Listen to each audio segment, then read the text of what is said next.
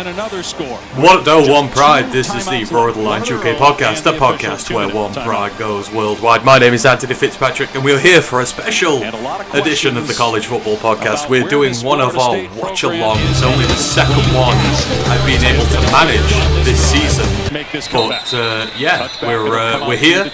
We're going to be watching the Indiana Hoosiers take on one of their biggest games under coach Curt Cignetti's reign. They're travelling to Eugene to play the Oregon Ducks, but we're just getting through the end of the first slate here, so we're going to quickly look through some of these and then we'll go into the game itself in a moment. Hope everybody is doing well who's joining. See Mile Marker is in the building, Brent Witt is in the building, and we've got a split down the middle. Mile Marker going for Oregon, Brent going for Indiana. I'm just going on the record, I really want Indiana to win this game because he's only thrown 3 passes. Can hear my audio. Hang on. And he Can does you hear not the have audio a through my completion. headphones? Just give me a moment. Let's turn that off, and we'll take this one down here. Sorry, I got my TV on in the background, so hopefully all the noise has gone there. But yeah, hope you're all doing well. Marwalker is in Oregon's corner, Brent is in Indiana's corner. Hopefully, can you hear anything else now? That should be the only thing you're able to hear now. I'm not going anything through my audio, so yeah, apologies about that. Just in the midst of the end of a very great slate here. Been watching the Pittsburgh, Florida State game. Mason Henschel has the true freshman quarterback for Pittsburgh.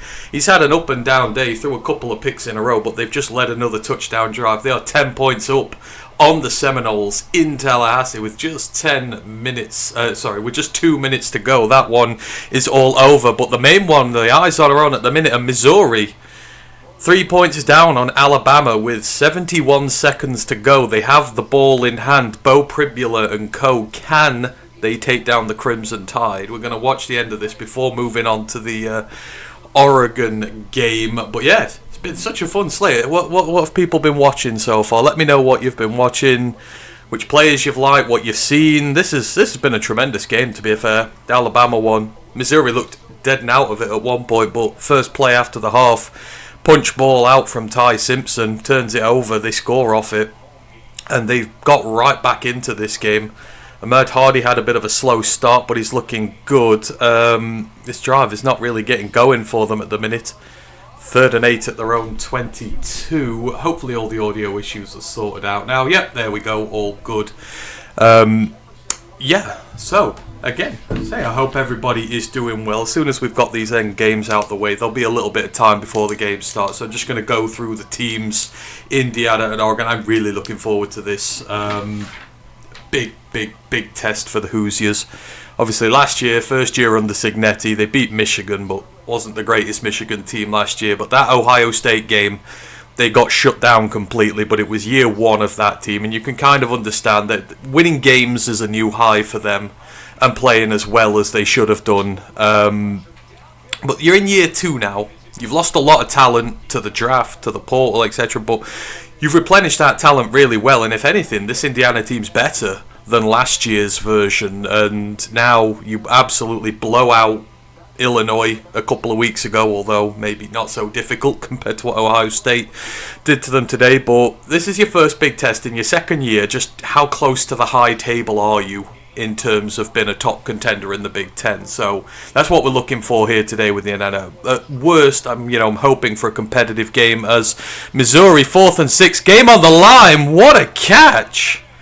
That is a wonderful throw from Bo Pribula. The drive is still alive. Thought that could have been the end of the game.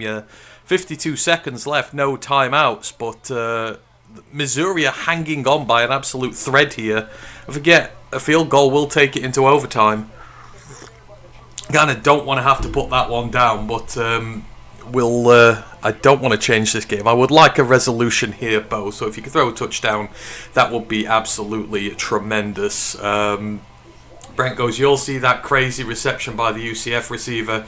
QB broke several tackles before the insane catch. Yeah, I did, but more importantly, the team they're playing against UCF, against Cincinnati, they've been one of the biggest shocks this year. They've not really been that competitive in the Big 12 so far. but they're up to 5-1 this year now. Obviously, they had a very slow second half, but still got out to a lead early. Sorsby's turning into one of the most reliable quarterbacks in the Big 12. It's great to see him and his evolution. You know, said some mean things about him last year, but he's young. Bo Pribula again, throw too high, back in 3rd and 10 already. This does feel like a bit of a desperation drive, but this would be a shock. I mean, Ole Miss are struggling with Washington State. It's been a lot of fun watching the early slate so far. This is the first time I've been able to sit and watch the whole slate this year, really, because I've not had a Saturday off to this point. I've only seen bits and bobs, but yeah, Ole Miss are only 3 up with 8 minutes to go on Washington State. Keep a very close eye on that one, because if that loss happened for Ole Miss, Washington State have not been good this year in the slightest. That would be an absolutely huge loss. Brent's going, come on, Mizzou. Oh no, interception thrown by Bo Pribula, and just like that, the game is over. I'm sorry, Danny. I know he's been watching that very closely, but it's yeah, that's not good. He's threw another pick, and yeah, we don't. That's a shame. Missouri have been somewhat competitive in that game, and it better from them. Absolutely better from them, but still not at the top table in the SEC just yet. Just switching over now to the Oregon game, and we'll go through this because again, this 2 cracking teams who are going to be on display here, and I'm hoping for a very competitive game as well. So not many people are giving Oregon a chance, but we'll just go through these. So the 2 offenses we're going to be watching today, absolutely loaded with playmakers on both sides of the ball. So, of course, everybody's focusing on the quarterback battle here. So, you've got Fernando Mendoza on Indiana's side. You've got Dante Moore on Oregon's side. Lots of people saying these guys are both sleeper number 1 picks in the draft, or at worst, the number 1 quarterback selected in the upcoming draft. I don't know whether either of them will declare this year. They still have eligibility left. Obviously, there's still a good chunk of the season to go. There's the playoffs to go, and depending on who declares, whether the class is weak or not, they might. But 2 quarterbacks absolutely on the top of the game at the minute. So on Indiana's side, Fernando Mendoza on the season. He is 89 of 124, which is 72% completion for him. 1,208 yards, 16 touchdowns, and just 1 interception. He's got 85 rushing yards and 2 rushing touchdowns, but for the most part, a pocket passer. And then on Oregon's side, you've got Dante Moore, former high-star UCLA recruit. He sat behind Dylan Gabriel last year. He's 100 of 134. He's throwing at nearly 75% this year. So 2 quarterbacks who are insanely accurate with their passing this season. He's got 1,210 passing yards, which is just 2 more than Mendoza, 14 touchdowns and 1 interception with 131 rush yards. So between the 2 of them, these guys have only thrown 2 interceptions this year, 1 each. They've both thrown for over 1,200 yards. They've got 30 combined touchdowns. So you've got 2 very good passers. As Florida State have got a touchdown really quickly against Pittsburgh. So that one's gone to 34-31. So that is a 3-point game. There's 1:45 left. Florida State only have 1 timeout, so they're not going to have very much time to try and salvage that one, but fair play for them giving themselves a chance, as Ole Miss finally put Wazoo to bed. In terms of the running back rooms here, Indiana, fantastic. You've got a 4-headed monster here at running back. Roman Hemby, the Maryland transfer, he's at 350 yards, going at 5.5 yards per carry. Kalen Black, 338 yards, going at 6.1 yards per carry, got 2 touchdowns. Kobe Martin's got 222 yards, going at 9 yards a carry with 4 touchdowns.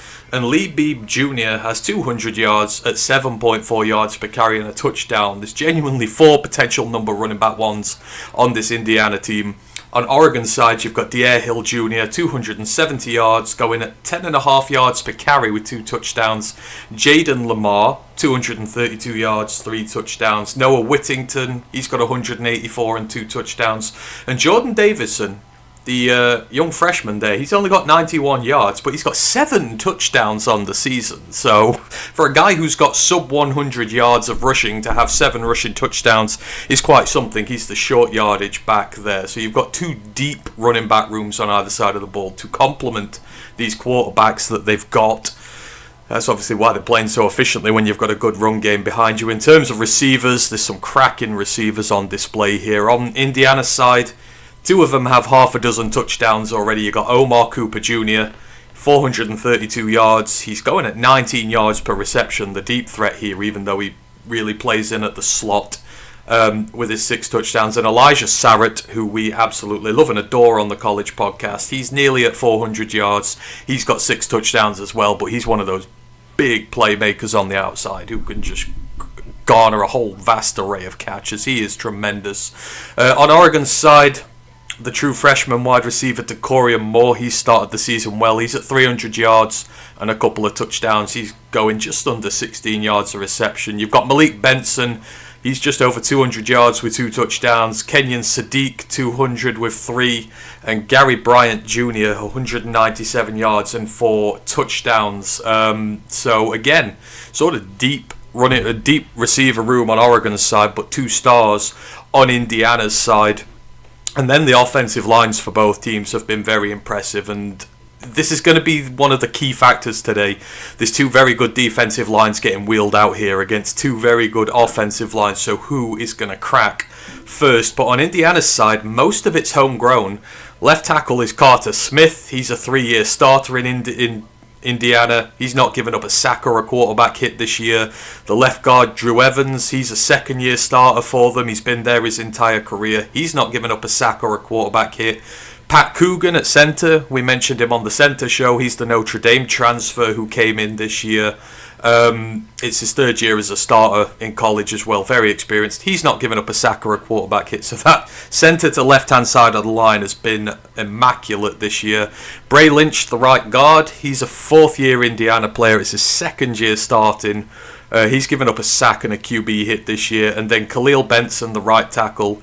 He spent 3 years in Indiana. He had 1 year away in Colorado, but they brought him back. He's got over 2,000 collegiate snaps. He's not given up a sack or a QB hit this year. So Mendoza, for the most part, has been kept completely upright and free to play the way he wishes to. On Oregon's side, it's more of a transfer-heavy offensive line. Isaiah World at left tackle. He's the Nevada transfer. He had an up-and-down start to him there, but he's not actually given up a sack this year. He's only given up 1 QB hit, but the run blocking needs to be a bit better for a guy of his size. Emmanuel Pregnon at left guard is the USC transfer, vastly experienced. He's given up 1 pressure all season. That's it. Yapani Lalulu at centre, another one we mentioned on the centre show. No sacks, no QB hits given up this year. He is a 3-year Oregon guy. Right guard is Dave Iuli. He's a 4-year Oregon player, but it's his first as a starter. He's given up nothing in pass protection either. And then Alex Harkey, the Texas State transfer at right tackle. He's not given up a sack, but he's given up 2 QB hits. But yeah, 2 incredibly good offensive lines.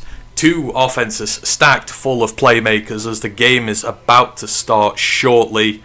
There's Curt on screen. 1 and 2 versus ranked opponents, but my God, this Indiana team has improved under him so much. I don't think anyone would have thought they'd have come this far so short into his tenure. I'll go through the defensive stuff in a minute. Needless to say, the Indiana defense is absolutely sensational, and it's one of the best in the country currently. You have 8 sacks that have come from the interior between Tyreek Tucker and Mario Landino, both at defensive tackle. Landino's only a redshirt freshman who played a handful of snaps last year. He's got 5 sacks this year already.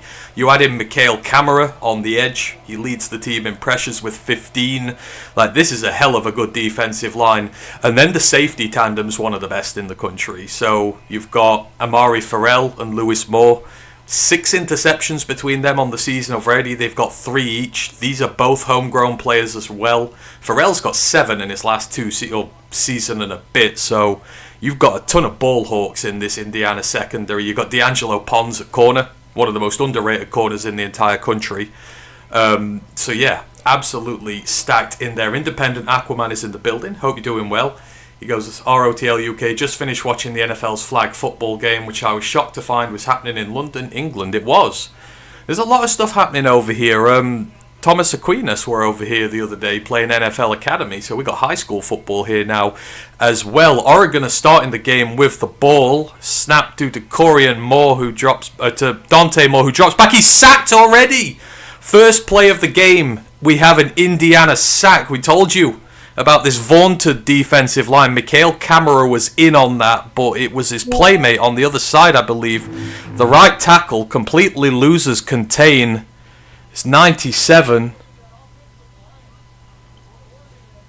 We got one sack already, and who's 97 on the Indiana defense? Bear with me one moment. That is Mario Landino already. So I've told you, I mentioned he's a redshirt freshman this year, Mario Landino. Is that sack number 6 for him this season? He's taken down Dante Moore once already. So yeah, Indiana's defensive line making a statement early. There's a run for a short gain up the middle, but Oregon already in a 3rd and 11 situation here. Indiana can get them off the field quickly. They're going to bring a lot of pressure on him here. No one in the backfield. Moore is on his own. Taking the sweet time with the clock. It's going low. Quick screen pass out. A gap is found. Oh, he's got it. Bryant, the running back. That's a great play from Oregon. That is a really well set up screen. The receivers blocked tremendously on that one. Bryant juked one. Eventually got taken down by Pons. Oregon convert an early 3rd and 11. We're already taking shots here. Independent Ackerman goes, regarding the Oregon Ducks, there's a good new TV series called Chad Powers. Yes, we saw the Chad Powers based off Eli Manning's character when he snuck into that high school film, the high school recruits, not high school, the college recruits. They were doing the tryout for walk-ons, weren't they? And he did his character for that. It's crazy how that's become a show, but you know, us Brits seem to love that sort of stuff, so it'll probably take off over here. Obviously, you know, with the very... Hang on. We like our American football shows over here, so... I don't know if we can see it over here, though. I don't know who's showing it, but we'll see. 2nd and 5. More little dump off over the middle. Oh, really good stop there. I think that's Aiden Fisher, the linebacker. Could be wrong. Another 3rd down for Oregon, although it's going to be a lot shorter this time. They're getting some good pressure in there. Oh no, number 1's Pons. Only one guy. Only one number 1 on this team. So yeah, 3 minutes in, 3rd and 2nd. Oregon already in their 2nd 3rd down situation. Indiana another chance to get them off the field in their own half. They got 6 men up on the line of scrimmage. More runs. He's not made it. He's not made it. He's short. Only by inches. That's a really good tackle to get him down in time.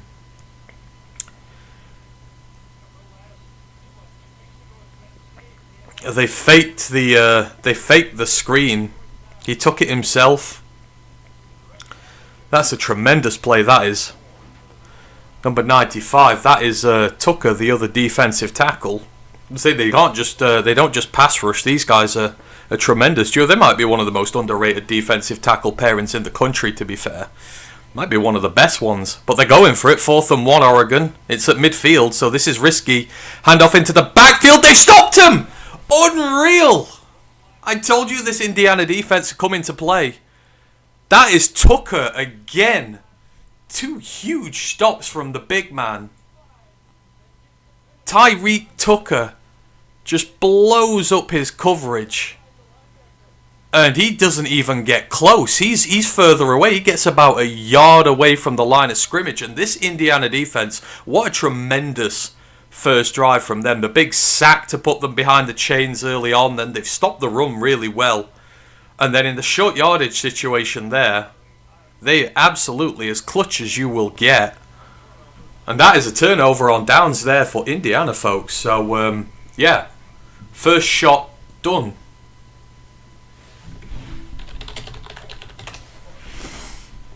What a start. We will take that every day of the week. As Pittsburgh beat Florida State. Yay! Sorry, Ash, but, got to do it. No mile marker, not uh-oh. We're pro-Indiana in this camp today, and we are unapologetically Indiana in this camp. But, yeah, I think we will do a feature on these guys eventually, but the two guys in the middle of this defensive line for Indiana are absolutely tremendous. As I say, Tucker, he is in his, if I remember this rightly, it's his third year. So he's another one of the James Madison transfers that came with Cignetti. Honestly, there were so many of that team that came up to the Big Ten level with him. It shows you how good James Madison were when Cignetti was there. That there must be at least a dozen of his players who've come up here and they've made big impact plays in the Big Ten. He only had 307 snaps last year, but he got 3 sacks, 6 QB hits. He can rush the passer really well, but this year so far, already up at 3 sacks. His run defense grade is nearly up at 85. And he's just come up with 2 massive plays for this game to start off to get a turnover on downs. And then, as I mentioned, Mario Landino is the emerging star. They lost a couple of their other DTs last year. Carpenter, the nose tackle, who I absolutely loved for them, he ran out of his eligibility.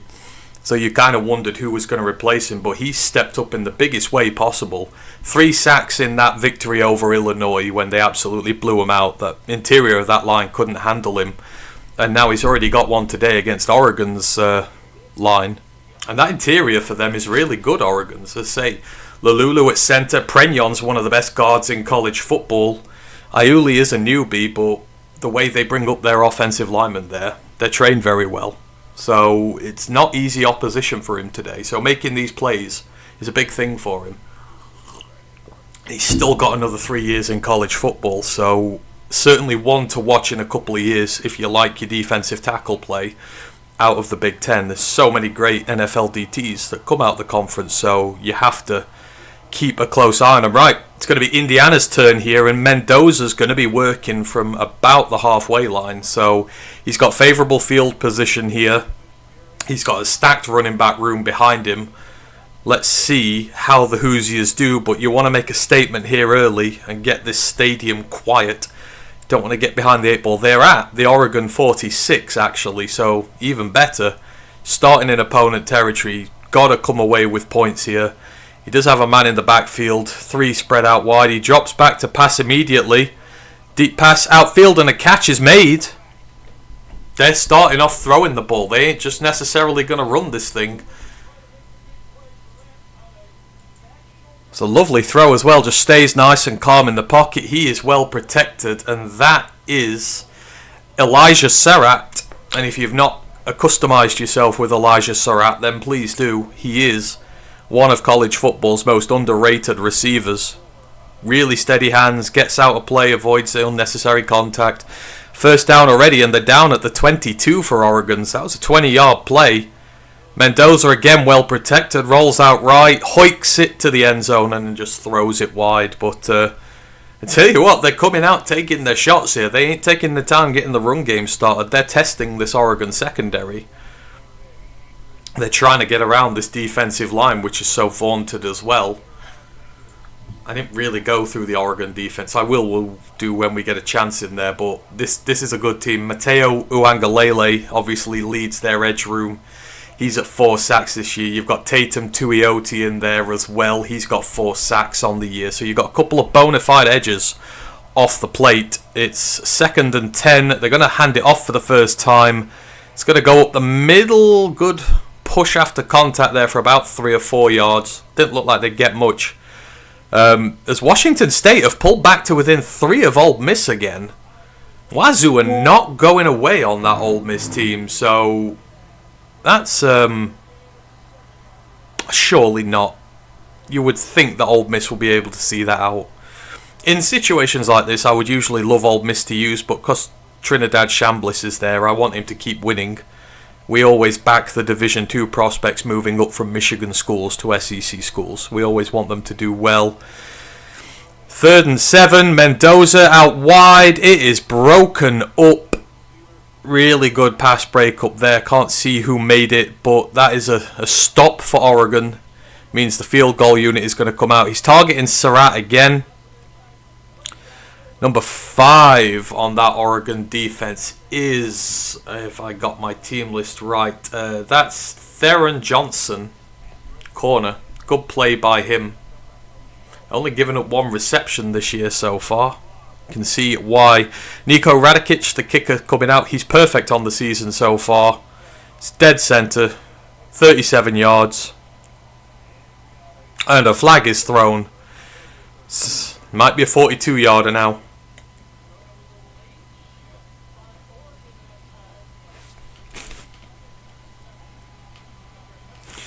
Yep, it's going to be a 42-yarder now. Still should be well within this kid's range. He's hit one from 56 this year. It's a shame for Indiana. You would have hoped they could have gone all the way, but putting points on the board, getting a turnover already. The noise is absolutely insane. I will give it to Oregon. Does look like a tremendous stadium. I would love to visit it. Snap. Ooh, no, it goes in. It's good. That looked like it was drifting left, but they've got it. So Indiana take the early lead, 3-0. 9.5 minutes left in the first quarter. Let's have a little look around the other scores while we're waiting. And yeah, I'm shocked with that Wazoo scoreline. Got to give them credit for being able to hang tough. In terms of the results we've had today, we'll quickly go through those. So Ohio State took down Illinois 34-16. They are never going to be ranked again. Alabama taking down Missouri by 3 points. If you saw it last night, South Florida, Alex Golesh and the Bulls dropping a 60-burger on North Texas, who were unbeaten to that point in the season. They're legitimate contenders for the playoffs this year. Pittsburgh take down 25-ranked Florida State, and it is still about 380 days since Florida State won an ACC game, which is hilarious. Washington blew out Rutgers. Colorado State blew out Fresno State. Houston blew out Oklahoma State as their rotten run continues. UCLA destroyed Michigan State. I know Brent will have enjoyed that one particularly. SMU beat Stanford. Cincinnati took down UCF.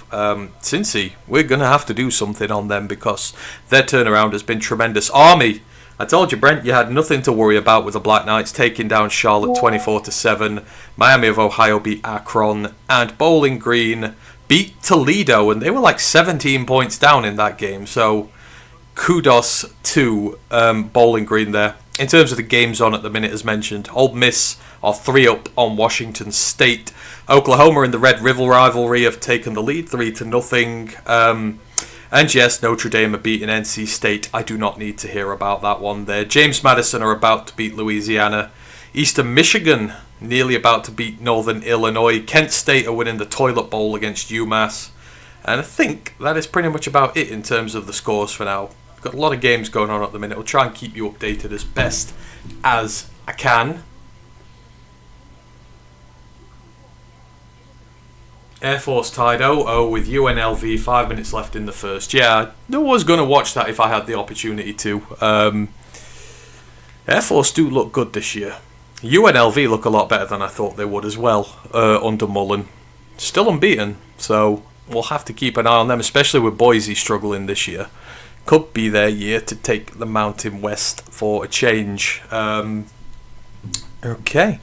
Just waiting for Oregon's next drive to start. As we've got the stat up for highest win percentage by a head coach in the AP Poll era, minimum of 40 games. Dan Lanning is second, Curt Cignetti is fifth.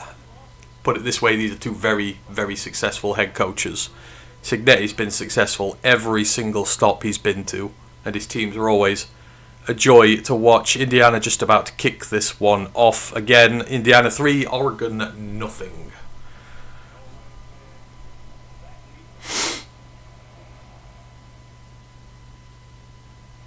And they're going to let it go out the back of the end zone.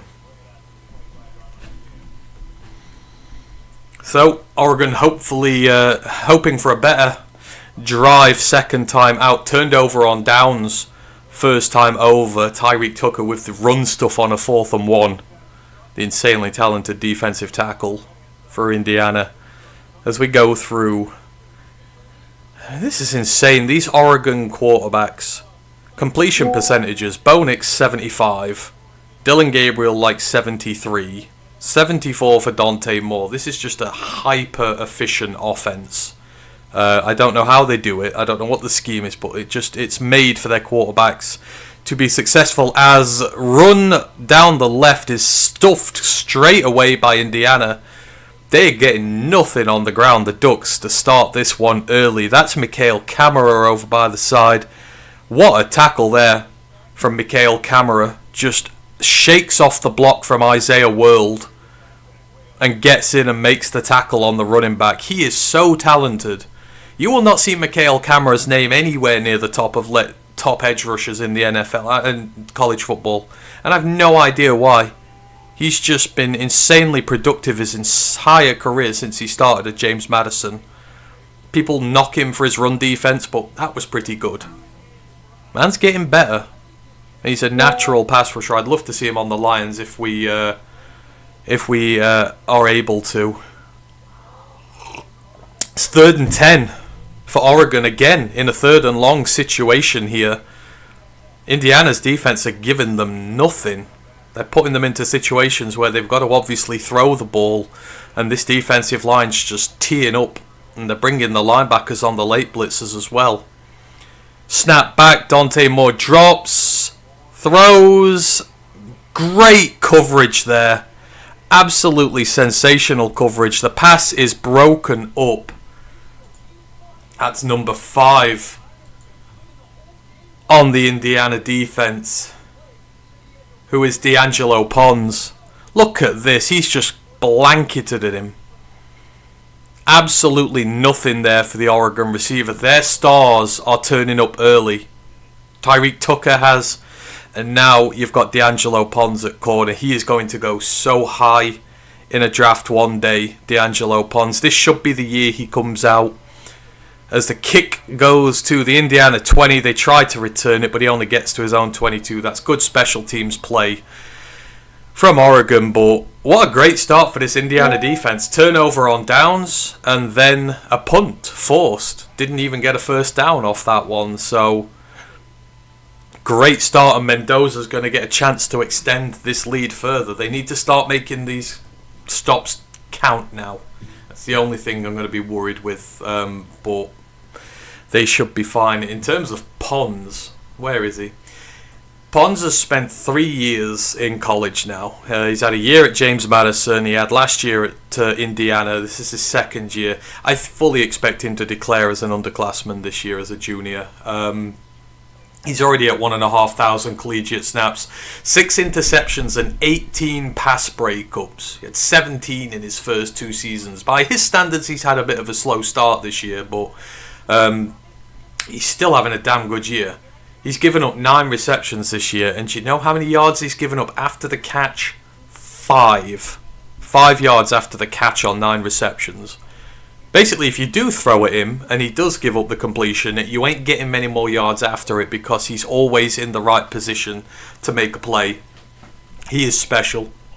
And again, I do expect him to declare this year, because I'm not so sure about the corner class. He's a 1st round pick all day, and I don't really think he's got much else to prove if we've been truthful. I think he's NFL ready. He's 5'9", 173, so people will say size. Obviously, everyone will remember back to Emmanuel Forbes, but I don't think it's going to be an issue with this guy. The IQ he's got is next level. He's an outside corner as well. You'll keep him at outside corner, even despite his height. His IQ is just next level. He makes plays. That's how he's got so many PBUs. He just knows where to be. But yeah, great play from Pons to end that drive. And we're just waiting for Indiana's 2nd drive to start. If you've got any questions or anything as the evening goes on, then please just let me know. Obviously, there's a lot of games going on, but I'm just going to focus on the one and keep an eye on the others. But if there's anything you want to draw my attention to, then please feel free to. That's what these shows are for. So that we can try and talk about more things, because trying to fit everything in on the college show once a week is an absolute nightmare, and we have to go for hours and hours and hours. So, you know, some extra time with me to ask what you need to ask. Oh my god, it does look so good. I must admit, Eugene, if I was to do college football grounds after BYU, that would be right up there. I would like the scenic grounds. Not necessarily the bigger ones, the scenic ones. Where are we?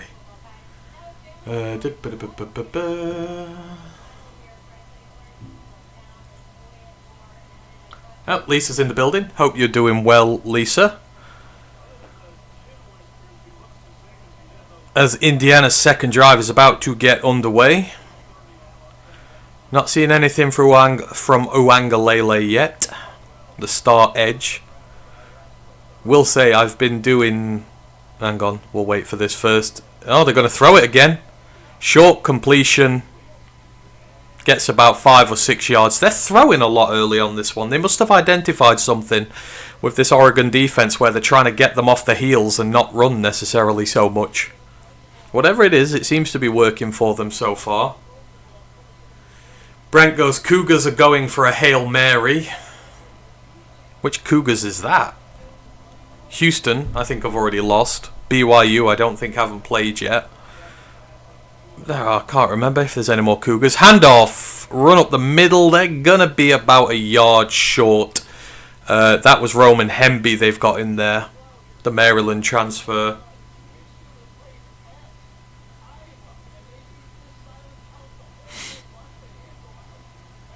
Some good blocking up the middle there from Pat Coogan, the centre. He could... don't know what he'd be like as a draft pro. He's had 2 years as a starter at Notre Dame, so, you know, anything's possible. But he's had a good year. 3rd and 1 for Indiana. This is a big pickup for them to extend the drive, keep Oregon's offense off the field, and keep... oh, no. Oh, no, the left guard false started. 3rd and 1 becomes 3rd and 6, and that could be a pain. The noise of Eugene is getting to them just a little bit. Yep, Drew Evans, the guard. The left guard. It's only 2nd year as a starter. We'll let him off. Not the most experienced. Yeah, Oregon just shifted their defensive front at the last moment. I think, yeah. I don't know if that should be allowed, that you should be able to shift it so close to the snap, but hey-ho, it is what it is. The noise is deafening. I can hear it through my headphones. Drop back from Mendoza. Waits. He is sacked. What a big sack. That is number 52 for Oregon. Believe that is... that's Amari Washington, the defensive tackle. You can see him there playing at the 5 tech, but he's going up against Bray Lynch. And he just bull rushes the life out of him. Bray Lynch is the one weak spot on that offensive line for them. Statistically as well this year, he's not been good for Indiana, so if there's pressure going to come, it's going to come through him. But Amari Washington, he's a big bad man. And revenge for Oregon. They forced their first punt of the game for Indiana, and the punter is right up by his own end zone. So they're going to need a good one here. Oh, it's blown dead. And that's probably going to be a delay of game or a false start, which is going to back them up even further. This has not been a good drive for Indiana. Couple of penalties, false starts, never got going. It's a delay of game penalty this time. Punter's going to be kicking out of his own end zone here, so you're probably going to be looking at a starting field position of at least halfway for Oregon. Not what Indiana wanted. Not after 2 good defensive drives to start the game, just to come away with 3 points and then bad field position. Returners at about the Oregon 30. If you can get it that far. I've not got the punter stats up. I didn't go that deep. I'm sorry. Sorry, Ash. Punts back. Kick is up. It's not big. It's not big. It goes to the 48. Oregon's 48, so it's just over halfway. That's not too bad. About 52 yards from where we let it go. So, yeah, Oregon about to come out for their 3rd offensive drive shortly. But it is the battle of defenses so far. These two defensive lines are dominating currently. Oh, the Cougars, Washington State. Of course. Sorry, Brent, I should have known. Hey, you know what? Fair play to them. To hang around with Ole Miss like that is no slouch, especially they're on the road as well, so, you know, that's a good result for them. But another win for Trinidad Chambliss, and we will not complain about that. Ole Miss still look fake as anything, but there you go. Marmarker goes, I still buy cheese from Washington State. Cougar Gold, like a cheddar. Ooh, that sounds very nice. I love my cheese over here.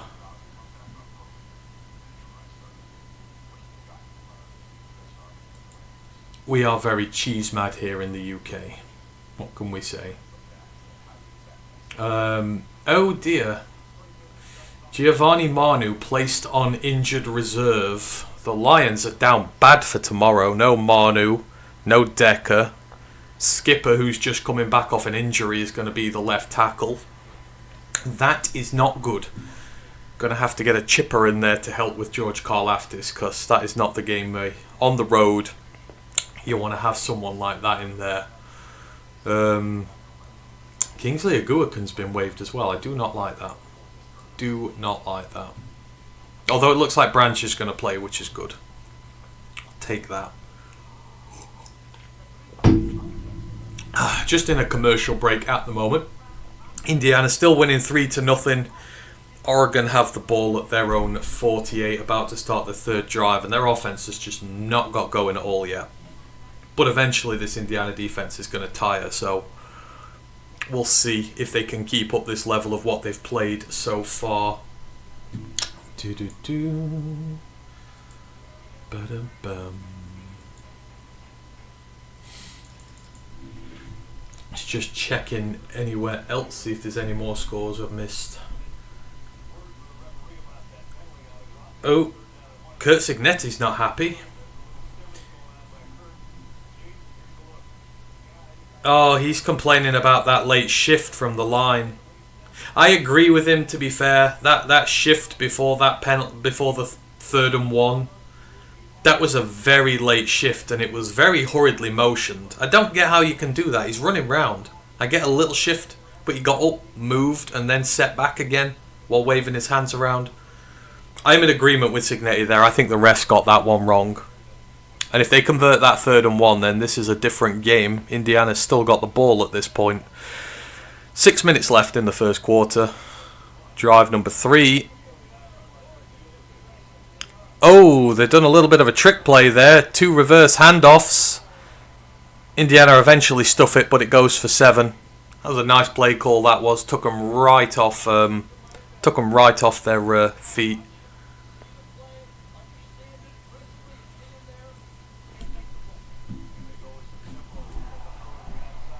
Oh, screen pass nearly blown up, but they only get back to the line of scrimmage. So once again, Oregon in 3rd down territory. They've not got to 3rd down, if you get what I mean at this point. They've not converted on a 1st or 2nd down yet. As Moore rolls out, he's looking for a throw. He goes deep down the field, man open, and it's a touchdown. Malik Benson, and just like that, the doors are blown off this Indiana defense, which was threatening a 3rd stop in a row. I don't know what happened there. Somebody has lost their coverage. The cameras have just panned in on Amare Farrell, the safety. We're going to see it here. He's sat there. He's the deepest of all. What does he do? He loses his man completely. He sees Dante Moore roll out to the right, takes a few steps in the same direction, and Malik Benson just steals in behind him, completely unseen. What a throw. And just like that, Oregon are leading 6-3. They did threaten to go for a 2-pointer, but they've now just got into field goal into PAT formation. Kick is up. Kick is good. Oregon winning 7-3. And Cignetti is not happy. He is not a happy bunny. Individual plays turn games. Yep, that false start penalty is going to be irking on him even more now. This drive wouldn't have happened if that false start hadn't have been incorrectly called. And then on 3rd down, big shot downfield. There you go, mile marker. Your Ducks are on the board. Cheering for another Big Ten team against your Minnesota Golden Gophers. Although saying that, you are from all over, so all your you have a lot of allegiances there. Gophers playing Purdue, so hopefully they shouldn't have much issues with them, but they're in the late slate today. But I'm probably going to sit up and watch that. It is a good late slate, to be fair. And there we go, just like that. Just waiting for Indiana to start. Other scores around. Oklahoma still winning 3-0 in the Red River in the first quarter there. Georgia Tech laying waste to Virginia Tech. This could be Georgia Tech's year in the ACC. 15-0 up. And that's just in the first quarter. So Georgia Tech going crazy. Notre Dame still 7 up on NC State. Kent State are 3 scores up on UMass at this point. I think we know which way that's going. Northwestern are beating Penn State in the second quarter. It's only 3-0. But, you know, a loss is a loss. And Penn State, this is worrying. 2 defeats in a row, and now they're struggling with Northwestern. Don't know what's going on there. Or what I did meant to say earlier. I was talking about Uangalele and that. We've started doing tape review for prospects this year. We're doing it early.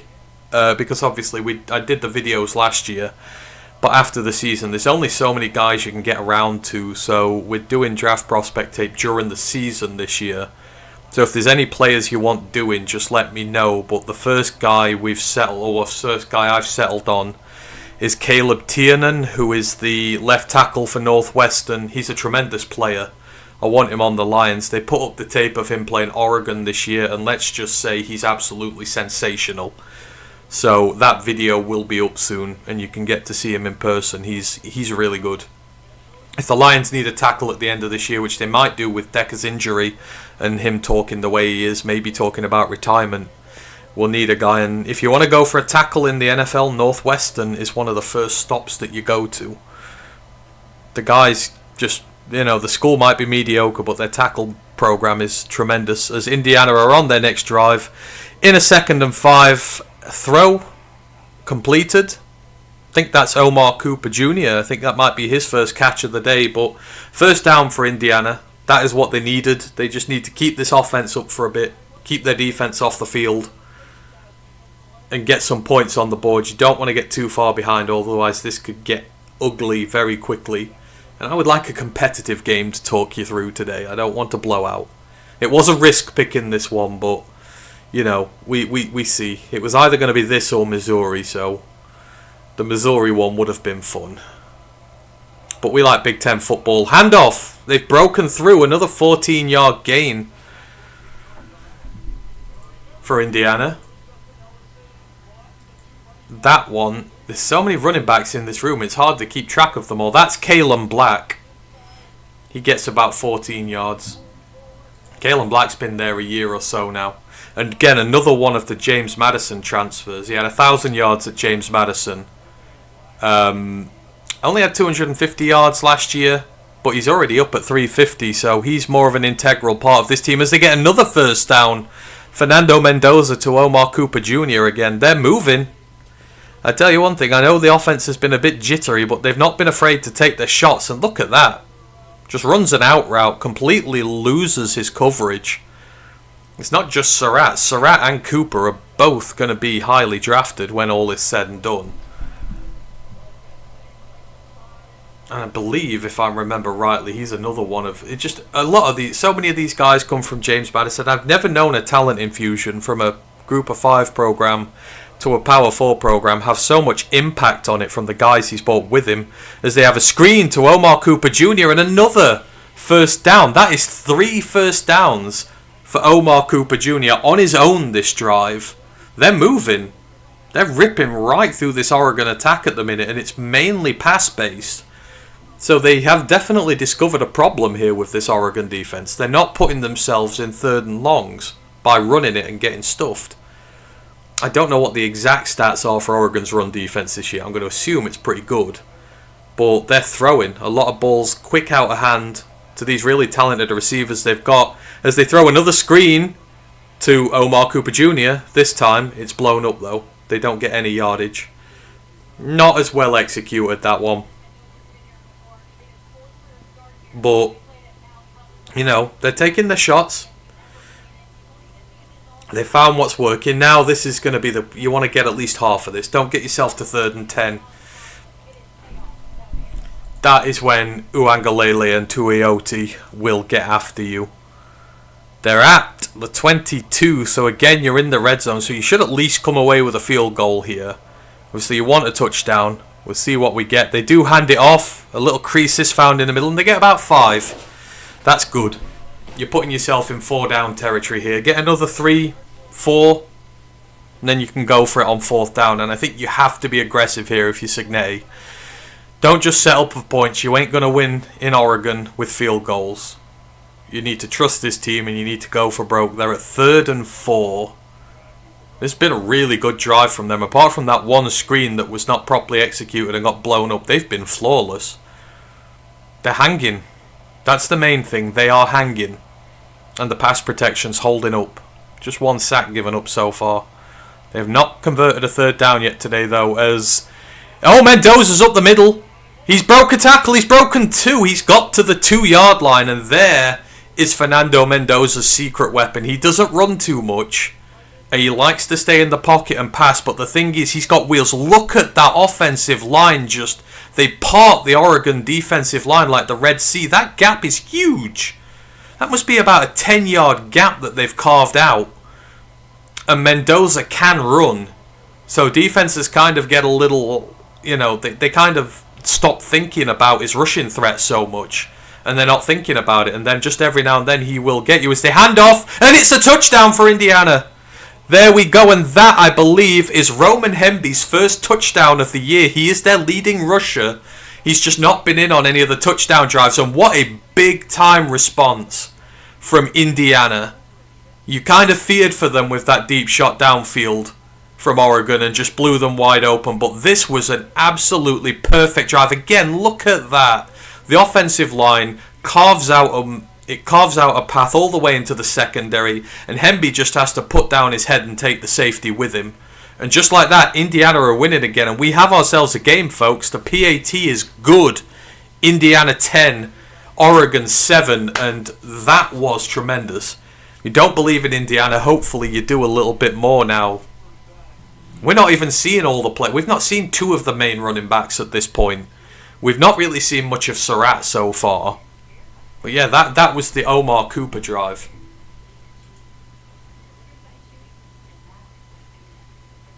The school is not mediocre. I hope that means Indiana. Neither's Oregon. Indiana is mediocre no longer. They are a legitimate team. It's just, can they keep this up for a full 60 minutes? That is the question. But they're doing a really good job of it so far. Cignetti looks a lot happier again now. My only worry... Oh, Northwestern. Northwestern's not mediocre. No, they're not. You really, in terms of draft prospects, I have no problem going to Northwestern for looking at draft prospects. Their tackles, their running backs a couple of years ago were really good. The linebackers, I think it's Xander Mueller who's there currently, if I'm thinking of the right school. He's really good. I don't look at Northwestern on a draft prospect and take it as a negative. That's for absolute damn sure. As Indiana hit it through the end zone, Oregon will start on the 25.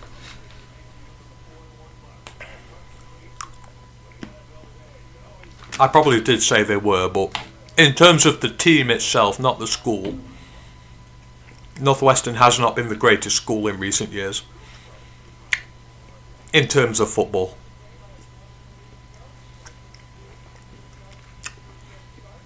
Starting at the 25. This game's going really quick, it feels like.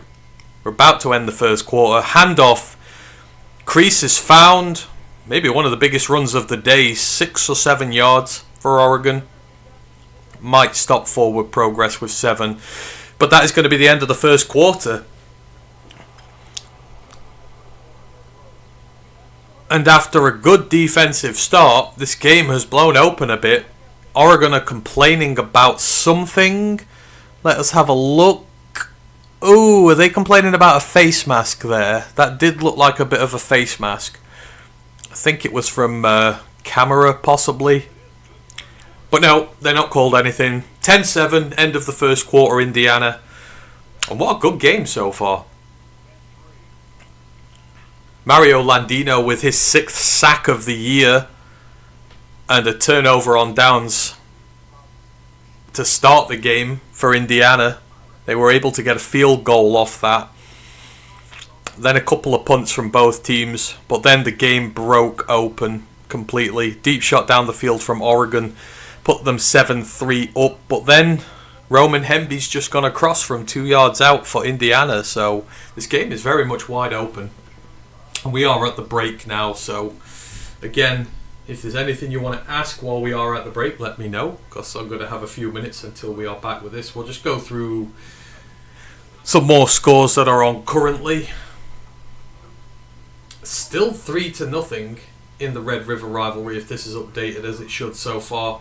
Arkansas and Tennessee has just kicked off. Don't envisage much going there. NC State, we have leveled it up against Notre Dame. I would absolutely love it if we were able to pull off a result there. I think we're one of the most likely teams who will be able to do that, and we're about to force them to punt again. CJ Bailey deep downfield shot to Terrell Anderson that brought that one back in. And again, Jeremiah Love continues to struggle. He's got a touchdown, but he's only going at 2.3 yards per carry thus far. He's not having the best of years at this moment in time. But yeah, NC State holding their own against Notre Dame. Iowa State losing to Colorado. My God, the spectacle is coming off the lines very quickly there. Penn State have now taken the lead against Northwestern. Nebraska 10 up against Maryland. And Maryland continue to fall after their good start to the year. UNLV are 10-7 up on Air Force. Marshall 14-7 up on Old Dominion. It'd be a bad loss for Old Dominion that after last week's result. Wake Forest are 15 up on Oregon State. App State are 7 up on Georgia State.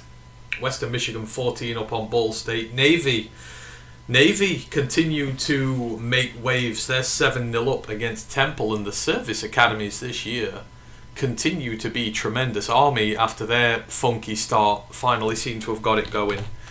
Air Force are getting back to where they are, but Navy are unbeaten on the year so far.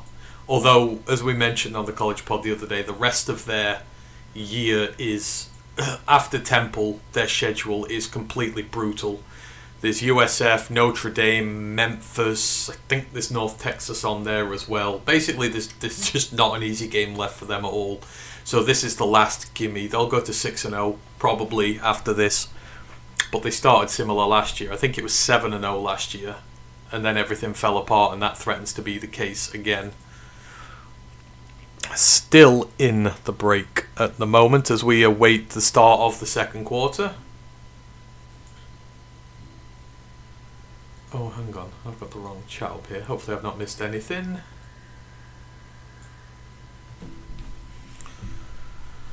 Ooh. Just about to get the second quarter underway.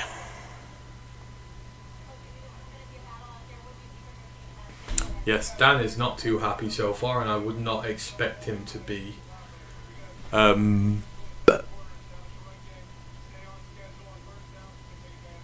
We've started again. A 2nd and 3 becomes a 3rd and 3 more with a deeper shot downfield, but overthrows his target. Just going back and looking at that face mask, I don't know. Maybe. But again, Indiana got a very spotty call earlier with that false start. So maybe the refs have just evened that one out. As Oregon, once again, in 3rd down. They can't not get out of this scenario. Dante Moore's trying to find somewhere to throw. He can't. He's running for the line. Oh, I don't think he gets it. He's short. Once again, Indiana make the stop. And it's going to be 4th and 1 again. Maybe 4th and inches. There's nowhere for him to throw to. That Indiana secondary, and Mikhail Camara charges him down.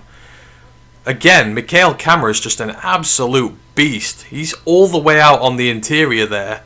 On the perimeter, sorry. Chasing down the quarterback. The man has a relentless motor as we've got a Hoosier down. That looks like 12 or 13. Hang on, let's just see. Who is that? It could be Kellen White at the edge, or Devin Boykin, the cornerback. It did look like a corner. Ideally, they don't want to lose either of those guys. But yeah, once again, Oregon into a 4th down situation, and you're coming up against 2 absolutely dominating defensive tackles so far. This is not a gimme. If I'm Dan, I'm thinking twice before taking this. I know you want to be aggressive, but you're 3 down. You do not want to give Mendoza in this offense good field position. Not after the way they took you apart on the last drive.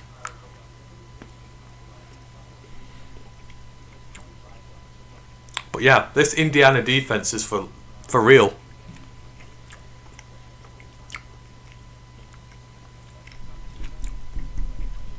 Love the way they're playing so far. Very aggressively.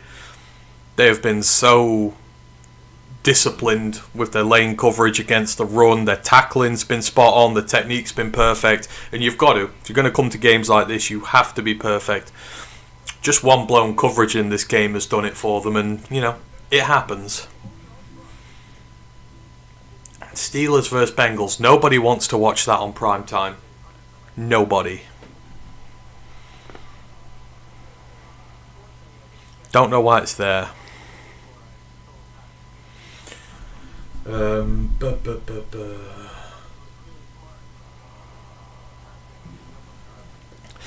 will say, if you're a fan of receivers and you're looking towards the next draft, if you've not watched it from last night, Rutgers and Washington is a game that you want to watch back in terms of just both sides of the ball.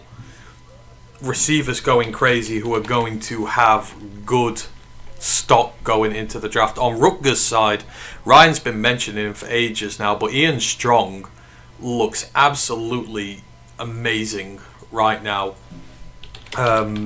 He had 7 catches for 124 yards.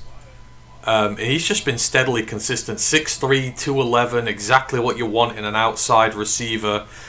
You know, he's been persistent. 670 yards and 5 touchdowns last year. He's already at 537 and 2 touchdowns this year. He's going to blow his records out the water. He's 3rd-year guy now. He's got 1,500 yards and 9 touchdowns over his career. But if you're looking for an outside receiver who's going to block for you, who's going to do all the dirty work, Ian Strong is one who you want to definitely be looking towards. But that entire Rutgers receiving core, DT Sheffield had 6 for 68. KJ Duff had 3 for 59 and a touchdown. I think they're all legitimate prospects who are going to be drafted. And then, of course, on Washington's side, their big play guy, Denzel Boston, had a fantastic game. He had 5 for 98 and 2 touchdowns. So, you know, if you want receivers who you're not going to see talked about in the mainstream, that's the game to go and watch. Trust me, they will all be legitimate draft prospects. Probably this year. Kamara looks like he's concussed. That's not good. Mikhail Kamara's down as well. He's on the sideline. You want him in there. It's a 4th and 1. Oregon are going to go for it. They've already failed once from this position. Handoff. They get it this time. A nicely designed play. They had 2 in the backfield and then 1 went in motion and he went straight through the middle. I think they fooled him into believing this was rolling out to the left. Yeah, they got a tailback and a fullback. Yeah, just straight through the middle. Good conversion there. I don't even think with Kamara on the field they'd have got anything, but he looked a little loosey-goosey. He's back in now, though, which is good. They really need him in here.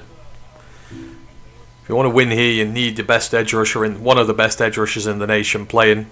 New set of downs for Oregon.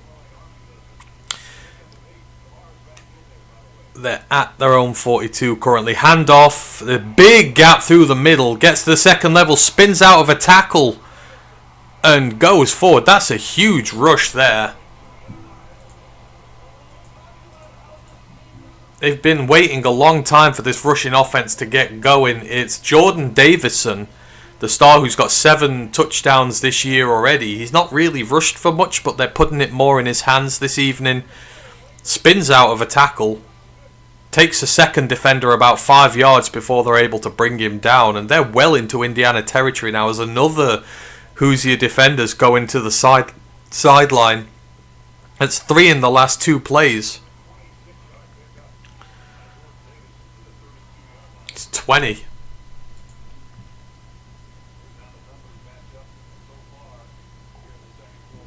I think it's 20. Nope, not quite sure who that was. I'll have to double check and see when that comes up. 22. That is Jamari Sharp, one of the corners. Not good. This Indiana defense is getting beaten up a little bit. At the Indiana 32, Oregon finally having a rush. They hand it off again to Davidson. This time he's tripped at the line of scrimmage. He gets about 2 yards. Indiana wised up that time. But they're going. I think he's a true freshman. They are responding to him. Oh yeah, the guy who went off injured was the one who... Oh, he's not happy. He's not happy. The Indiana corner. I think he thinks that Davidson did something to him during the fall. Maybe something a little... He's back in now, though. He's eyeing up the true freshman. And expect him to come and put a hit on him here if he gets a chance. Fake handoff to Moore. He's surveying downfield. He's getting chased. He's running. He gets the first down and he slides. That's very good play from Dante Moore there. It looked like he might get sacked, but he felt the pressure. Moved up through the pocket. There is a flag, though. This is holding, then that's a backbreaker for Oregon. Looks like it might be. It is. Holding on that Oregon offensive line. Which one of you did that? 72. That is Lalulu, the center. And yeah, he did. That was a little bit egregious. That wipes out a first down conversion for Oregon. Or sorry, it wipes out a new set of downs. Puts them behind the chains. Little bit indisciplined so far.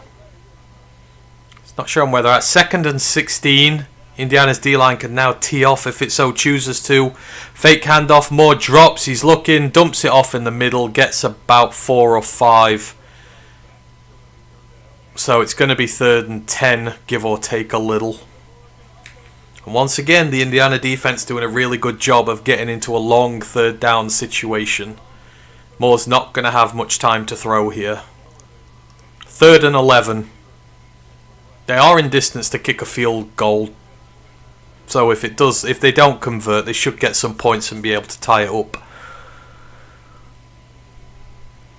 Oregon 2 of 5 on 3rd down conversions. Their average yards to go on 3rd downs is 6. The Indiana defense doing a good job. He's sacked! Oh no, he throws it.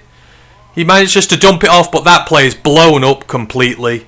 95, and again, that is Tyreek Tucker.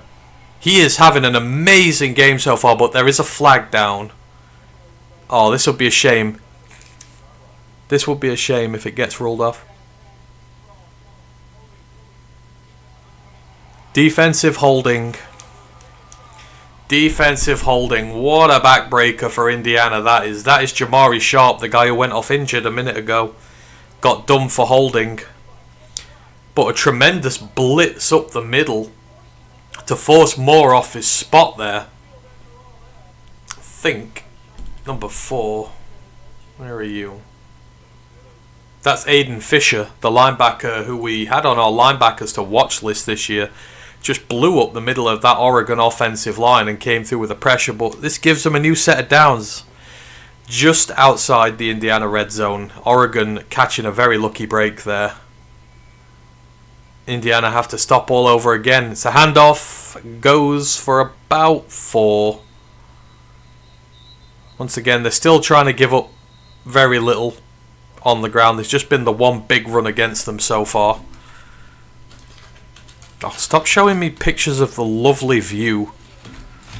Making me really want to go there. Also, props to DAZN for this year. They're showing college football on DAZN now, so I don't have to use illegal YouTube streams anymore, which means we can watch these and not get interrupted at all. Both QBs have got pretty much identical stats so far. Both 6 for 8, both thrown for about 65 yards. Although Moore has a touchdown. Faked handoff, Moore rolls out to the left, got an easy completion, but it's dropped! Oh no! That was the easiest first down completion in the world for Oregon. That's Johnson, that is. That was a walk-in first down for Jamari Johnson, the tight end. He was perfect on the year, 6 of 6 up until that point. Now Oregon are in 3rd and 6 again. Indiana got them in 3rd and long.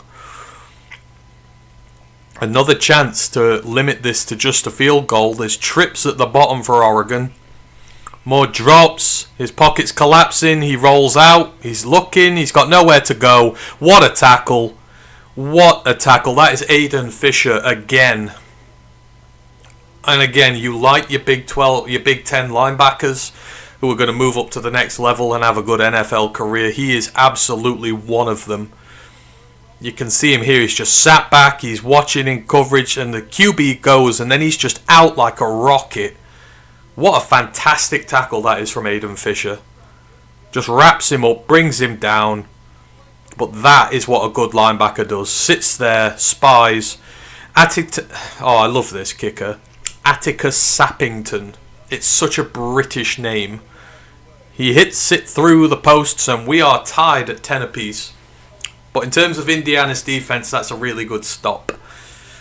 Just a shame it would have been a much longer field goal if they'd have held them on that previous drive before the holding call. But once again, this big Oregon offense is struggling. It's struggling. Indiana holding in there. 10 apiece.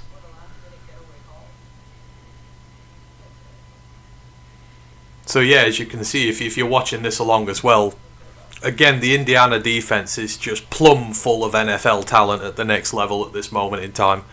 I don't know how they've done such a good job getting it all done so quick, again, especially as they lost quite a few players last year to eligibility in the draft.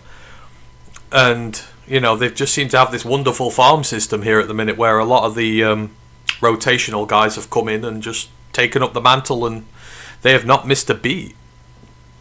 Again, it just shows you how healthy this program is right now and why I'm really willing them to do well. I just don't want them to get blown out in this game. You want to see these teams make the move up to the next level. And at the minute, they're absolutely hanging with them. Say we are at 10 apiece in an interval. Waiting for Indiana to get the ball back again.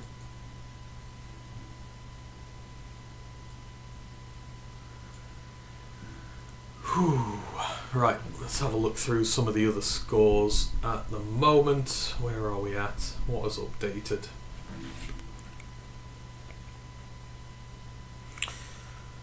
Oklahoma and Texas, the Red River, seems to be a very cagey affair at this moment in time. 3-0 to Oklahoma. Less than 10 minutes left in the first half. Both quarterbacks, Arch Manning is 6 of 7 for 34 yards. John Mateer is 9 of 16 for 89 yards and an interception. I can forgive Mateer because he's playing with what is essentially a broken thumb. Oh, it's a surgically repaired thumb. I have no idea how he's playing so quickly after surgery. But Arch Manning, it just continues to not work. Quintravian Wisner has 4 carries for 1 yard. He's going at 0.2 yards per carry. Like, you've got a young quarterback who's never really started before. And no one's talking about this with Arch Manning. They're all just saying how bad Arch is and how inconsistent he looks. But the fact is, he's got 0 run game whatsoever. He's got no run game to help him. And for a first-time starter, you want to be able to use a run game to take some pressure off him. And not. You're in the Red River, you've got no run game, you're expected to throw all the time. I really don't know what more they expect of him, as we are about to start the next drive here. Oregon just about to kick it back to Indiana. The score is 10 apiece, and the Hoosiers are not going away yet. We'll see, but their offense has been very good against Oregon so far. It's just a few inflicted penalties, self-inflicted penalties, but for the most part they've moved the ball very well, especially through the air.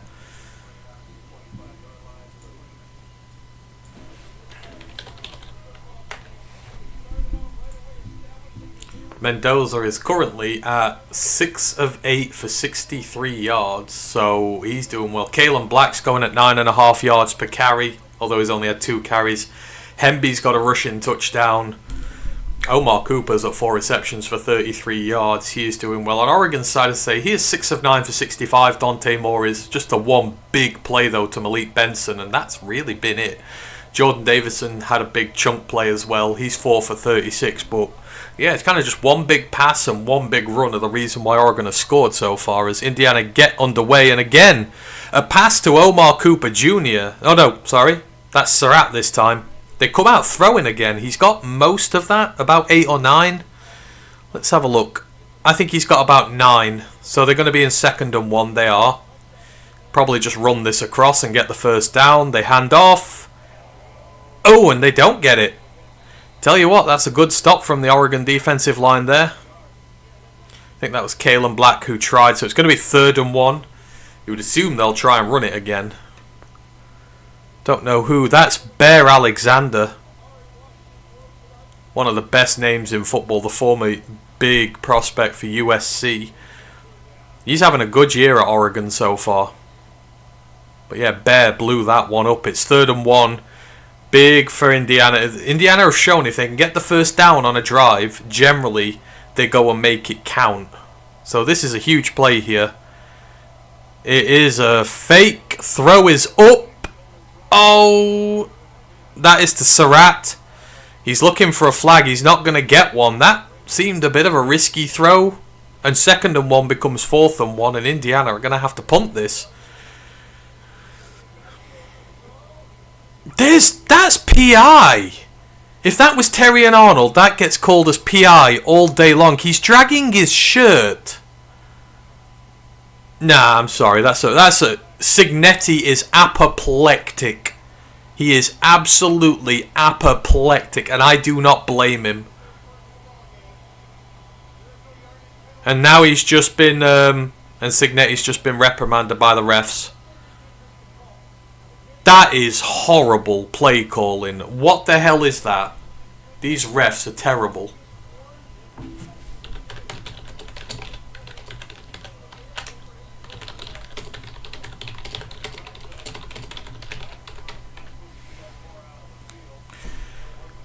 And again, these are just these little things that may change a game. A dodgy false start call earlier turns a 3rd and 1 to a 3rd and 6, and Indiana end up punting. And now, on 3rd and 1, a blatant PI call is missed. It's now 4th and 1, and it looks like they're going to punt it. But Cignetti, good lord, he is very angry. He is right in the ref's face. In fairness to him, he doesn't touch the ref, but he is about this close to his face, just spitting absolute venom at him. Go on, Curt, just take a breath. Your team's in it. Chill. I probably wouldn't go for it from here. Indiana have lost the timeout, so I'm assuming that's part of the penalty on the coach. I'm not exactly sure with the rules on that, but just look again. Hands all over him. Then he's pulling the jersey. That's disgusting. That is absolutely disgusting. And are they going for this? Oh, I tell you what, this is ballsy. This is ballsy from Indiana. This could blow up right in their face. They're going for it on their own 36. Oh, they've done the late shift again. You can't be shifting that late. How is that a false start on Indiana? They're shifting right before the snap. You can't do that. Oh God. The edge false starts. And then the edge shifts. And then a second later, the two DTs shift. You can't get away with that. Oh my days. Let's not have one of these games.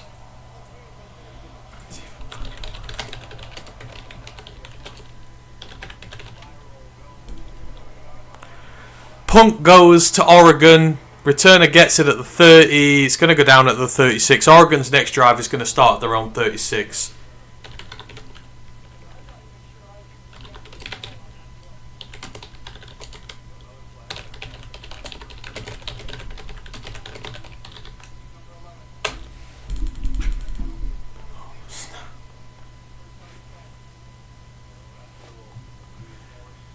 I'm sorry, even I'm getting mad now. I've no, I'm just watching this. Cignetti looks absolutely furious.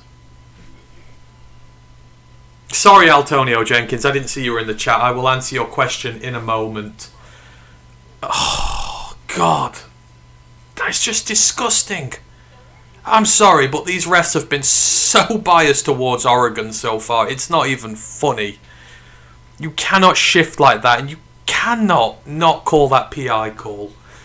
Antonio Jenkins is in the chat. He goes, "Hi, I have a Lions question. Is that tall corner we signed last week still on the roster? I can't find him, but he used to play for the Seahawks and the Bengals. You mean Trey Flowers?" I believe Trey Flowers is still on the Lions roster. He should be. I think we elevated him from the practice squad. Yeah, he's still on our practice squad currently. I don't know what designations. The designations were made earlier. Let me just have a little look for you. But they were put up in our chat. So, roster moves. Manu went to injured reserve. Kingsley Aguakan and Chris Smith were waived. Eric Hallett, Quinton Jefferson and Nick Whiteside were signed to the active roster from the practice squad. So Trey Flowers isn't going to be active this week unless he was already signed up to the roster. Let me just check. Lions depth chart. Let me check fan side here. Oh, our lads.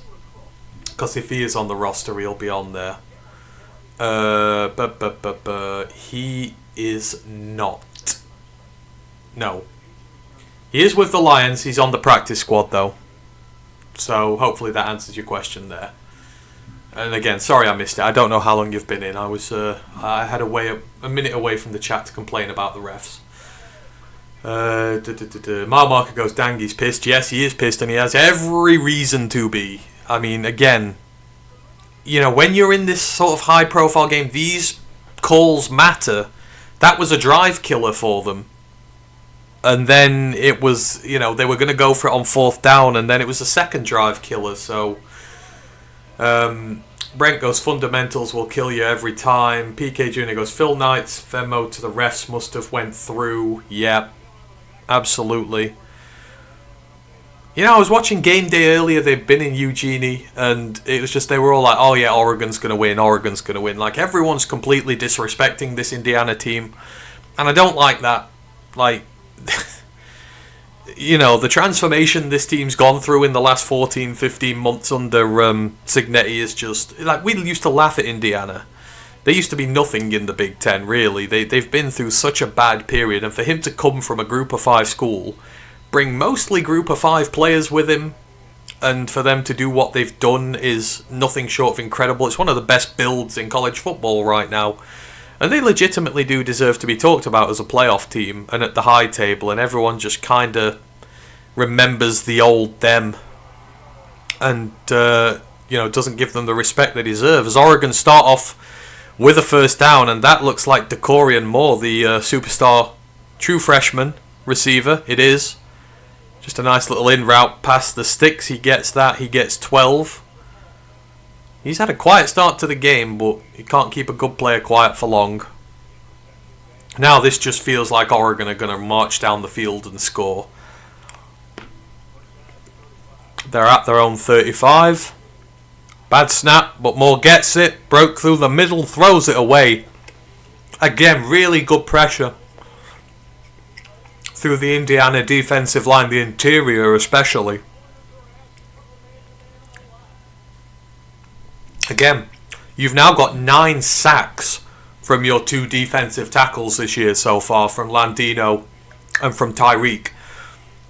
They are genuinely bona fide good pass rushers, and that one, I don't know which one it was, but one of them burst right through the middle and got into Moore's face and forced him to throw it away.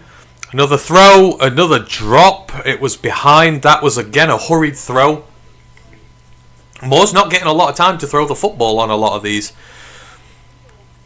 1, 2. I mean, that's out in less than 2 seconds, but it's behind his receiver. Can't see who it is. It's number 4. Has to make a diving grab to get back for it. He's lucky he didn't tip that in the air. Otherwise, that was going back to the house for a pick 6. Should have probably just let that one go. And Oregon in 3rd and 10. They're only 2 of 6 on 3rd downs today. Another pressure through the middle, and he's sacked! What a tackle that is. And that is more pressure coming from the linebacker position. The 2 defensive tackles take up all the guys in the middle. And watch the late blitzer come through here. Straight through, runs right past the running back. That's 46. 46 is Isaiah Jones. He's got 4 sacks this year already. That's his 5th sack of the year. He's the second leading sackmaster on this team, Isaiah Jones. Punt is away. Indiana get the ball back, and another stop from this Hoosiers defense. Again, I've spoke about all these guys on this Indiana defense so far. I've not even mentioned Isaiah Jones' name, but he's a 4th-year Indiana player. He was a rotational guy this year, and he's moved up into a starting role this year. He didn't have a sack before this season started.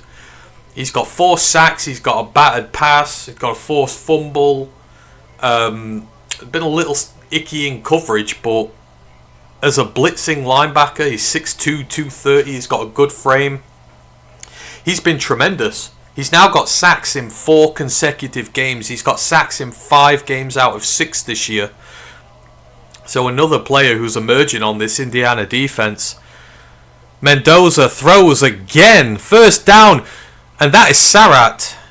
He works his way out of the tackle, gets some yards after the catch, gets about 20.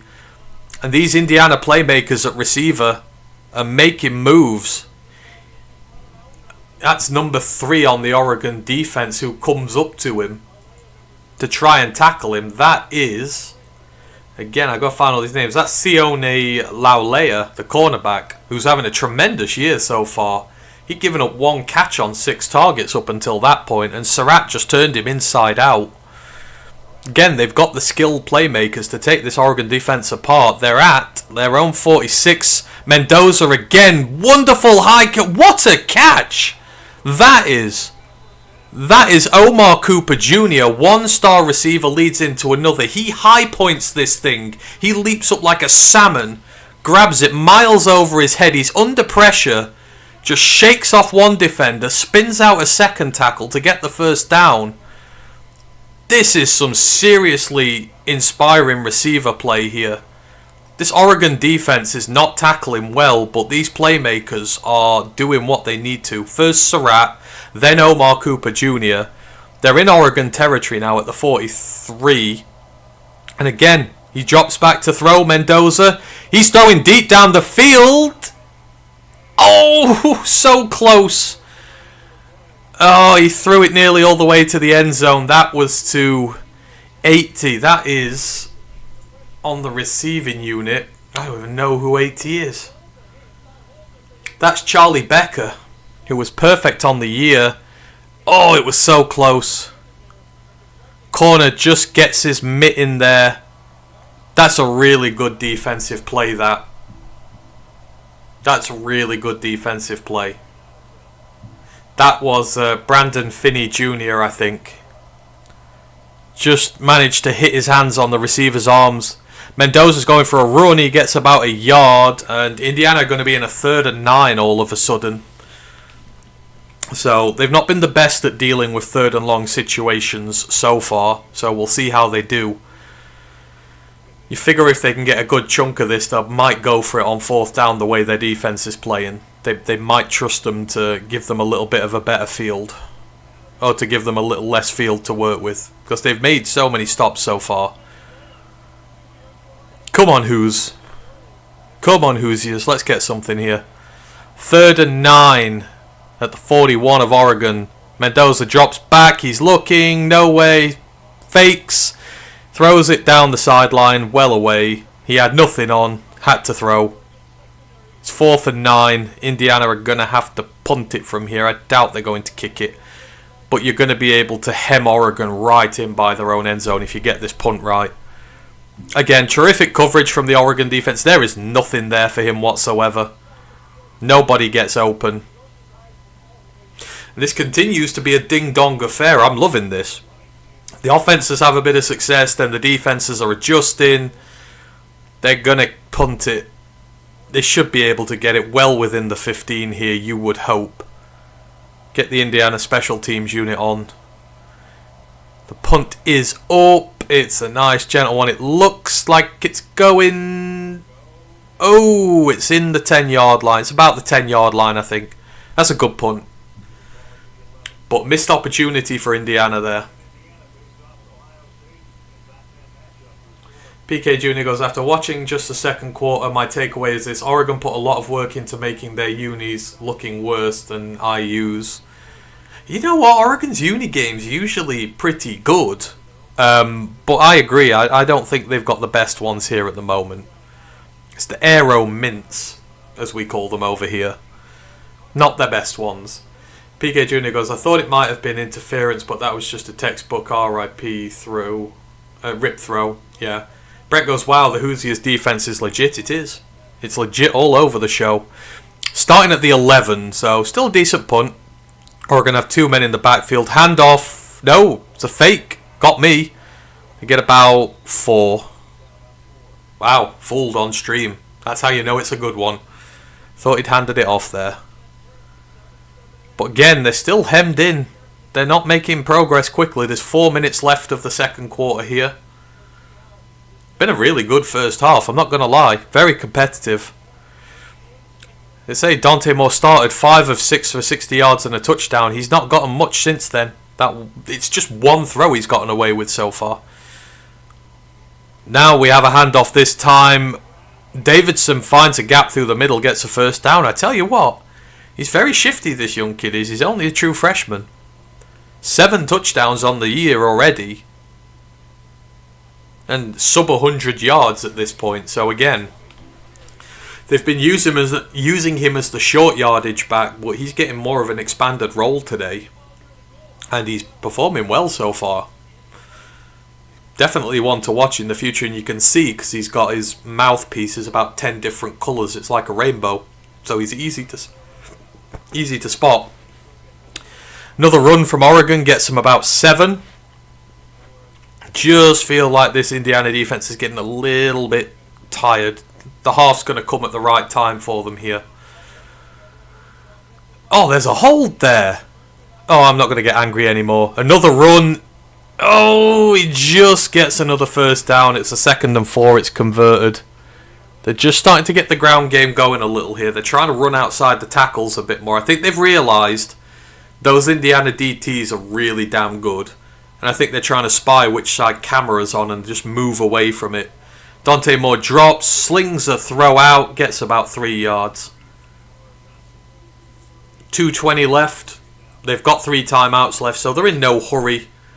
They are approaching midfield. They're at their own 41. But they've got loads of time. Indiana will be hoping for a stop. They've got 2 timeouts themselves. Looks like it's going to the 2-minute warning. Yeah, they're not doing nothing. And there you have it. Already we're at the 2-minute warning. I say already. This has been quite a long half, actually. It's been a good one. Oregon driving, 10 apiece. 2 minutes left, a lot of timeouts left, so there's a lot of this half still to go. As we take a commercial break.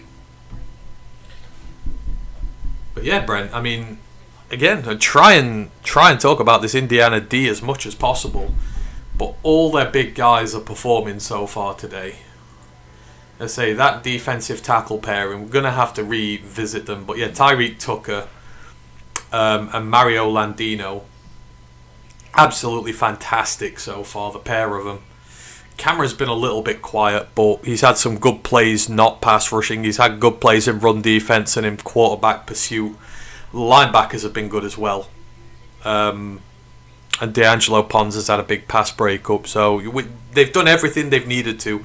And to be honest, Mendoza's throwing the ball well. He's been very good with his ball security. There's not been any passes that could really have been picked off. Even when he's throwing away, the throwaways are clean. They're not putting the ball in any danger. But for the most part, his passes have been right on the money. Out of the two of them so far, Mendoza's looked a bit better, I think. But that doesn't mean Dante Moore's been bad.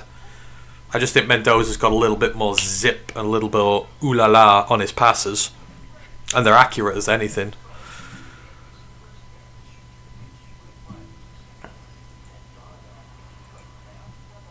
Let's just have a look in elsewhere at what's going on, because I've not had a look in a bit. Would like to watch more than one game at once, but this would be impossible to do a stream and watch multiple games at the same time. Oklahoma and Texas. Oklahoma 6-3 up there. They're dealing in field goals so far. Arkansas are up on Tennessee early, 10-7. Georgia Tech still well up on Virginia Tech at this moment in time. NC State about to go into the half level with Notre Dame. Iowa State losing to Colorado. Kent State blowing out UMass.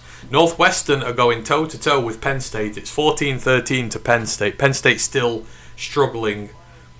Maryland still 10 down to Nebraska. It's 24-14. Old Dominion down 14 to Marshall. Air Force have come from behind. They're beating UNLV 21-13. The Falcons, they've got some legitimate receiving weapons this year. We were talking about the game the other week between Air Force and Navy. They had 200-yard receivers in that game. You just don't see that from service academies at all. They're not doing so much today. They've only thrown for 53 yards.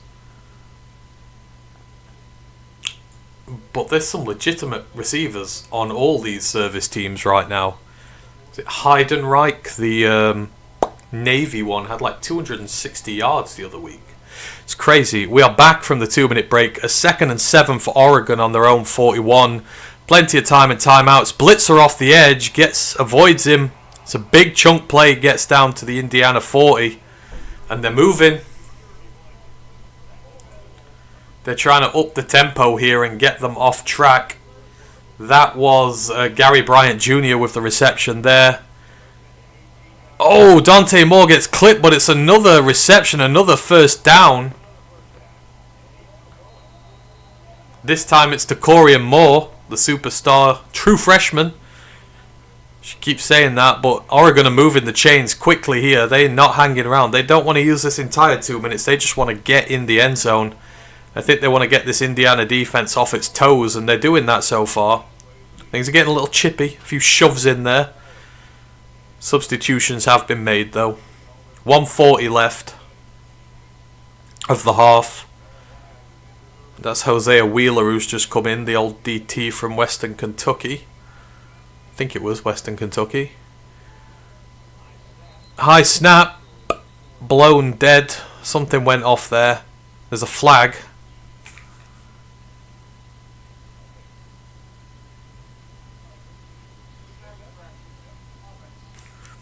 Snap infraction by the offense. That won't go down very well.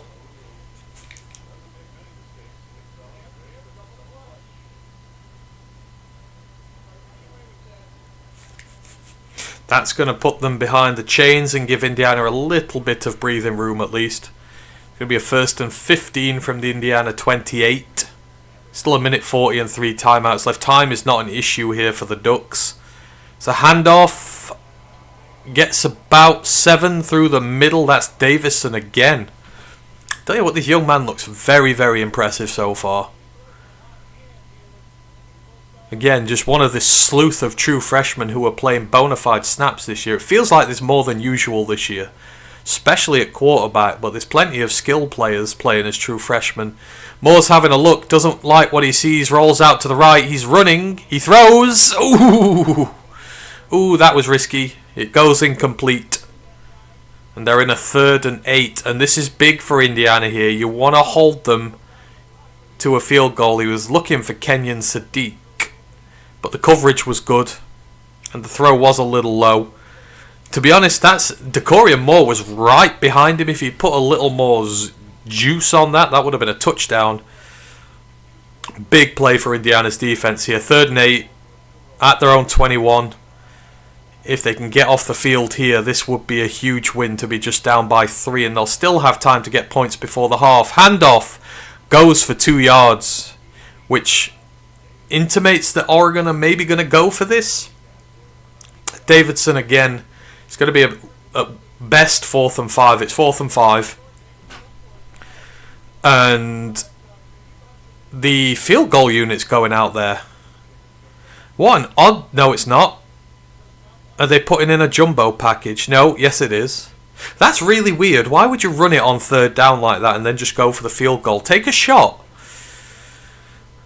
And my favouritely named kicker in all of college football, Atticus Sappington, is back on. He's 1 of 1 from 40. This is from 36. Oh, he shanked it! Oh, he's missed! Duck down. Whack, whack. That was a really bad kick.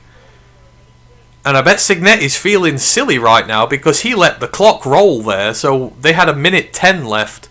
They let the clock roll and there's only 24 seconds now. If he'd have called a timeout there, he'd have 1:10. And he'd have some decent field position to work with as well. They've got 24 seconds and 2 timeouts. So I would expect them to take at least 1 shot here. If they can get a 1st down, you might take a shot. That is Mr. Sappington, that is a very bad kick. PK Jr. goes, bad move for Oman. Dante's seen some drops. He has indeed. Mile marker goes, been a lot of back and forth. There has, to be fair. Every time it felt like Oregon are about to make a breakthrough, Indiana just reeled them back in again. And every time Indiana have a chance to take the lead, Oregon just shut them down. Oh, there we go. Roman Hemby, 1st down run, gets about 14. Still 18 seconds left. He gets out of bounds as well, so there's still 2 timeouts here. He hits the edge. Gets some good yardage. If I'm Indiana here, I'm going for it. They're at their own 34. You probably need about another 30, 40 yards, but you've got time. Mendoza throws, catch for about 11. I think they're going to have to use a timeout.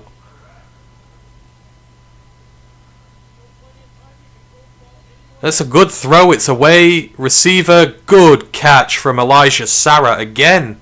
These receivers, man, they're doing some good work. They take a timeout because he's inbounds. There's 13 seconds left and there's a timeout. So you've got a chance to take a big shot down the middle of the field, get your yardage, have a timeout, and still maybe throw another to the sidelines. That's a really good catch there. His elbow's down. Elijah Sarah is so talented, man. Really, he is. I know I keep saying this stuff over and over again, but you know, you have to give love to these guys because a lot of people won't. 13 seconds left. You would assume 1 more play. If they can't get in field goal range, then you go for the Hail Mary.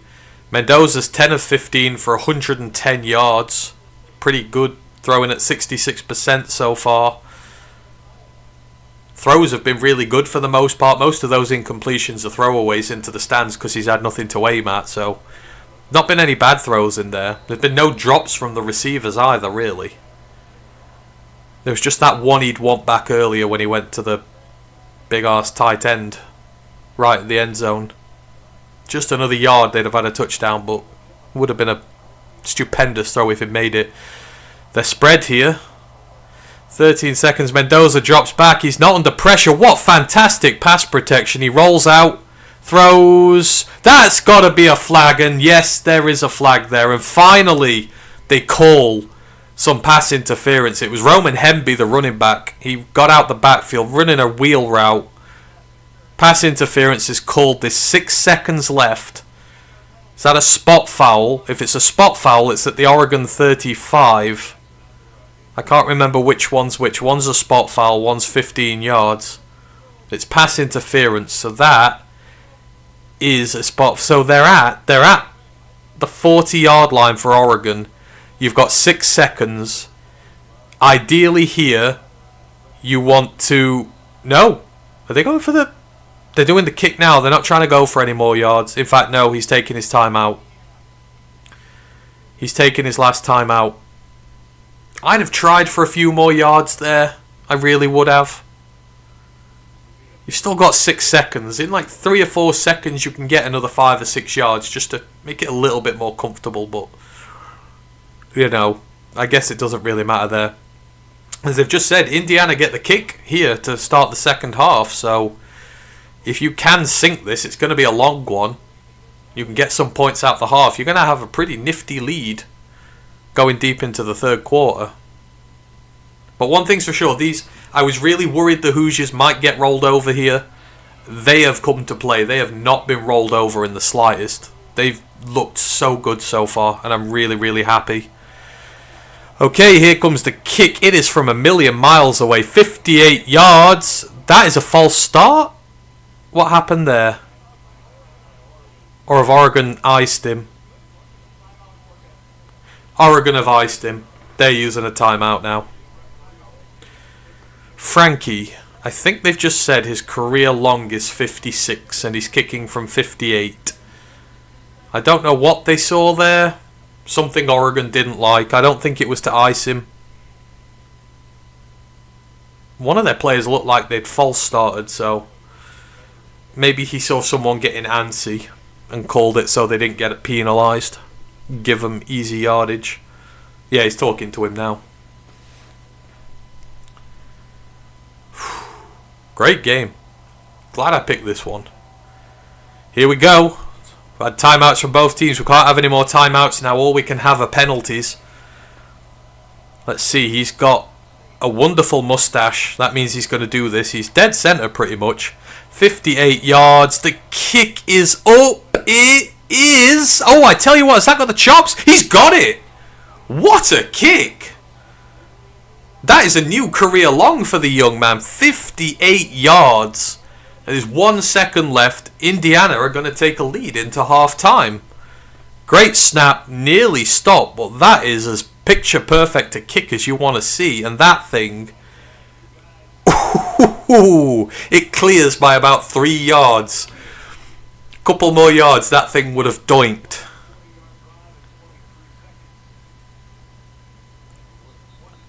Is it just me, or anyone else watching, does Curt Cignetti look like an unbearded version of Ron Swanson from Parks and Rec? Every time I see him, I see Ron from Parks and Rec, just without a mustache. Maybe a little bit skinnier, but his face looks exactly like him. And there you go, that's going to be your halftime score. Indiana 13, Oregon 10. I doubt they're going to do anything crazy with a second left, and yeah... The Hoosiers are coming to Eugene and they are not getting bullied around. This defense has been tremendous. It's given up 2 chunk plays which have led to points. But aside from that, they've been nigh on immaculate. A little pooch kick. Oh, that's fantastic, that is. Yep, kneeled out. And off we go to the half. And that is that. As I say, Indiana 13, Oregon 10. In terms of just looking at some of the base stats from this game, I'll not be able to get the defensive ones at this moment in time, but we can go through the offense. In terms of Indiana, Fernando Mendoza, the quarterback, 10 of 15 for 110 yards. He has been very good so far, and they've been very aggressive. Passing the ball. Roman Hemby at running back, 5 carries for 29 yards and a touchdown, going at 5.8 yards per carry. Kalen Black, 3 carries for 19 yards, going at 6.3 yards per carry. Mendoza's had 3 scrambles for 7 yards. So that's 15 passes to 8 runs. So they've been stretching the field with the downfield passing attack, and they've been using that to lighten Oregon's box and run, because both running backs going at over 5.5 yards per clip is no mean feat. In terms of the receiving, it's the 2 superstars for Indiana. Elijah Sarrett has 4 for 60. Omar Cooper has 5 for 44. Included on that touchdown drive, he had 3 first down receptions on first downs. He was absolutely tremendous. He was pivotal in that touchdown drive going in. And then Riley Nowakowski has 1 reception for 6 yards. But yeah, 10 receptions, 9 of them have gone to Surratt and Cooper. Then obviously kicker-wise, they've used 2 kickers. Brendan Frank just nailed that 58-yarder. And then Niko Radicic, he got the shorter one from 42. So Indiana are doing kick by committee so far. On Oregon's side, Dante Moore is 11 of 17 for 123 yards and a touchdown. So again, both quarterbacks can't really complain about too much, although a few more of Dante's passes have been a bit more ultra risque, as they would say. Jordan Davidson, uber talented true freshman, 7 carries for 55 yards, going at 7.9 yards per carry. He has been a bright spark on this Oregon offense. He's been one of the few ones who's been able to do the rushing duties well. Noah Whittington's had 3 for 18. Jaden Lamar's had 3 for 17.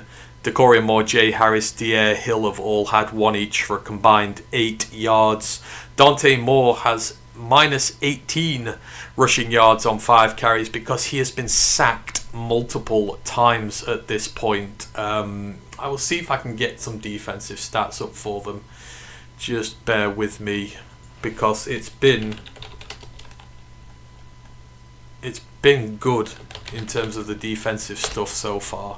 Let me see if ESPN have a live score over. I believe as well, apart from the 4th down turnover on downs, there hasn't been another turnover in terms of there's been no interceptions, there's been no fumbles, there's been nothing like that. I forgot to go through the receivers for Oregon, sorry. Malik Benson had 1 catch for 44 yards and a touchdown. That was the deep shot downfield when the Indiana safety got caught out of position. Decoria Moore has 2 receptions for 32 yards. He's been quiet, but when he has had the ball, he's looked good. Gary Bryant Jr. has had 2 receptions for 31 yards. And then Jaden Lamar, Jordan Davidson, Noah Whittington, Jamari Johnson all had 1 apiece. Sorry, Davidson's had 3 for 5 yards. But for the most part, a couple of deep shots from Oregon, but they've not really been able to open up. Indiana have been stacking the box against the run to stop the run from going anywhere. So they've been leaving some more opportunities down the field. But for the most part, Oregon's defense has done pretty well. In terms of defensively, Aiden Fisher leads the way for Indiana's defense. He's got 9 tackles at halftime, 3 solo, 6 assisted. He's got a sack and a tackle for loss. Their star linebacker, Rojiah Hardy, he's got 8 tackles on the day, 2 solo, 6 assisted. Isaiah Jones, the other linebacker, he's got a sack and a tackle for loss, as well as 4 tackles on the day. Mario Landino, the star defensive tackle, he has a sack on the day, as well as Kellen Wyatt. I think they combined, they're classified as half a sack each, but there you go. Mikhail Camara's got 2 tackles on the day. D'Angelo Pons has 4. He has been great in coverage. He's not given up anything thrown his way. In terms of Oregon, Dylan Tyneman, the safety, I feel like I've not heard his name called, but he's got 6 tackles. He leads Oregon in tackles. He's got 3 solo, 3 assisted. And Maury Washington, the defensive tackle, he has a sack and a tackle for loss. The only negative plays recorded by Oregon in this half so far, the Indiana offensive line has been absolutely tremendous. We talked about them at the start of the game. Carter Smith, Drew Evans, Pat Coogan, Bray Lynch, and Khalil Benson. Bray Lynch, the guy who gave up the sack, the right guard, he's the only one who's not got a really good grade this year. He is the second-year starter for Indiana. The rest of them have been tremendous. I've not heard Mateo Uangalele's name at all. He's not even recorded a tackle in this game. Tatum Teote, the other star edge player, has 1 tackle. So between the 2 guys who lead off the edge for Oregon with 8 sacks this year, they've had absolutely nothing from them. So it just goes to show you what a good job Indiana are doing in the trenches. Mendoza's been sacked once. That's it. The run game's doing pretty well. And the pass protection has been absolutely fantastic. And we had a beat. So that means something has gone off. We've had a new subscriber. RFK knows the Bulls will go 5-0 in preseason. Has subscribed. Appreciate you for subscribing. Thanks for being here. It's It's a good one to be here for. I've missed some notes, so let me get in here. Official Jaguar Gator 9 says JG9 raid. Oh, I've had a raid. Thank you very much. He goes, send in love. Bizarre first half with clock management there, but okay. It was. I'm confused. If Cignetti had have taken a timeout before that field goal, they'd have had 1:10 left to get that drive going. And the way they were going, they'd probably, they could well have scored a touchdown. So he probably wasn't expecting the kicker to miss from so close in. So, you learn. You'll live and learn next time. James Delaney's part of the raid. Appreciate you. Katana9 is part of there as well. Joshua K. Thanks for all being in there. James Delaney goes, how does a British guy become an Oregon fan? I'm not an Oregon fan. I'm a fan of college football. I do a college football show over here, and, I like watching the games. I love college football in general. I'm more an Indiana fan at the moment, but, we love it. Or I love it, at least. Anyhow, Brent goes, Ant is a Navy fan. Yeah, right. This is a weird one, if you're still in here, but it's, for me, my love of college football teams, it's varied things. There's a few college football teams I like to follow. Some of them are from draft prospects, like schools that produce draft prospects I like. Some are from coaches that I really like. Like NC State are the team I probably like the most, because a lot of good draft prospects have come out of there, especially Aleem for the Detroit Lions, no more so. But then guys like Cignetti at Indiana, we've followed him ever since he was down at the FCS, and the job he's done. He just plays good football. He creates very talented football players, and I appreciate guys like that and appreciate the teams that they create. So, there's just these weird little things that draw me towards certain teams. But I don't have a full collegiate allegiance. That is still to be. I know you guys over there are very, very passionate about it, and you have to be alumni and stuff like that. So I could only ever be sort of a part-time supporter. I've not got the alumni status to be a full fan of anybody. I appreciate you subbing for me though. Appreciate the raid as well. So that's absolutely tremendous. PK Junior goes, I thought this was a Coastal Carolina fan stream. Again, we love the Chanticleers under when Grayson McCall was there. It was very fun football, but again, just really liked the player, really liked Chadwell and the job he did there. And then you move on. These guys move on, but we just love college football. Is the main one. That's the main thing around here. I just love spending my Saturdays watching all this.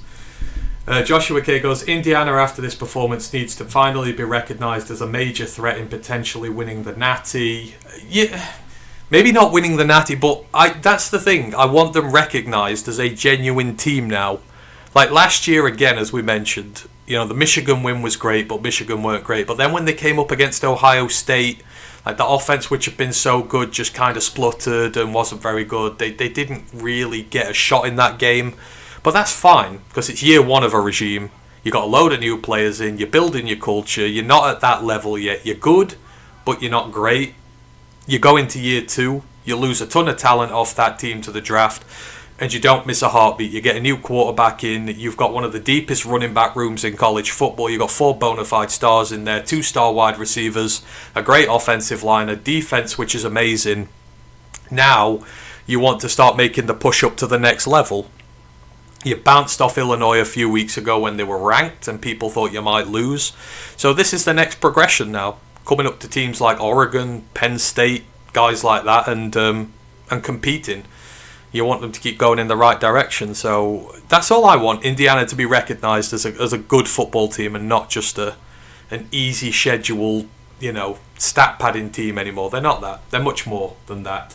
Skull of the Vikings, France says, hi Anthony. Hope you're doing well, Skull. Thanks for being in the building. Brent, Anthony is only a Navy fan because I'm an Army fan. Ain't that the truth? Brent is our resident Army/Michigan fan. Mile Marker is our resident Minnesota fan. Lisa, our resident Georgia fan. We have a whole wonderful cast of characters around here who support a whole different variations of college football teams. So that's what we like. It's a small community, but it's a very diverse community, and we all love our football. RFK knows the Bulls will go 5-0 in preseason because we don't cheer for teams because we're alums. Sometimes it's because we know somebody who played for that team. I'm a Louisville fan because my grandfather was a Louisville fan. Yeah, that's great. Again, that's kind of how I do it. It's these little connections that you create with teams and whatnot, and why you like them to do well. What time is it for me? It's 25 past 10 here. So it was going to be about 20 past 5 for you guys on the East Coast over there.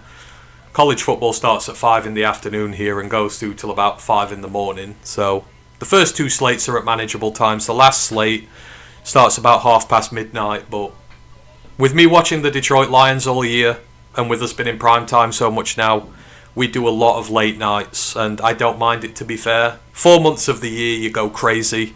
A lot of late nights watching football, then you get a big, massive break on the off-season to go back to normal again.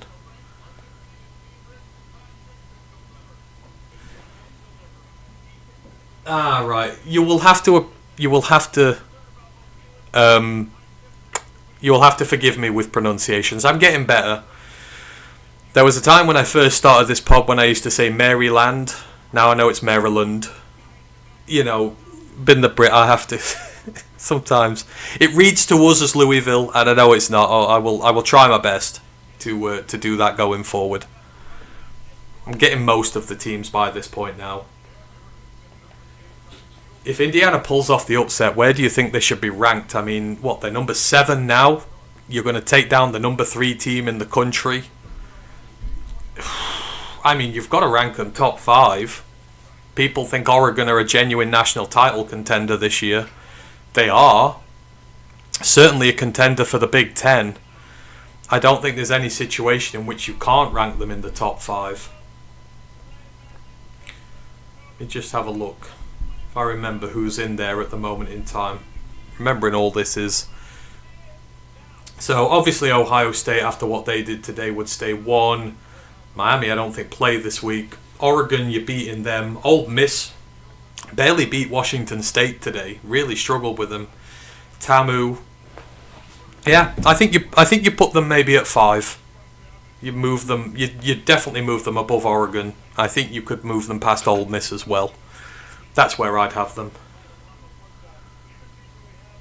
Thunder over Louis. Oh God, yeah. Stop making me say it. I'm getting really conscious now. I'm going to have to go away and redo my pronunciation of the Cardinals. We'll call them the Cardinals. Yeah. I apologise if I'm saying it wrong. It's, yeah, I'm British. Forgive me. Still in the halftime break at the moment. Skull of the Vikings, France says, France declares war on the UK. We don't need that in the world right now. It's been a long time. Long time since we were last at war with one another. Where are we? Just in terms, looking at some of the other score lines for now, trying to keep on top of everything. Let's see if there's anything that's interesting out there at the moment. Scores, where are we? Scores. Red River is only 6-3 at half time. Let's go back in and check on them. Again, I can understand Oklahoma with Mattia having his hand injury. He's not going to be the best in there. Yeah, 13 of 21 for 119 yards and 2 touchdowns. Arch, 10 of 14 for 69. Wisner has...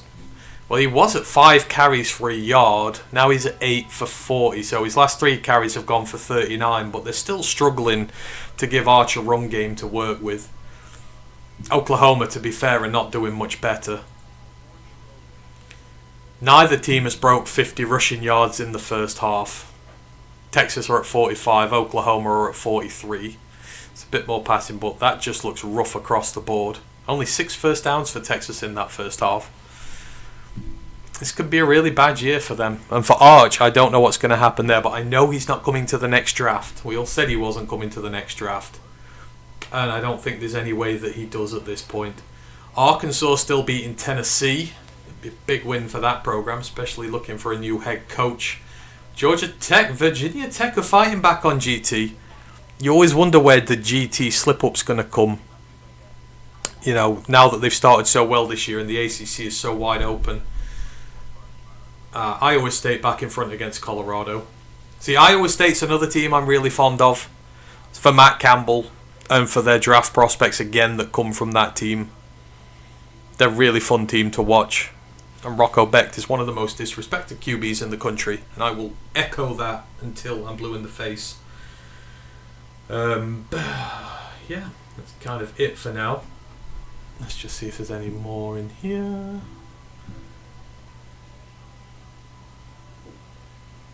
Cardinals. Oh, there's no I. Cardinals. Okay, I will get it. Cardinals. How did I become a football fan? The Lions. This was we sort of did a whole video on this, but the Lions was from Detroit. That was to do with my love of Motown when I was younger. So I kind of took on Detroit as my, American city, as you were. And then when I started getting into the NFL, I just found it naturally, to go to the Lions. And Detroit, it wasn't a very good team at the time, but, I kind of stuck with it and, very loyal to my team. So I stuck with that one there. But then as I became more interested in the draft with college stuff, you kind of realise that, when the season... You don't hear much about the draft till the end of the season. Then when the season's done, you just get bombarded with all this information about draft prospects and from lots of talking heads on the TV who have agendas, don't really know what they're talking about, etc. And I kind of figured I wanted to discover it myself, so I started watching more college football to try and learn more about players before they came to the draft, to have more of an informed opinion myself. And I really got into it. The atmosphere's tremendous, the football's tremendous, there's lots of action in it, it's really exciting. And so it just kind of built from there, and I just wanted to learn more and more about it. So that's where that comes from. But in terms of why it really appeals to me, American football, it's the fairness of it. So over here with soccer in the UK, there's a big money problem right now.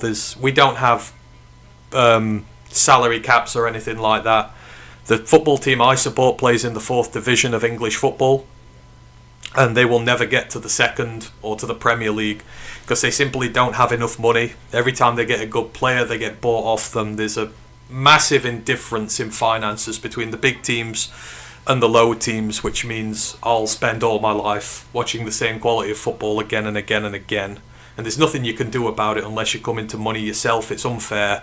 And I don't like the way it's done, whereas in America, with your guys lot, one, you have a salary cap, which means every team has an equal chance of being successful. You've just got to have the staff in place to do it, which is easier said than done, but the fairness of it. And then when it comes to the draft, the draft favouring the worst teams so that the worst teams can get better, and the better you are, the better you have to be at drafting. It's just a lot fairer. And it just gives everybody a chance, and it just means there's not such a disparity in talent levels. And that's what really stands out, because I'm just sick of the money thing over here and, never being able to watch good football because my team will never be able to afford it. Whereas in America, yeah, you might have some down years, you'll have some tank years, you'll have some rebuilding years through the draft, but, you've always got a chance to be good again quicker rather than later. So, it's a very complicated and long answer, but that's the short of it, pretty much. Yeah. Joshua K goes, who wins the SEC at the current moment, if you don't mind answering? The SEC right now, it's very tough. I mean, I love the job Elko's doing at TAMU right now. I don't know whether they've got the chops to go for it this year, but I think Marcel Reed's very talented. I think the team is very talented in general, and they are making moves forward. I think they would be my dark horse for it. But I think if you're looking outside of that, it's really tough. Alabama look like they're getting back to what they used to be. They had that bad start to the season, but I don't know. I don't think you can go outside maybe the Alabama-Georgia thing at this moment in time. I was very hopeful for Missouri like I was with Indiana, but you saw with Missouri today it was just in key moments they let themselves down, and they've just shown that they're not quite at the high table just yet. But, I mean, my gut tells me right now if Alabama keep going the way they're going, I think they will have a good bounce back year. I really like Caleb DeBoer as a coach. ever since he was at Fresno State. He always gets there eventually. He always gets a title eventually, and I think taking that Bama job is a hide into nothing to start with. But you just see the team now, and they look so much better than they were against Florida State. So, and Georgia just look a little inconsistent. Not sold on Gunnar Stockton just yet. So I would say Alabama for now, but that one could well blow up in my face.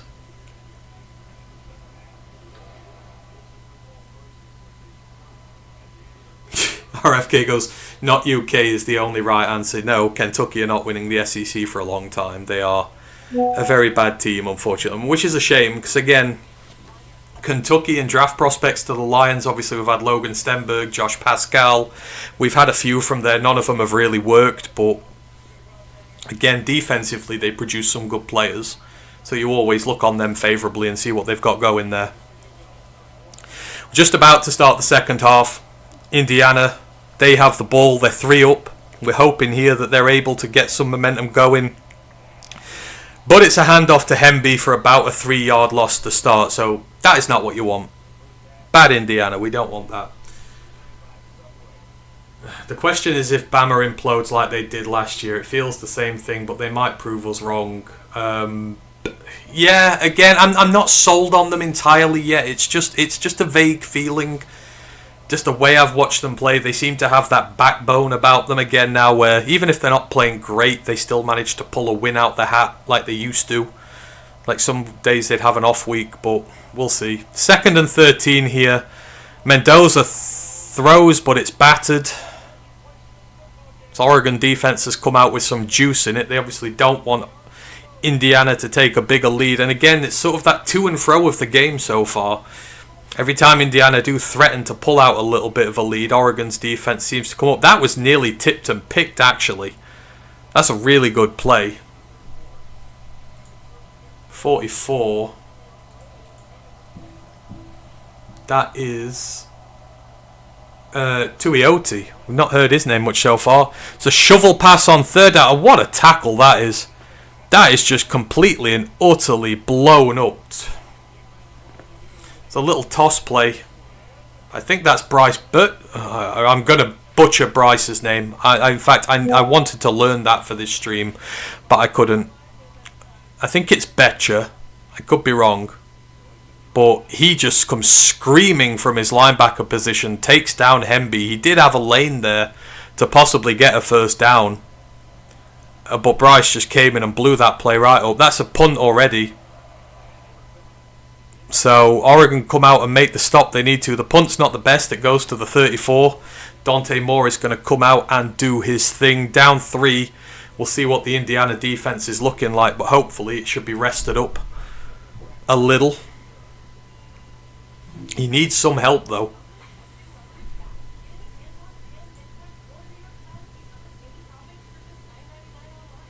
RFK goes, I'm right next to Kentucky's city. Oh, you're right close there, yeah. And it's such a bad. I was watching something there about Mark Stoops the other day and how much it's going to cost them potentially to fire him, and it's like it's not good there right now. I think it's nearly $40 million that they need to pay to get rid of him, and you look at it and you're like, there's just no heart in that team right now. I think they, what was it, the last 7 years they've started with transfer quarterbacks and not one of their own, and it kind of shows with their offense. It just never seems good, whilst they have a plethora of defensive talent come through the building, and they never take advantage of it. But it just kind of feels like it's just the steam's completely ran out there, and if you're only keeping him because of the money, it could do a lot of damage to your program. Players won't want to come, the fans will stop coming if you wait years. I think you've got to make a splash and get rid of him, even though he is long tenured there now. Joshua goes, the only issue with Bama is that they play Tennessee, LSU, South Carolina and Oklahoma. Yeah, no, it is a tough schedule, I agree. But you look at it, Tennessee, obviously a bit hit and miss. They're losing to Arkansas right now, or they were. Tennessee are hit and miss, although I love Aguiar. His work with App State was tremendous, and I'm glad he ended up somewhere where he'll play. It's level. They're 17 apiece right now. LSU are the ones that could be dangerous. In fact, LSU would probably have been my other pick for the SEC if not Alabama. They finally seem to be getting it together, but I don't know what the injury to Aaron Anderson's like. That'll be big for their receiver core if he's hurt badly, but I don't know. Again, Nussmeier I'm just not fully sold on right now. Ty Simpson's playing much better currently. That would be what would put them over for me, but their defense does look damn good. Oregon about to start their next drive, but we're just seeing this defensive scheme from Indiana has been tremendous. It's using the linebackers to really good effect. You're using those two big, gnarly defensive tackles to clear out rushing lanes, and the linebackers can come in and clean up. And then the speed on the edge, they're just showing Fisher's hunt down of more there. There's so much speed in this linebacker core that they can get to the perimeter if they need to. Look at that, Fisher's already at double-digit tackles nearly, and it's not even. This is his first snap of the second half. Guy's incredible. He's everywhere. And again, nobody talks about him just because he plays at Indiana, which is a shame. He's very talented. Oregon going to start at their 35. They've got a bunch formation at the bottom, but it's very tight-knit. Fake handoff. He's under pressure already. He gets the throw out. He's going to get a first down, actually. That's a good play. But again, Moore's under pressure through the interior of that line. They are not blocking well at all. Considering Pregnon and Yalulu are in there, there's a lot of pressure. That was Mikael Kamara. But it's a good catch from Kenyon Sadiq. And he fights through the tackle well to get the first down. Just shy of the 50. Man in motion. They throw it off to him. That's to Courier Moore. Boy, that's a really good tackle. They stop him for about 4. He had a big head of steam going there. But again, that's really good tackle from the Indiana linebacker core. Gives them about 4, so it'll be 2nd and 6. The game for me that will prove that primary series will be the game at Rocky Top. If they win there, I'm sold. AKA Rocky Top is Tennessee. Yeah, Tennessee have had their number in recent years. They usually target that secondary as well, and the secondary has been. So with Pribula today, when he did target them, they looked a bit iffy, so Aguiar's certainly going to take some shots on them. That's for sure. Moore gets a clean pocket for a change, but he's got to roll out again. He's looking for... Oh, he's taken out. That's for a big loss. But there is a flag on the play. Probably be holding. Holding on the offense. Oh, they've taken the penalty. As Alex Harkey, the Texas State transfer at right tackle. He's had a little bit of a tough one today. I'm surprised if he's taken the tackle. That would have been a 5-yard loss anyhow. Again, just look at the movement of these D tackles. They're switching, there's stunts in there. They're working so well together. They're confusing the Oregon offensive line. And they're creating space in the middle for others to come in and clean up for them. And they're really struggling to hold. That's why the holding penalties are coming. See, Oregon are doing better offensively. 4 minutes more time of possession, but they're not doing much with it. Oh, I think they've taken the penalty in the end.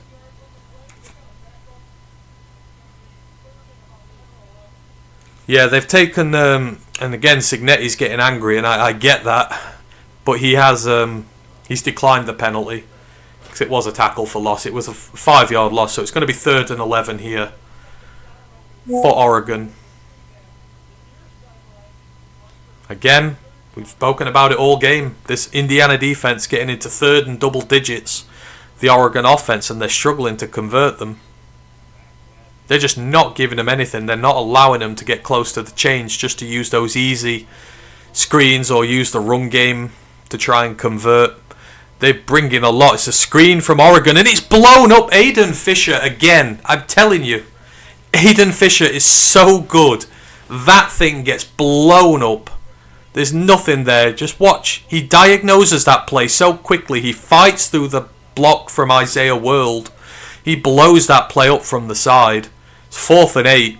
And Indiana's defense makes a stand again.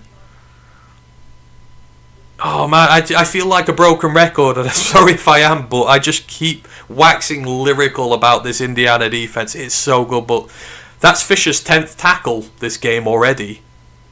And again, you look through draft linebacker lists and stuff like that, you will do... Oh, what happened there? That was the weirdest punt in the world. It looked like they were going to run a fake. And then he hit what looked like a really shanked punt, but it's ended up down at the 2. Oh no, he just took some extra room. That's not too good from Indiana. They didn't rush the punter. He got an extra 5 or 6 yards, and then he got some really favourable bounce. That ends up being a tremendous punt. And Indiana are going to have to work from inside their own end zone here. But yeah, sorry, going back to the Indiana defense again. You look round draft boards, will you see Aiden Fisher's name at the top of linebacker lists anywhere? I haven't. But he should be. Again, you've just got to look at the way he's reading and diagnosing these plays. The tackle for loss on Moore earlier when he scrambled, he saw it instantly. The screen there, avoided the block, blew it up straight away. That's a high IQ football player right then and there. Brent says, Buddy lived in Jeffersonville right across the bridge from... Brent, you're just going to keep doing it, aren't you? Louisville. I'm going to get there. Great times at the third base bar. Dark Dude 406 says, from Eugene and work at University of Oregon rooting for the Hoosiers. Hey, thanks for dropping by. We've got someone from the University of Oregon watching. Appreciate that, but I'm rooting for the Hoosiers as well. Don't get me wrong, I like Oregon, but I sometimes have my favourites, and Cignetti's one of my favourites, so Oregon's going to have to take a backseat here. Joshua K goes, here we come, 98-yard touchdown, I tell you. I would absolutely love that. I would absolutely love that if they could. Brent goes, Wolverines fan rooting for the Hoosiers. I can understand why other Big Ten teams would have rooting interests in Oregon losing. I can. But I think, you know, Oregon does have that underdog love that I think people are starting to get to used to now. The fact they're in this game, still at this point in the third quarter, a lot of skeptics will now be convinced that they are worth rooting for and that they're legitimate. And that's what we want. Just in a commercial break at the moment. Indiana are about to take over from their own 2. This will be a big drive. If they can get out of dodge here and create some field position for themselves and chew up a good amount of clock as well, that would be tremendous. The worst thing you want here is a 3 and out and put your defense out there straight away again with a shorter field. That would be trouble. But so far, they're holding out really well. Texas finally have a touchdown as the Red River comes to life. They are 10-6 up currently. Georgia Tech got their 14-point lead back up against Virginia Tech again. NC State still only 3 behind Notre Dame. We're hanging. We just need a big play there from Hollywood to get us in front. UMass, wow. They are 42-6 down at Kent State. Kent State have not won an FBS game. One of them's not won one in 3 years. One of them's not won one in 2. I can't remember who's the movable object against the stoppable force, but yeah, that's been blown out. Penn State still only a point up on Northwestern. That's over halfway through the third quarter. They are struggling. Maryland are right back in it against Nebraska. They're just 1 point down. Old Dominion have been blown out, which is a shame. Air Force UNLV is tremendous. 27-26 to Air Force. Oh. Pass out to Surratt. First up. Would have been a first down. He dropped it. Although it might have been a good pass break up there. But we're at 2nd and 10 already. They try the pass first up. You've got to figure they're going to give it to Hemby eventually to try and run it out. Although maybe they won't want to risk a safety and they'll keep throwing. You've got 2 great receivers. You just need one to get separation. They have handed it off. Hemby gets about 2. So it's going to be 3rd and 8. You have given yourself a little bit of room to work with, though.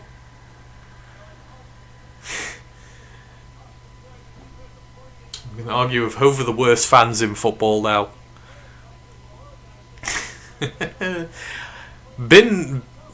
Been a Lions fan obviously you interact with a lot of Michigan fans and Ohio State fans. So yeah, Ohio State fans, I found in my capacity of having known them, are very difficult and very full of themselves. As Mendoza drops back, he nearly gets sacked. Is that a catch? Oh, that is not a catch. That looked like they might just have got the first down, but it was just a little bit short. Mendoza under a ton of pressure, throws out. Oh, really? Did that bounce? Oh, it did bounce. That was nearly a stunner by Elijah Sarrett there, but nah, it does hit the ground. That's a good call from the refs for a change. Oh, does it? No, I think it does. They're going to have to pump from in their own end zone, so worst case scenario for Indiana here. He gets it gone, it's not good. That is not good. Comes down at the 45. It's returned to the 40, the 38. So that is worst case scenario there for Indiana. 3 and out, and now Oregon start at the Indiana 38. It's a short field. This could be just what the Ducks need to start their offensive explosion. But I mean, to be fair, the punter just did well to get it out. He nearly got leveled before he let that thing go. Can they do it again? We've waxed absolute lyrical about this Indiana defense so far. Can they pull off another stop? I mean, even if they stop from here, they're nearly in field goal range already. So you need some big plays from your big-time defenders here. At the 38, 2 men in the backfield. Fake screen. Screen's blown up for 2. Again, that is just so good. Who's on the 1 there? So that's Amari Farrell, the safety. He's out there almost on his own for that, but he does really well to maintain his block and then shed it and help the tackle. But his defense rallied to him really quickly. At 2nd and 7, they gave him a very generous 3, but it's a long 7. Again, 2 men in the backfield. One to his rear, one to his right. Handoff, hit the edge, and it's a tackle for loss. Again, broken clock here at this point. 46, that's Isaiah Jones. And just watch him there on the edge. Just diagnoses it. There's no blocker. He works his way around a blocker and just comes from behind and takes him down. It's 3rd and 9. That's a loss of 2 yards. And they are huffing, they're puffing, the Indiana defense are, but they're going. It's 3rd and 9. Chance to get off the field here and limit any damage. Moore drops back. There's a free rusher. He hits one deep, and that thing has gone miles wide. 4th and 9, and it's a 3 and out from Indiana's defense. There was a free blitzer off the edge.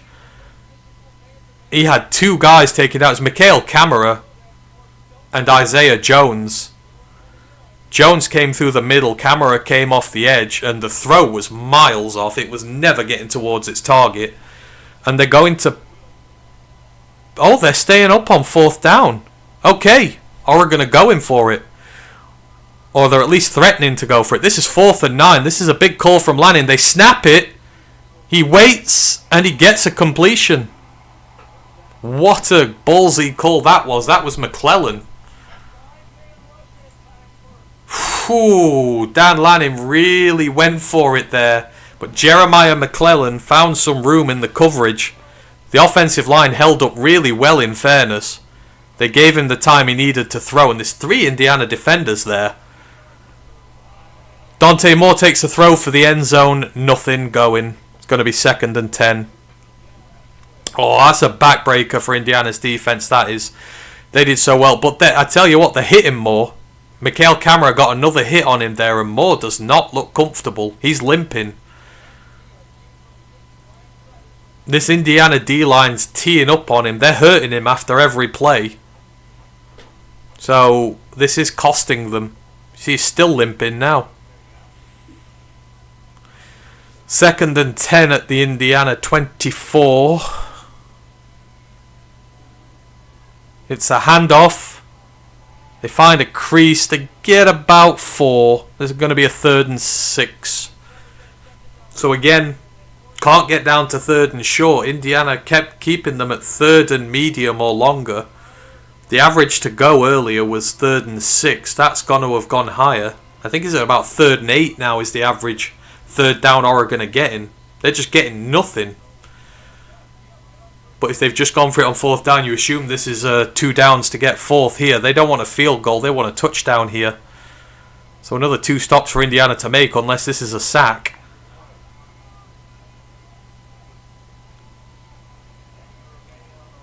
Dump over the top and he's not going to get it. He's going to be about a yard or 2 short. Again, pocket was collapsed. Moore did well under pressure, but Indiana are giving him nothing. Again, it's that delayed linebacker blitz. Isaiah Jones gets in the way of his throw. He has to adjust and the secondary rallies. So we've got another 4th down situation here. It's 4th and 2.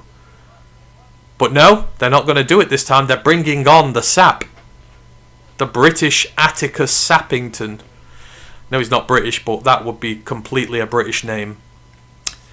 Unless they're going to fake it, but it's a 34-yarder. He's missed a short already, but he converts this.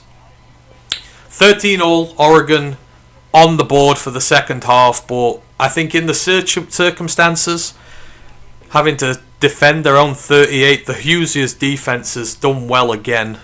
It must be getting very tired by now. Offense needs to do something.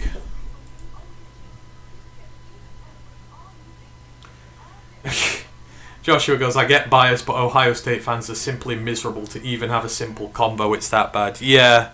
Again, I don't see them at the thing because they're always jarring with Michigan fans all the time, so you don't know what they're like on a one-to-one basis, but they really hate one another, so you're always just seeing the bad side of them.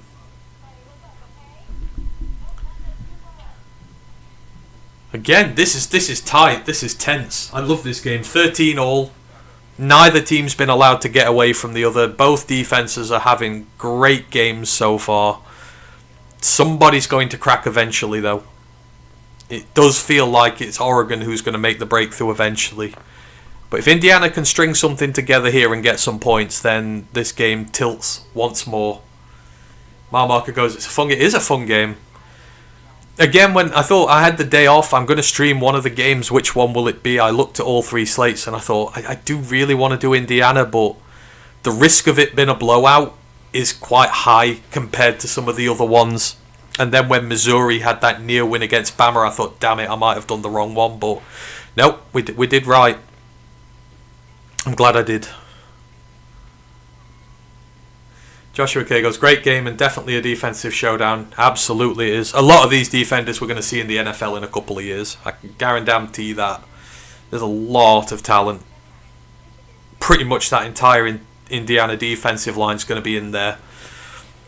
And there's going to be quite a few of those Oregon secondary guys in there as well. And their edges are probably going to be in. But you know what? I'm going to say something here, and Ryan won't like this, but Mateo Uangalele so far. Again, today one of the things I was doing my draft prospect tape on Caleb Tiernan, the left tackle for Northwestern.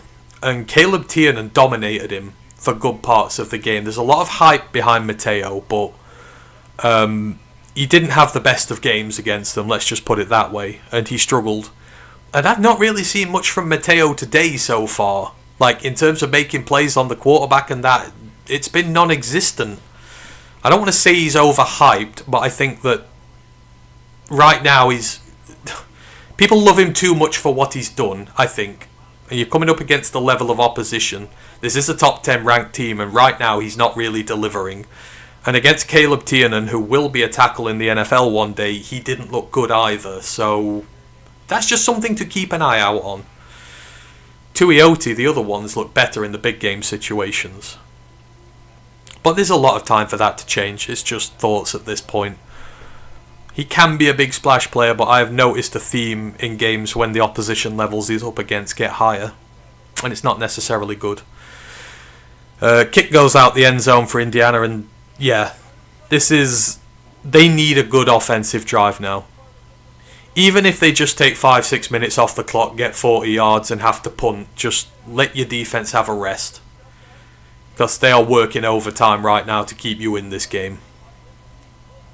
Maybe run first on a play for once, because I'm pretty sure most of their drives have started with a throw at this point. It's great, but as they've seen there, he's 1 of 6 for 11 yards over the last couple of drives. They do hand off. They don't get anything. They get about a yard. In fairness, I think it's Kalen Black does really well to avoid taking a big loss in the backfield. He just about gets back to the line of scrimmage, but it'll be 2nd and 10.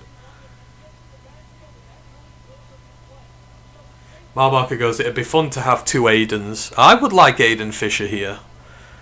Although, like, I want Malcolm back. I think if we drafted Aiden Fisher, then Malcolm's job would be in a bit of peril.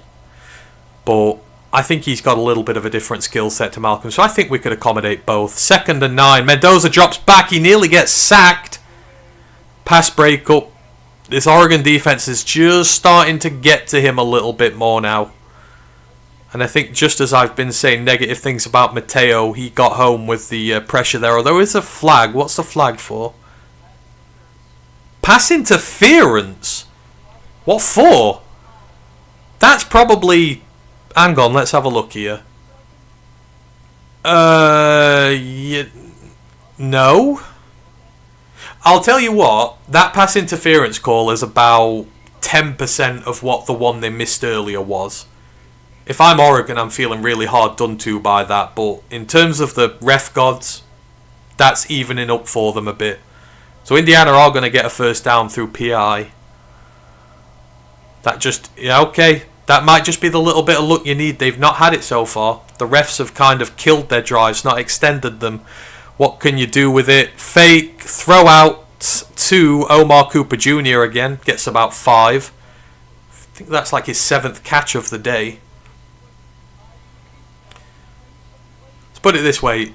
There's 2 ways that Mendoza's looking when he throws the ball. He's looking for Surratt. He's looking for Cooper. There is no number 3 target on this team. I think if those 2 targets don't exist, he's not looking anywhere else. He's throwing the ball away. Josh goes, I think Indiana should be number 3 if they beat the number 3 team in the nation. Also, Oklahoma is on upset alert. They are. I feel it's a bit disingenuous. I like Texas were... Hang on. Ooh. There was a run there on 2nd and 5. It was fumbled by Kalen Black, but he fumbled it out of bounds, so he'll get a couple of yards. But he never looked comfortable with the ball in his hand there. I think that's Tuioti who... Tuioti forces it out. I think it's Tuioti. I could be wrong. It's 3rd and 3. Again, this is big for Indiana. They need to keep this drive going. 3rd and 3. Keep it up. I'm the same, Brent. I love defensive games. I love good defensive play. Defensive line play and linebacker play are some of my favourite things in football. It's nothing better. Mendoza drops to throw. He's going to run. He's got it and more. He's got about 8. Again, the threat of Mendoza. He very rarely runs, but he has all the tools to be a dual threat quarterback. He's got the size, the frame, the speed. He could easily be a dual threat quarterback, but because he never does it, the opposition kind of forgets that he can. So if they're playing man and they've got their backs turned to him and the offensive line's holding up, he can go. And before you know it, he's gone. So that's it. First down, Indiana. They're in Oregon territory at the 47. Let's keep it up, lads. Keep going. Hand off to Hemby. He's hit a crease down the right. He just gets tripped. He gets about 9. Oh, he knows it as well. Whoever got him there for Oregon just saved a big chunk play. But watch here. That right. So it's the right guard, the right tackle. Khalil Benson just chugs out a massive gap for him. Throw to Surratt, first down. They're coming again. When Indiana's drives go well, they just dice Oregon apart. When they're moving at tempo, Oregon can't adjust to it. And once again, Elijah Sarah, it's just a simple out route. Gets well away from his coverage. Good hands, gets out of play, nice and easy. He's got 5 receptions for 71 yards. He's having a tremendous game. Him and Omar Cooper both. Oregon, are they going to crack? They're inside the 30. They're at the 28. It's a reverse. Oh, he slips. Ah, it's blown up. That's a shame. It's a loss of 3. That's Omar Cooper Jr. on the reverse, but he slipped in the backfield. I'm not sure how much it would have gone for anyhow. Oh, there might have been a gap, but it's a really good play off the edge. I think that is... It might be Tuiauto again. I keep seeing his name a lot. Yeah, it is Tuiauti. He's having a really good game, especially in this second half. It's 2nd and 14 at the 32. They are in field goal range, but they want more yards. Mendoza short to Hemby. Hemby breaks the tackle. He gets the first down. He's all the way into the 10. And there, just a big play, just when you needed it. Just when you needed it. Indiana come good. Oh, who misses there? 54. That is Jerry Mixon, the linebacker. He has a chance to take down Hemby there for a yard or 2 gain. Hemby slips him. And we're now in the red zone. It's 1st and goal for Indiana. Come on, Hoosiers. We can do this. We're at the 10. Mendoza drops to throw. Oh, it's a flag in the end zone. 2. This is going to be PI. Elijah Sarrett again. This is going to go down to the 2. Cannot deal with him. It's Iffy Obi. Oh, hang on. Obidegwu. Iffy Obidegwu, the corner. He cannot deal with Elijah Sarrett. That is 3 times this drive when Sarrett's had his number. 2-yard line for Indiana, and this, you are not going to get a better opportunity if you are Indiana right now. 2 minutes left in the third quarter. You are at the 2-yard line of Oregon. This is huge. This team is so impressive right now. They're fighting with everything they've got. Just when they needed an offensive drive, they're getting one. Oregon, it's handed off. He's in! Roman Hemby gets the 2nd touchdown of the day, and the Hoosiers lead again. And what a play that was. They just burrowed right over Oregon's defense. They got a big, heavy set package in. They've got 2 running backs in front who... Oh, look at that blocking. There's a fullback and a 2nd running back in, and they take 3 Oregon defenders out the play. That is a tremendously executed play from Indiana, and we've got potentially a 7-point game here. The PAT is just about to come. Over it goes. There we have it, folks. Indiana 20, Oregon 13. 2 minutes left in the third quarter, and these Hoosiers are not quitting.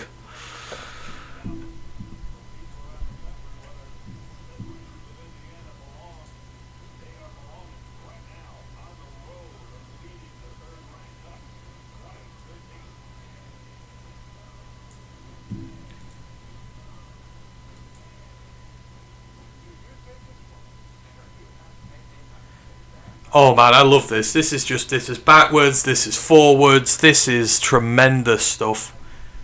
Honestly, no matter what happens from this point, Indiana have earned a lot more respect today. And thankfully they're validating what we've said about them.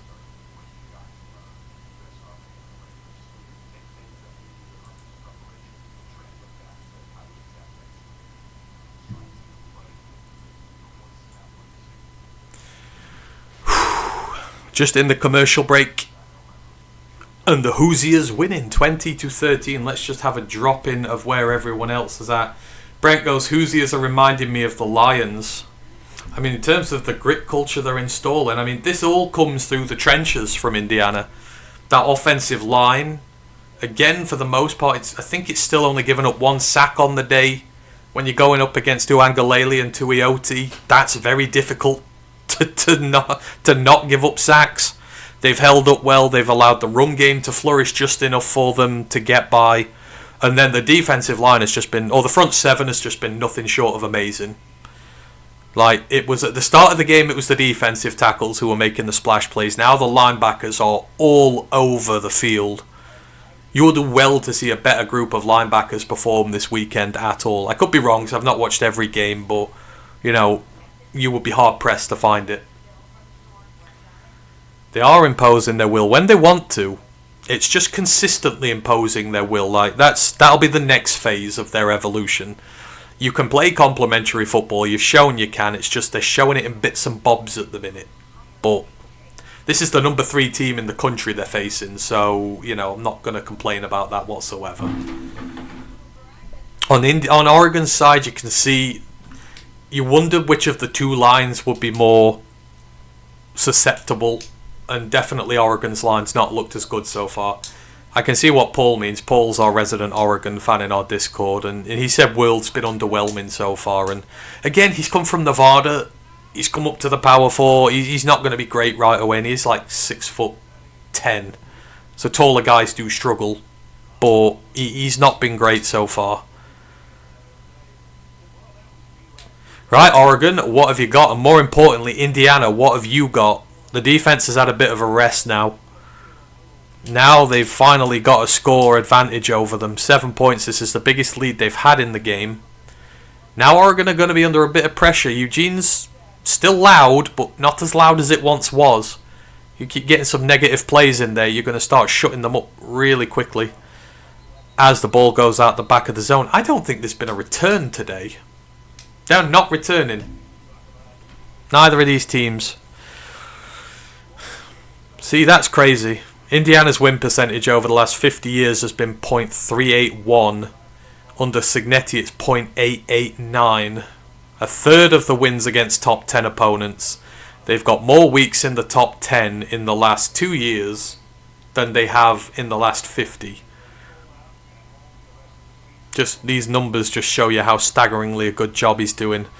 Oregon start on the 25. Hand off to Davidson. No, is it Davidson? No, it's not. But it goes for 6. It looked like a 0, but it's a 6, I think. It is. Now, if you're Oregon at this point, you've just got to be calm. You've got to be collected. You could do with a long drive here. 6 or 7 minutes, just methodically work your way downfield and just really grind this Indiana defense into the ground. If you're the Hoos, you want to get them off the field as quick as possible. Another run. Aiden Fisher again in on the tackle. I think that's number 11 or 12 for him today. He does get a few yards. It's going to be a short third down for a change. It's going to be about 3rd and 2. Oregon have not been in this situation much today so far. It's been all 3rd and longs. The only time they were in 3rd and short that I can remember is when they got turned over on downs first drive of the game. They couldn't convert on 2 downs from short yardage. And Dante Moore is still hobbling. If you're the Hoosiers, you keep hitting him. Every legal chance you get, you keep landing a hit on him. They've done the QB sneak, which is not wise when he's not well, but they get the first down. That's a choice. QB sneaking your injured quarterback is certainly a choice. Not one I'd be doing. And they all piled up on him afterwards. He's hobbling again. I don't get that.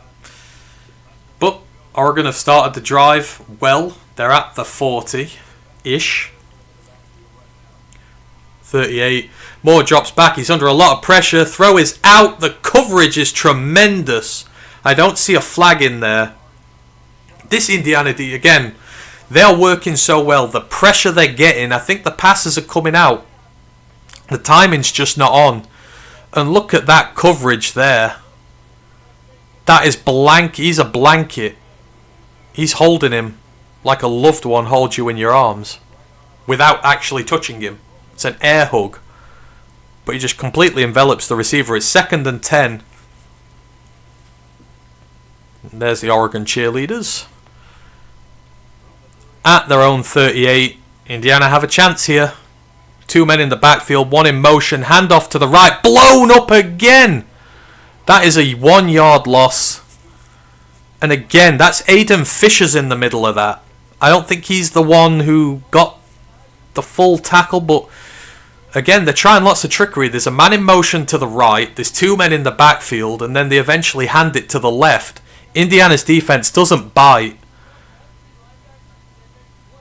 The linebackers are tremendous. Absolutely sensational. I'm going to go on record. You will not see a better group of linebackers in college football this weekend. Period. no matter how the fourth quarter goes. And that is the end of the third quarter. So we are moving into quarter 4 in Eugene, and the Indiana Hoosiers are winning by a touchdown, and they are playing with hearts of steel right now. Nerves of steel, hearts of steel, whatever. Steel in some way, shape or form. They are performing tremendously. Let me just dive in the Discord.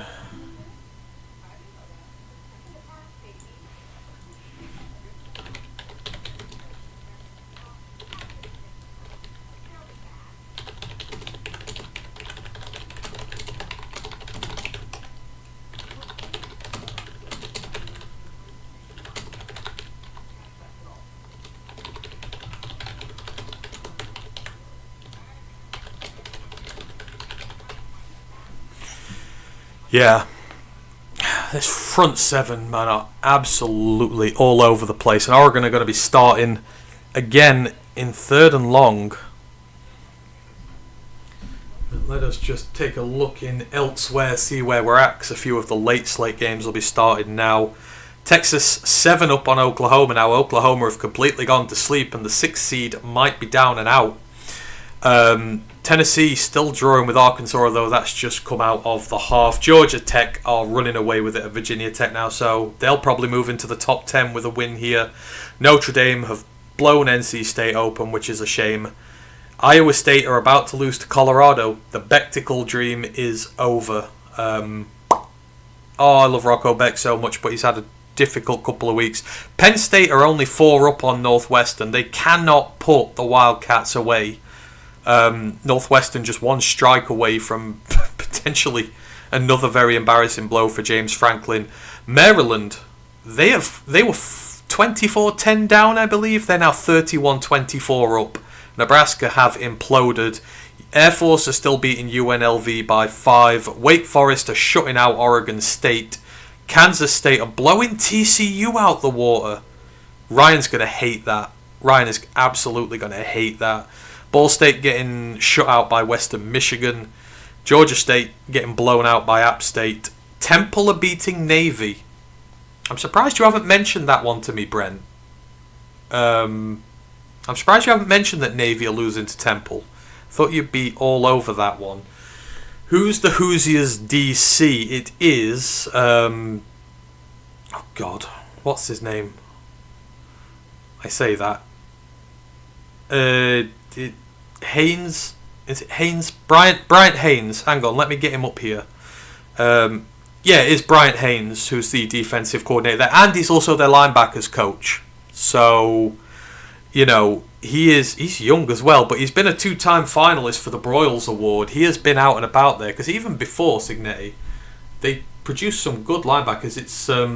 He's been with Cignetti for 11 years. So they've been together from James Madison in the FCS to James Madison in the Sun Belt to Indiana. Pretty much all the coaches around Cignetti have been with him for years.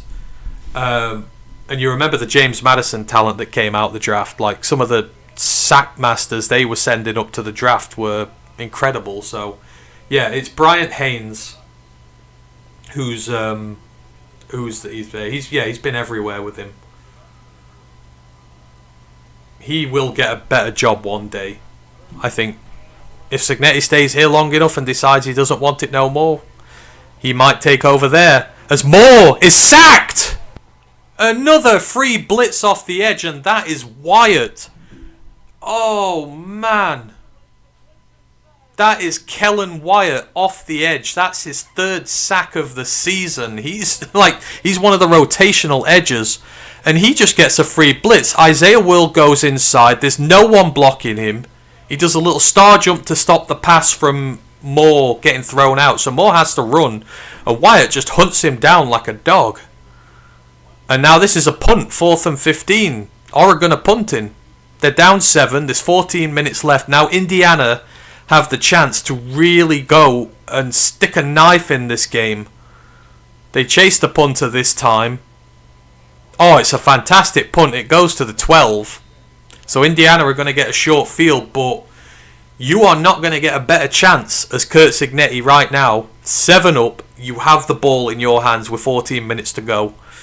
You go and score again. You take a good chunk of time off the clock. It's going to become very difficult for Oregon to get back into this one. Obviously, now this is the test. Everyone, and this is the Ducks streaks here. 23 straight regular season wins. 18 straight home wins. No one really comes to Eugene and win. The last bogey team they had there was Utah back when they were in the Pac-12. Utah could beat them here, there, and everywhere, and just always had their number. But first play is a pass. It's a throw to Hemby, I think. No, it's a throw for a yard. It's going to be 2nd and 9.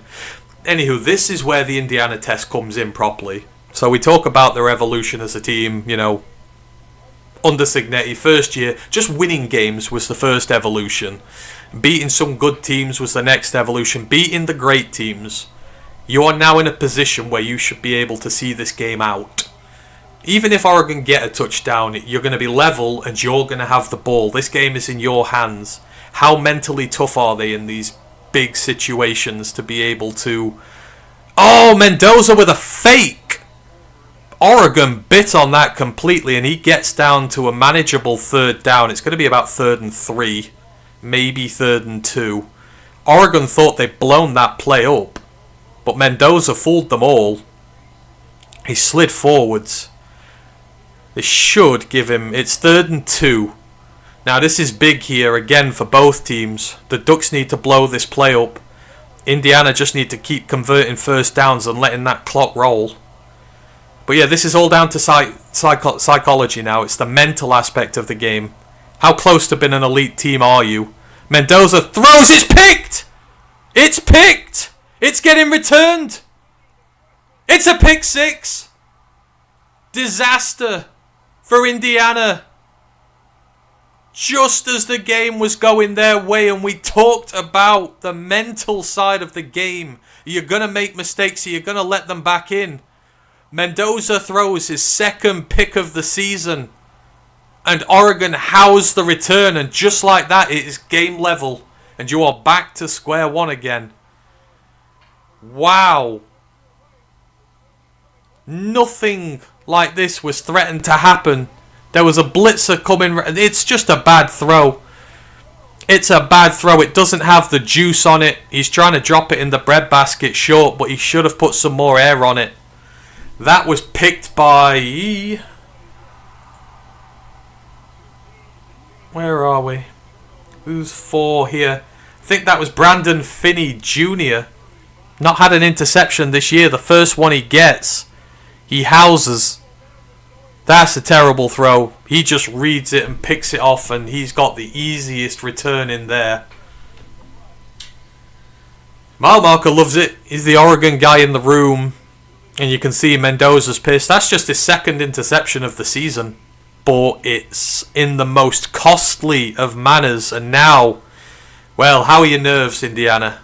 Can you shake that off and go back out and get some more points again? Whew. That's the difference.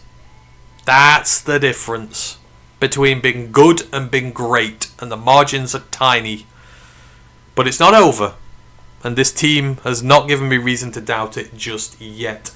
Going back to earlier, Joshua K says, Penn State are bums. Sorry, but I see trash when I see, which is unfortunate because I'm a Penn State fan. Hey, Joshua, I think I picked Penn State to win the Big Ten for the last 2 years before this one. I was very much in on them.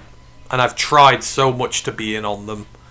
You know, again, it's just this draft prospect after draft prospect that comes out there. The defensive players are some of the best in the nation.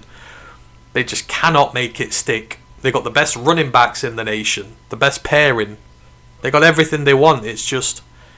the quarterback always seems to stop them. I thought Allen would be the one. Yes, Brent, wow. It's... oh, I'm so annoyed for them. I'm so annoyed for them. You've just played 3 of the best quarters of football that you have played under your current regime. You've played 3 solid quarters. Great defensive football, enough offensive football, and in one play you've just erased it all, and you're back to square one again. Again, we have to say it is a tie game with 13 minutes left. This is going down to the wire regardless, and you know, they can hold their heads high, but if they lose it from this point, they will be kicking themselves. Oregon don't deserve to be level.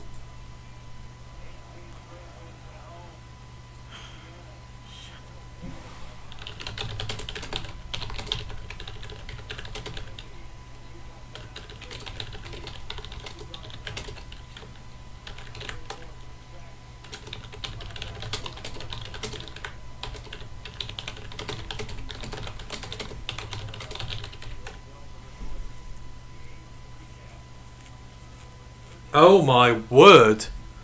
Huge breaking news out of the Penn State game. Penn State are losing to Northwestern. Penn State are losing to Northwestern. Northwestern have just taken the lead. There is less than 5 minutes to go in that game. Drew Allers 131 yards and an interception. He's 11 of 18. Komalafe went across in the rushing department for that. It's wow. This day's crazy, y'all. Penn State 2 weeks ago were on top of the world, and now losses. I mean, the Oregon one hurts. The UCLA one is downright embarrassing, but then a third straight to Northwestern. I think you've got to start asking about James Franklin's tenure after this one. He's clearly hit his glass ceiling. It's not just good teams. It's not just the great teams in the Big Ten anymore.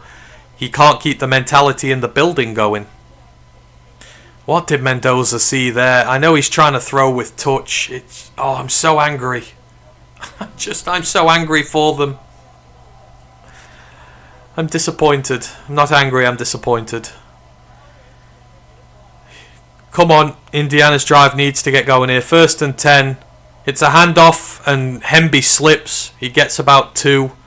There's just these little mistakes creeping in now. A couple of slips here and there. That bad throw. Don't think the weather's doing any good there. It looks pretty wet. Don't know if it is. The hoods are up, so it's going to be slippy. This just feels like the momentum's in Oregon's favour at the moment. But every time Indiana have had their back up against the wall, they found their way out of it. You just need one more big effort, guys. Snap back, throw, catch, and he's over for a first down. That's Omar Cooper Jr. again. Oh, he's just such a great player. He gets the catch, he's got his back to the line to gain. He shakes off one tackle and just fights his way across. They could have stopped him short there, and they didn't. They're fighting their asses off. Honestly, Oregon's defense has been good, but their tackling has been suspect today. It will need to get better. It will need to get better. Yes, PSU are perennial frauds. They are now. There's no hope for Franklin anymore. There's no faith left there whatsoever. Throw to Hemby goes for about 2. They seem to have abandoned the ground game altogether, which is odd. Given it's raining, you would think they'd be trying to, unless they're worried about fumbles or something like that. But it's 2nd and 7, and it is absolutely railing it down there now. Bryce Betcher, there is it Betcher? I need to get that right. I'm hoping it's Bryce Betcher. If it's not, I apologise. I take pride in pronouncing people's names right. Hemby in the backfield, 2nd and 7. It is a handoff this time. He finds a little gap in the middle, gets about 2, maybe 3. It's going to be 3rd and 5, 3rd and 4. This feels, I know this sounds premature, but this kind of feels like maybe a game here for Indiana. They're going to have to punt at this point. And you feel like if they punt at this point, they've just ran out of juice offensively. They need to convert this. Mendoza dicks over the top, and he's going to be about a yard short. Here's a good catch. I don't know whether they're going to give him forward progress, whether the ball made it. I think this is going to be a 4th and 1. Where does he get it? He gets it with a yard to go. The tackle is good. Oh, he's not got it. Oh, there's a flag. I think there's a flag being thrown on Oregon. Offsides. Backbreaker for Oregon. discipline in coming in. That would have been a 4th and 1 there, and that would have been an opportunity to really turn this game in your favour. Instead, you've just extended Indiana's drive and given them a little bit more life. However good you think they are worse. Yes, they are. Penn State have no business being this bad, but they are. But again, they can't train receivers. They can't train. They can't train quarterbacks. But they can do running backs and defense very well. But you need the flash players, and they've always seemed to struggle with that. A run down the middle from Henby. Oh, not Henby. I think that's Kalen Black this time. Goes for about 1. In fairness to Indiana, they are trying to get a long drive going. It's 2nd and 8, actually. They got a little bit more than I thought. This is it. The game is in your hands. Just keep methodically getting down the field. Give yourselves 3rd and manageable. Get half of this. Get another half. You got a good 4th down if you need to. Joshua says Penn State need to get rid of Drew Aller if they want to be a contender. I think that's true, and it's such a shame. Another run. Henby, he about makes the line of scrimmage. This is going to be 3rd and 1 at the worst. Probably 3rd and inches. Perfect for Indiana this is, because you'll convert that and you'll keep the clock rolling. They want to kill as much clock as physically possible at this point and make sure they have points on the board. Just ticking under the 9 minutes to go marker. It's 3rd and 1. That might be another offside. Or did Oregon get Indiana this time? Oregon got Indiana this time. That's a snap infraction. Oh, that's big. That puts them to 3rd and 6 now. It's the right tackle, Khalil Benson. And he's been really good today. Or at least in the bits I've seen. PFF may say otherwise, I don't know. But he's been tremendous. Just these tiny little mistakes start to creep in. They're about even on time of possession, though. Indiana did well to claw that back. They were down early. 3rd and 6. What have Indiana got here? They're just in Oregon's half. They're still not in field goal territory, so you need to keep the drive going. It's a high snap. He's looking, throwing. He's got it. He's got the 1st down. And that is Elijah Sarrett. Chain mover. He is pumped. And again, they are keeping this drive going. The clock keeps on ticking. And what a route there. Just, oh, that is filthy. That is utter filth. He stutter steps inside, then on a dime just breaks back outside. And because it's slippy, the Oregon defender goes for walkies. He slips and he falls. Tremendous route running from Elijah Sarrett. Handoff. Henby looking for a gap. He gets one. He gets about 2 or 3. That's fine. 3 yards is fine. Keep going. Clock's under 8 minutes. Penn State needs a coach. Yeah, James Franklin, I agree. But I don't think Aller's good enough. He's shown like Sean Clifford before him. He can be a good quarterback, but he's not a great quarterback. It just always feels like... Because the great teams, their quarterbacks can win a game for them. I can't remember the last time Penn State's quarterback won them a game, like a high-pressure game. They've just not had that sort of quarterback, who's what they struggled with, but the coach doesn't help. Oh, what have we got here? We got a 2nd and 6. Is this another false start penalty? Another penalty on Indiana. The noise is getting to them. That's a shame. 2nd and 6 becomes 2nd and 11, and you've put yourself behind the chains now. Mateo has been very quiet today. You do not want to give him an opportunity to make his mark on this game. Just under 7.5 minutes. 2nd and 11. You want to get at least half of this if you're Indiana now. Give yourself a manageable 3rd down. They're in Oregon territory. They're at the limit of a field goal kick, but this weather, I wouldn't be doing it from here. You want another 20 yards ideally for a field goal. Snap. It's a screen. It is so well blocked. He's through to the 20, to the 10. He's to the 5. It's Elijah Sarrett. Again, big play Sarrett.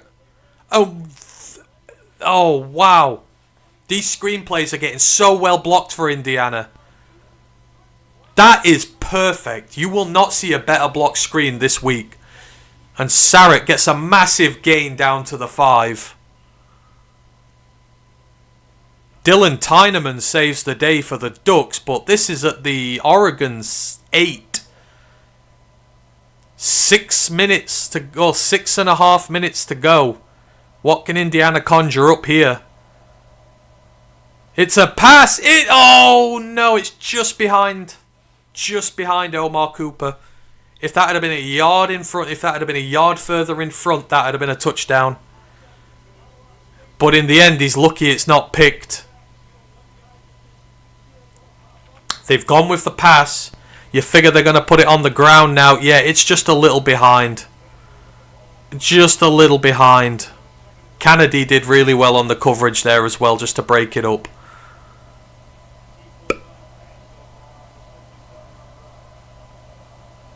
Second and goal from the 8. He drops back again. He's looking for the same pass. Mendoza's running. He throws to the back of the end zone. It's out the back of the end zone. I feel like you've missed a trick not at least running once there just to try and get a couple more yards. In this situation, you don't really want a field goal. A touchdown is what puts the pressure on Oregon. A field goal, there's still loads of time left in this game. If I'm Indiana, I'm not even contemplating a field goal. I'm just not doing it. I've got 2 plays here to get a touchdown, or I'm turned away. And to be honest, if I get turned away at their 8, I'm going to trust my defense to make a stop with them backed up so close to their end zone. I am not thinking about anything other than a touchdown here. Run the ball. Oh, we got a timeout first. Looks like Cignetti's taken one. Yeah. It was, Brent. That was a fantastic screen. It was so well blocked. And again, the thing about Cooper and Sarrett, that not only are they tremendous receivers, they do the blocking aspect of the game as well. Because again, Indiana's got a 4-deep running back room of legitimate stars, and they need to feed them. You've got to do a lot of run blocking in that system, and these guys do that. So, you know, they're all-round receivers. Indiana have been good in the red zone today. They've punched these ones in when they need to. PK Jr. goes, IU's defense is about to come in jacked if they score. Yes, they will. If Indiana get a touchdown here, you can bet that Indiana defense is going to come in and be like, one more stop. That's all we need. And they will give everything they've got to get it. Man, this is such a great game. Absolutely fantastic. 6.5 minutes. It's 20-all. You could cut the tension with a knife. Indiana in the 10-yard zone, in the 10-yard line of Oregon. They've got one man in the backfield, but they've got them spread pretty much for the offense. This looks like it's going to be a pass again. What are they going to do? They are going to pass. It goes out. Why is a touchdown? Elijah Sarrett's got it. And Indiana, with 6 minutes left, take the lead. Oh, that was such a brave play. And that is such a great throw from Mendoza. Everyone was out. There were no extra blockers in there. Oregon brought a lot of pressure on him. Watch Sarrett here. He's lined up on the perimeter. Gives him a little stutter step to the outside. Then just hits an out. Stutter step to get him off mark. And then he hits the out. The defender can't come with him because he's been befuddled by the stutter step. Surratt, honestly, again, I've said this on the college pod. He's one of the most underrated receivers in the nation. Maybe the most underrated receivers in the nation. And Indiana up by 7 with 6.5 minutes to go. Now, how are your nerves? What makes this even more impressive? The fact that Mendoza throws a pick 6 and wastes their lead, and then they've got to drive, and in a full, you've got to have a full length field drive to come back and take the lead. They shook it off. Mentally weak teams would have capitulated after that pick 6. This is not a mentally weak team, and we're seeing it now. Any questions about Indiana's ability to hang with big teams when setbacks hit them, you're now seeing these questions answered. No matter what happens, I'm going to bat to them against anyone they play now and say that, mentally they can hang, and talent-wise they sure as hell can hang. Man, this is tense. And I'm not even a fan of them. It's just... Oh...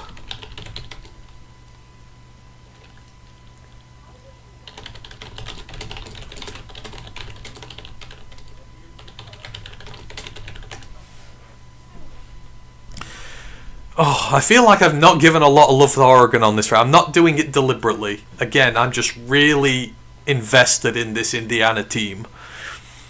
You know, for the most part, this Oregon defense has been quite good, but, you know, Indiana have found ways through it. This is Mendoza. If you're talking about Mendoza and Moore in an argument about who will go in a draft first, I think you've got your answer today. Mendoza, on the road, in a hostile environment with what is an incredibly loud crowd. You've got to give it to Oregon's fans. They've been stunning. He's handled this pressure well. Yes, he's thrown a pick six, but then he's come and led a touchdown drive right after that and shook it off. Moore's been fine, but Moore's not made any highlight plays. He had one big play where one of his guys was wide open. Mendoza's moved himself in the pecking order.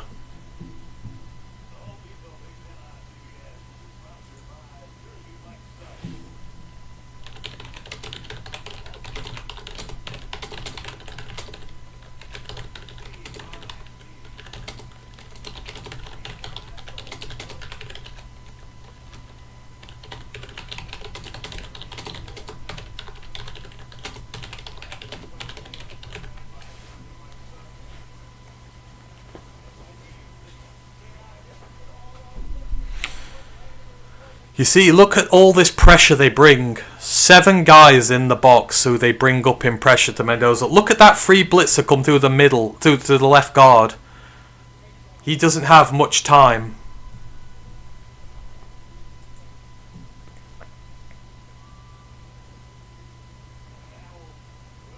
The Hoosiers are winning, RJ Graham. You've joined us with 6.5 minutes left.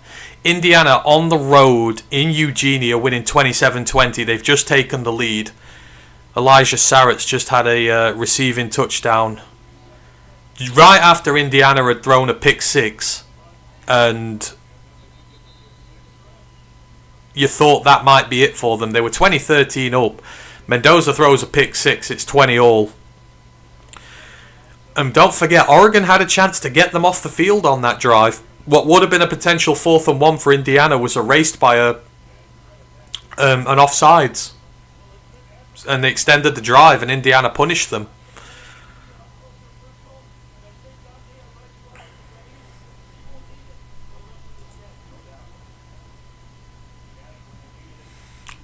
Northwestern have beaten Penn State.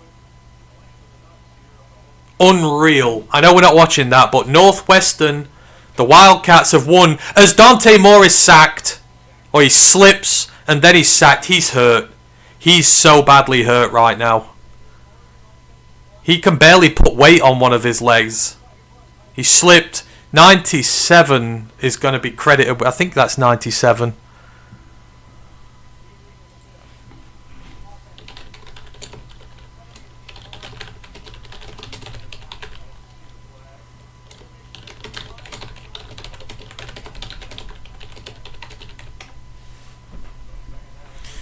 Indiana 2nd and 13. Have to sack him more again.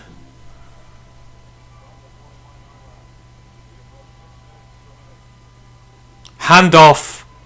The ball's in the air. It's picked. It's picked. Indiana get the turnover.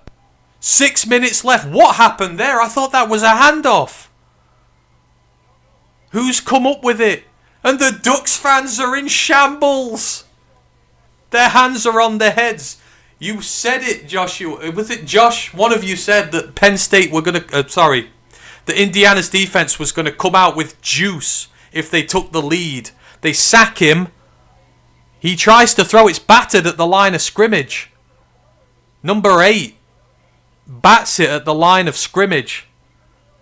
Right in his face. It's up in the air and it's picked off. And they are full of beans. Completely and utterly full of beans. And this is going to be really good field position for... no, Brent, it was Sarah who got the score. You were one of two choices. But Indiana have got the ball at Oregon's 32 now. There's 6 minutes left. They've just been called for a false start again, I think. Oh, come on, Indiana. At this point, a field goal puts you 2 scores up. So, run the ball. Take another minute and a half off the clock. Hit your field goal. Number 8. Who got the pass break up there? Or who battered it? That was Stephen Daly, one of the rotational edges for Indiana. He got his hand up, battered that thing in the air. Oh, Mendoza with a fake on the handoff again. He gets a good chunk of that 1st and 15 back. I think he about halves it. Might be a 2nd and 7, 2nd and 8. These fakes are getting me. Oh, Tuioti just absolutely bites on that thing. He kills the running back and then looks around and sees Mendoza running away with a football. Mendoza got 8 there, so it's 2nd and 7, so they've wiped out the penalty and got a bit of extra yardage.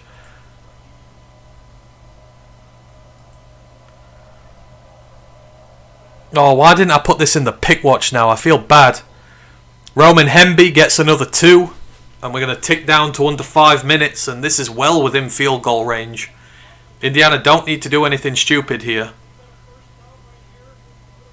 I mean, if I'm being brave and I'm doing the Dan Campbell way at 3rd and 4, I'd run it and then go for it on 4th down potentially. If I got to 4th and 1 and 4th and 2, I would try and ice this game. Oregon have 41 yards of offense in the second half. 41. That just shows you how dominant this Indiana defense has been. Curt Cignetti's name is going to be on everyone's lips moving forward, and so are all these guys who have performed so well. Mendoza dumps it off, and that's going to be 4th and 1. It's a really good tackle from Flowers. And another person has got a reception who's not Sarah or Cooper. That is the... Oh, as Oklahoma are getting properly blown out now. That is the 2nd reception of the day for, and I need to get his name up here because I can't remember, Riley Nowakowski. He's got 2 receptions for 7 yards. The players under review. They've actually given Indiana a 1st down, which I don't agree with. I think this will be overruled and put to a 4th and 1. Yeah, so Mendoza today, 19 completions out of 30. So he's about 66%. 211 yards, a touchdown and a pick 6. 8 receptions to Elijah Sarrett for 121 yards and a touchdown. 7 receptions to Omar Cooper for 58. But a lot of those Cooper catches have been big chain movers. Just because he's got less yards don't mean they're as valuable. 15 of the 19 targets have been to his 2 stars.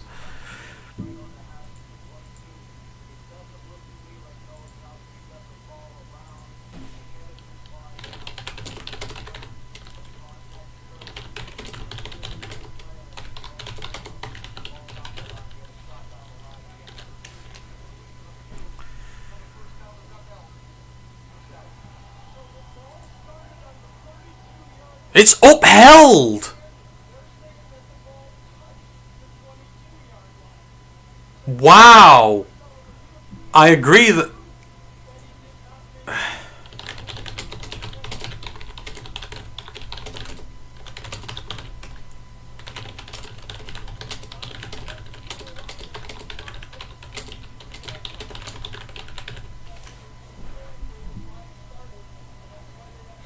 So Indiana get a 1st down, so they can carry on killing the clock here. Sorry I went quite a minute just trying to fill out notes here.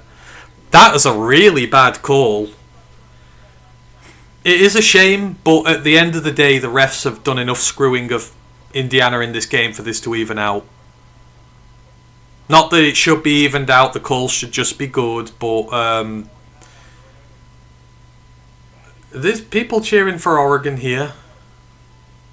I know why they didn't change it, Lisa. They didn't have like the best of views to do it. I do get that part of it, but for me, initially, it should never have been given as a 1st down in the first place.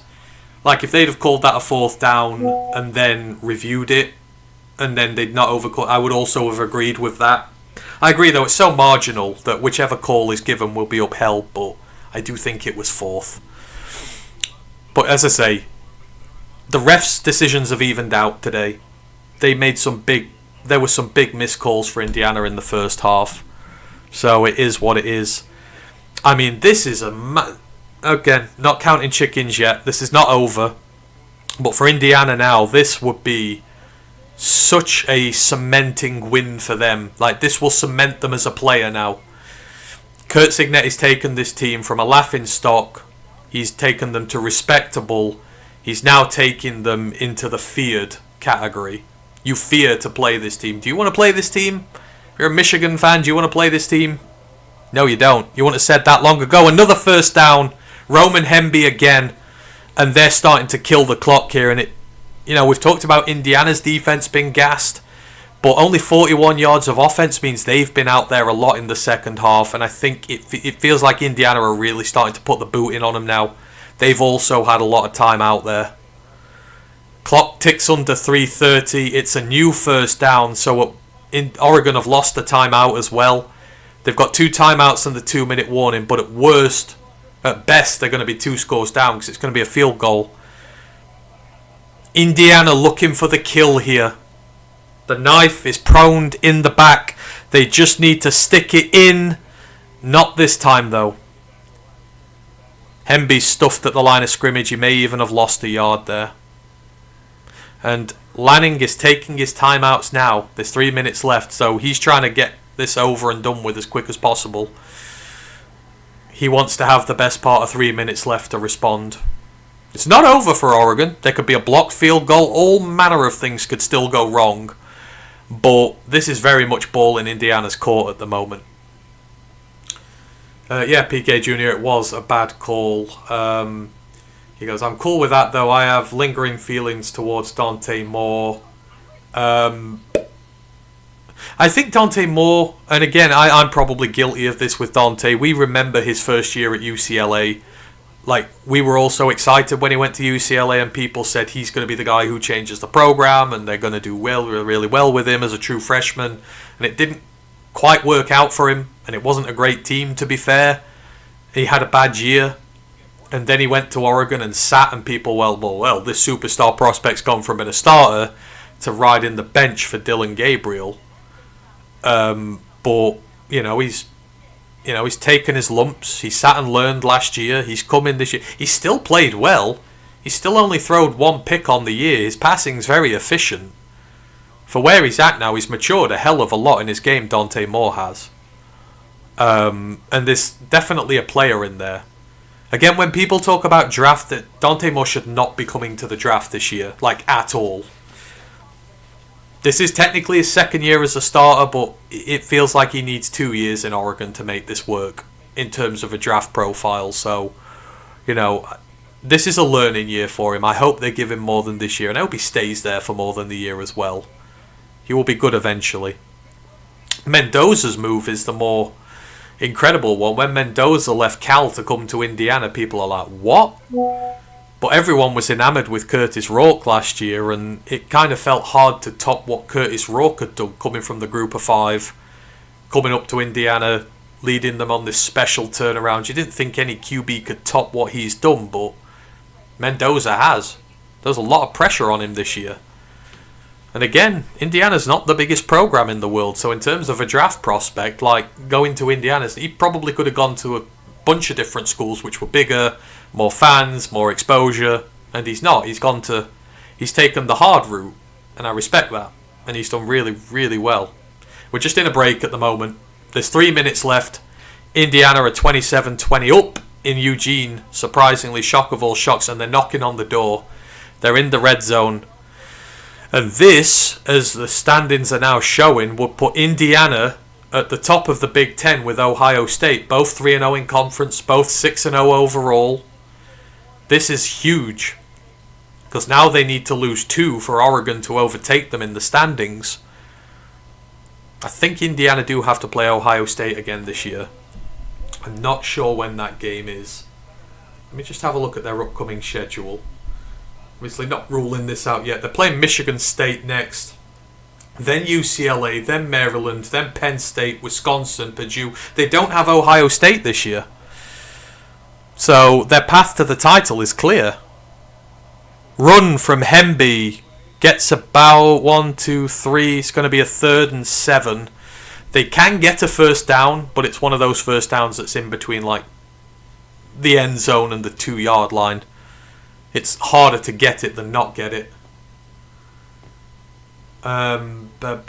Joshua K goes, Indiana has a chance to pull this off. If they do, I would be so excited if they do. I feel vindicated in my love of this program. I didn't put them in the pick watch. Mind you, if I'd have done that, I'd have probably cursed them, so I don't care. Yeah, they fought so hard today, and for all of you who've watched it, I don't think you could deny that they have fought so unbelievably hard, this Indiana team have. It's just been tremendous from minute one. They've faced setbacks, and they've just water off a duck's back. They look mentally unbreakable.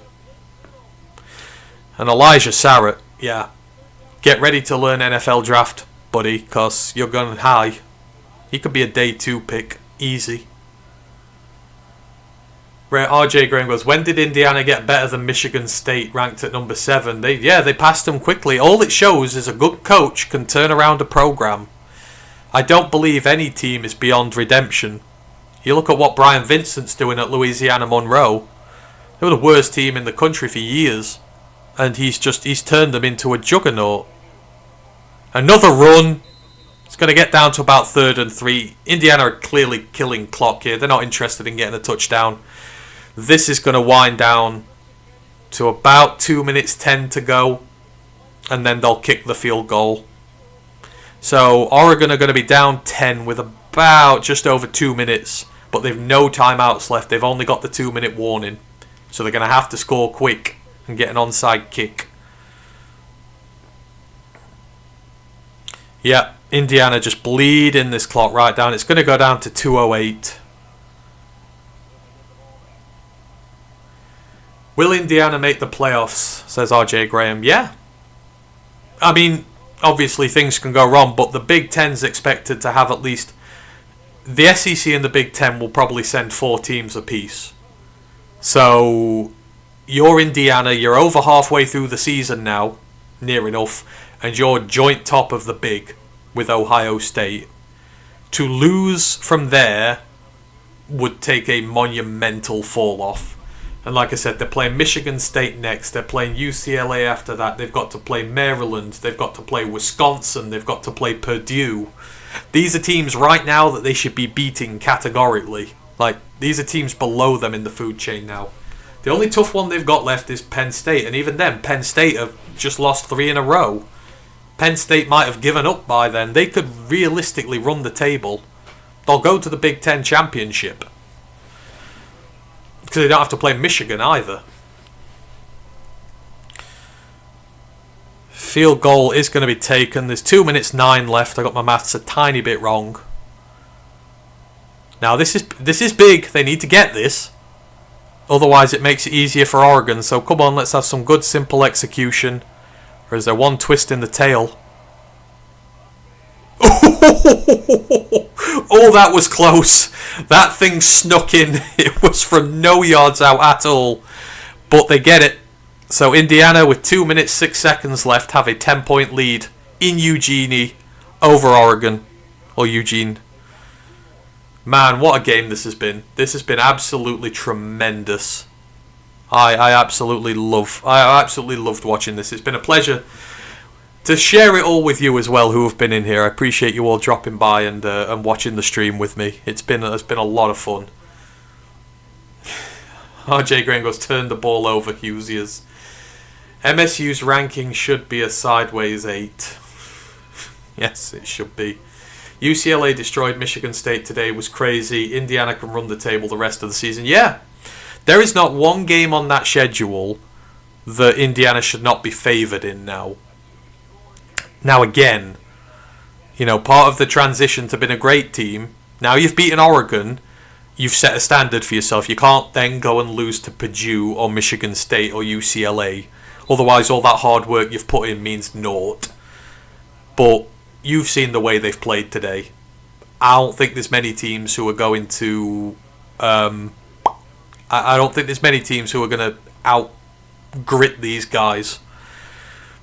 I don't think there's many teams that have got the firepower to be able to put them under some real serious pressure. So we've got 2 minutes left. Is there one final twist in the tail? 2:06 to go.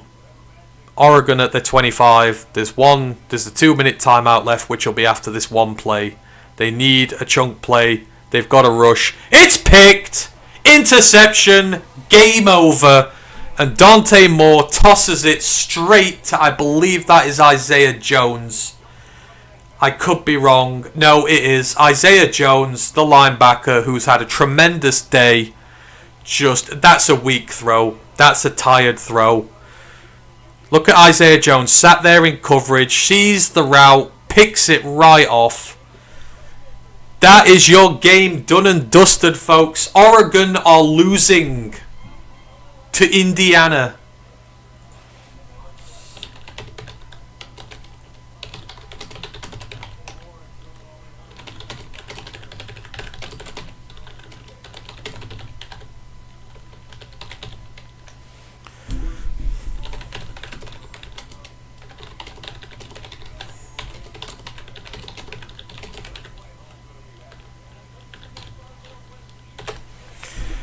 I mean, how many times do you see a team go to Eugene and bully Oregon? That's what they've done. They've bullied Oregon. Mateo Uangalele may as well have not played in this game. They've hurt Dante Moore, which, you don't want to hurt, but obviously they've landed that many hits on Dante Moore. They've shook him up. He's not 100%. That's what you need to do. When your opposition quarterback is throwing at 74%, he's accurate as hell, he's got good receivers, you need to mess his timing up. And those linebackers have been so good in coverage, he didn't see them. He's just stopped seeing where these linebackers are. And that just goes to show, the pressure's been so intense, he's locking on to somebody, he's not scouring the rest of the field to see where the rest of the defense is, because he's so busy trying to get the ball out of his hands. Just an absolute masterclass on defense today from Indiana. And offensively, when they needed to, they've done the job. Their main guys, Hemby, has 2 rushing touchdowns. He has plugged away for those hard 3, 4, 5 yard gains, which have made second and third longs manageable. Your 2-star receivers have been absolutely tremendous. Sarrett is your deep threat. Cooper is your chain mover. They've come to the fore, and your quarterback's been perfect. And your offensive line has been almost immaculate. Apart from a couple of plays here and there, they've been almost immaculate. Everything's got to work when you go to Eugene to play them to win, and everything did work. RJ Green goes, I have hangover from the Detroit Tigers losing in 15 innings last night against the Mariners. Lions better win tomorrow. They will. Lions will win tomorrow. We'll all have that one. Yeah, the Tigers was cutting. The guys over here were watching the Tigers last night. It finished at about 6 in the morning here. Hang on, let me just check when the last messages went out. It was crazy. I woke up, I'm like, what the hell do you mean they're still watching it? Sports chat, when did they stop? Oh, we had loads of chatter about Scooble's contract, so I need to find where we were at. 5:53 a.m. So some of the guys stayed up till 6 in the morning, literally here all night long, watching that Tigers game. I think it was bad there. Imagine what it was like for them here. It was crazy. Brent goes, Hoosiers seal the deal. Brent DeWitt says, great game. Yeah. You know what? Got to give kudos to Oregon. It takes 2 to tango.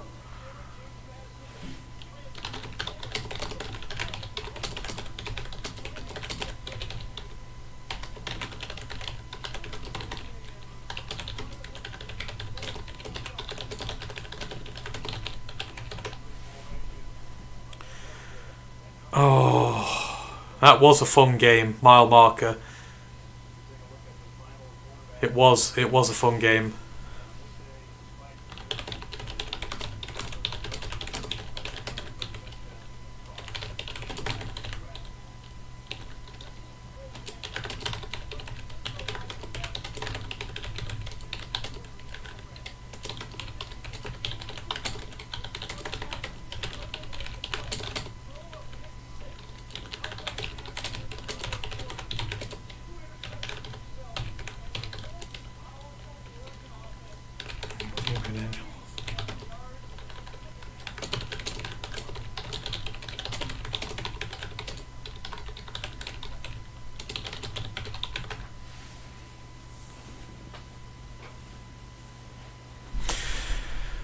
Yeah, this thing has been kneeled out now.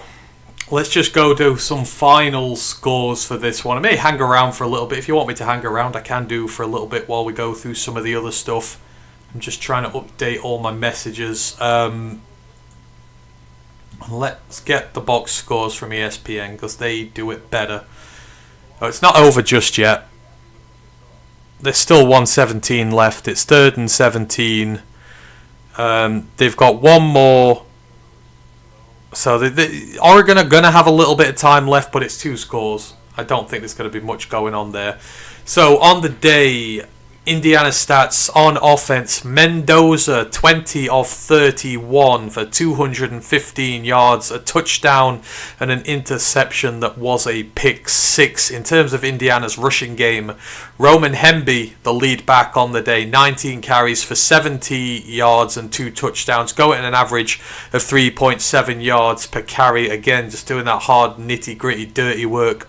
Mendoza had 5 carries for 31 yards at 5 yards per carry, average 6 carries, sorry. Kalen Black had 7 carries for 31 yards at 4.4 yards per carry. Cooper had 1 for -4. He had a screen blown up. The receivers, Elijah Sarrett, 8 receptions, 121 yards and a touchdown. Omar Cooper, 7 receptions, 58 yards. They were 15 of the 20 receptions on the day. Hemby had 2 for 25 out the backfield. And Riley Nowakowski had 3 for 11.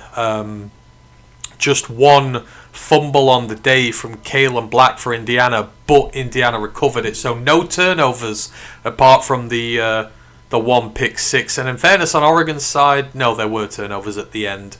Oregon's offense, Dante Moore, 17 of 28 for 163 yards, 1 touchdown and 2 interceptions, but he was badly beaten up, and you know it was tough watching at the end. He'll bounce back, but Indiana's defensive line did a number on him. In the rushing game, Jordan Davidson, the young true freshman, 8 carries for 59 yards at 7.4 yards per carry average with a longer 26. Noah Whittington went 5 for 27 at 5 yards per carry. Jaden Lamar had 3 for 17 at 5.7 per carry. Courier Moore, Jay Harris, Dier Hill all had a few, but nothing much going there with them. In terms of the receiving, Malik Benson was the leading receiver, and he had that 1 touchdown catch for 44 yards. That was it. Courier Moore had 4 for 39. Gary Bryant had 4 for 37. Jeremiah McClellan had 1 for 13. Kenyon Sadiq had 1 for 13. Davison had 4 for 9 out the backfield. Those screens just didn't go anywhere. Lamar, Whittington and Johnson, all running backs, had 1 apiece as well. In terms of defense, standout day for quite a lot of guys on this Hoosiers line, but Aiden Fisher, the linebacker, led on tackles with 13. He had 1.5 sacks, 1.5 tackles for loss, followed by Rajaya Hardy, the other linebacker, also 13 tackles. He had 1 sack and 2 tackles for loss. The other linebacker, Isaiah Jones, 7 tackles, 1 sack, 2 tackles for loss. Every linebacker on that Indiana team, the main ones, had at least 1 sack on the day and multiple tackles for a loss. On the defensive line, Mario Landino had that big splash sack earlier on. He had a tackle for loss and 4 tackles as well. Kellen Wyatt off the edge had 1.5 sacks and 1.5 tackles for a loss as well. Tyreek Tucker had a tackle for loss as well. The D tackle had a tremendous day. Didn't really stow up on the stat sheet, but they stopped Oregon really from getting anything. They had so many pressures through the middle. Hosea Wheeler, Mikhail Camara, another quiet one by his standards. He's the star, but he's taking a back seat. He's doing a lot of good run defense stuff. He's doing a lot of good stuff in terms of getting after the mobile QB a bit. You know, still had a good game when all is said and done. D'Angelo Pons, he had 4 tackles on the day in the backfield. Amari Farrell had 7. Lewis Moore had 8. So the safeties were busy, but they were efficient, did what they needed to do. And then on Oregon's side, Bryce Betcher, he ended up top with 11 tackles on the day, 5 solo. Dylan Tyneman and Aaron Flowers both had 8 apiece. Bear Alexander had another good day on the defensive line at tackle. He had 2 tackles for loss and 5 tackles total. Brandon Finney, the corner, big day for him. 1 interception, an interception return touchdown, the pick 6. He had 2 passes defended as well. Jaden Kennedy had a pass defended. Tuioti on the defensive line, 4 tackles, a tackle for loss, and a pass defended as well, as he was definitely the better of the 2 on the defensive line. And yeah, those are your stats on the day, really. Sappington, the Oregon kicker, was 2 of 3. Indiana's kicking was perfect, 3 for 3. Franca had 2. Radicic had 1. And those are your stats. And this, just as we say, the game ends. The countdown is over. And the Indiana Hoosiers have gone to Oregon and beaten the Ducks in what is, for me, this is one of the biggest upsets of the year. And I was having this discussion with Paul earlier in our Discord chat.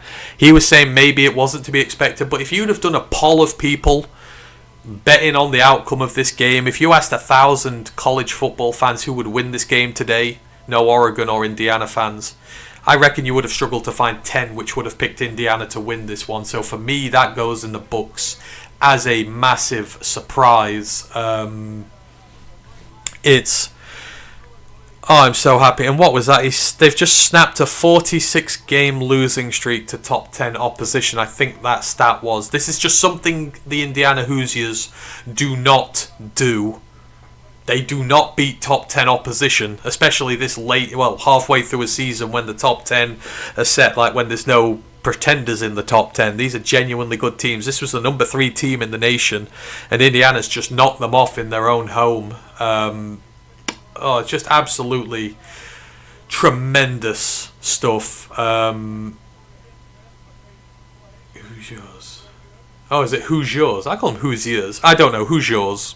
I will have to gain my. I will have to do my pronunciation a bit more. I'm learning. For a Brit, I think I'm pretty good on the overall scale of things there. Terrible O-line for the Ducks. They didn't have a good day. We'll go through it on the college podcast later in the week. But it felt like that interior gave up a lot of pressure today. I was not impressed with Laluli, the centre. He was one of the centres we had in the tier where he's alright, but he could be really good this year. Again, I would have to look over the tape a bit more, but it felt like he had a poor game today. Isaiah World had a stinker. He's not done well at all, so I don't know what the future is there for him. The right tackle, Hauksy, he had a couple of penalties on him. He had a bit of toughness as well. But again, the 2 offensive lines, Indiana have homegrown 4 of them. Only the centre is not from Indiana. The left guard went to Colorado for a year, but he came back. But 4 of those 5 are homegrown. And then they took a Notre Dame starter as their 5th, and taking a Notre Dame starter is pretty much a slam dunk thing. 3 transfers on the Oregon offensive line, because obviously they lost a lot of them to the draft. The left tackle, the left guard, the right tackle, and the right guard is a first-year starter for them. So So the centre is the only one who's been a starter for them before. So you can kind of see where the issues are there. Indiana's guys know the system inside and out. Oregon's, it's a bunch of new faces and a bunch of new starters in there, and that showed. Indiana really flummoxed them with the looks they were giving them up front, but what those 2 D tackles did was just open up the field. The linebackers have had such a great day because the D tackles have held their end up, which meant the linebackers have been allowed to be a bit more free around the field, stopping screens, hunting the quarterback if he tries to break contain, because they're not having to help block the middle. That's the big thing here. And the scary thing for people who are going up against Indiana, as I've said, Mikhail Kamara has not really done much in the pass rush this year. And, that's not a bad thing. The fact that he's not the focal point of this line anymore, it's dangerous, because he will get good again. He will start producing again soon. And this line is this good already without their star producing.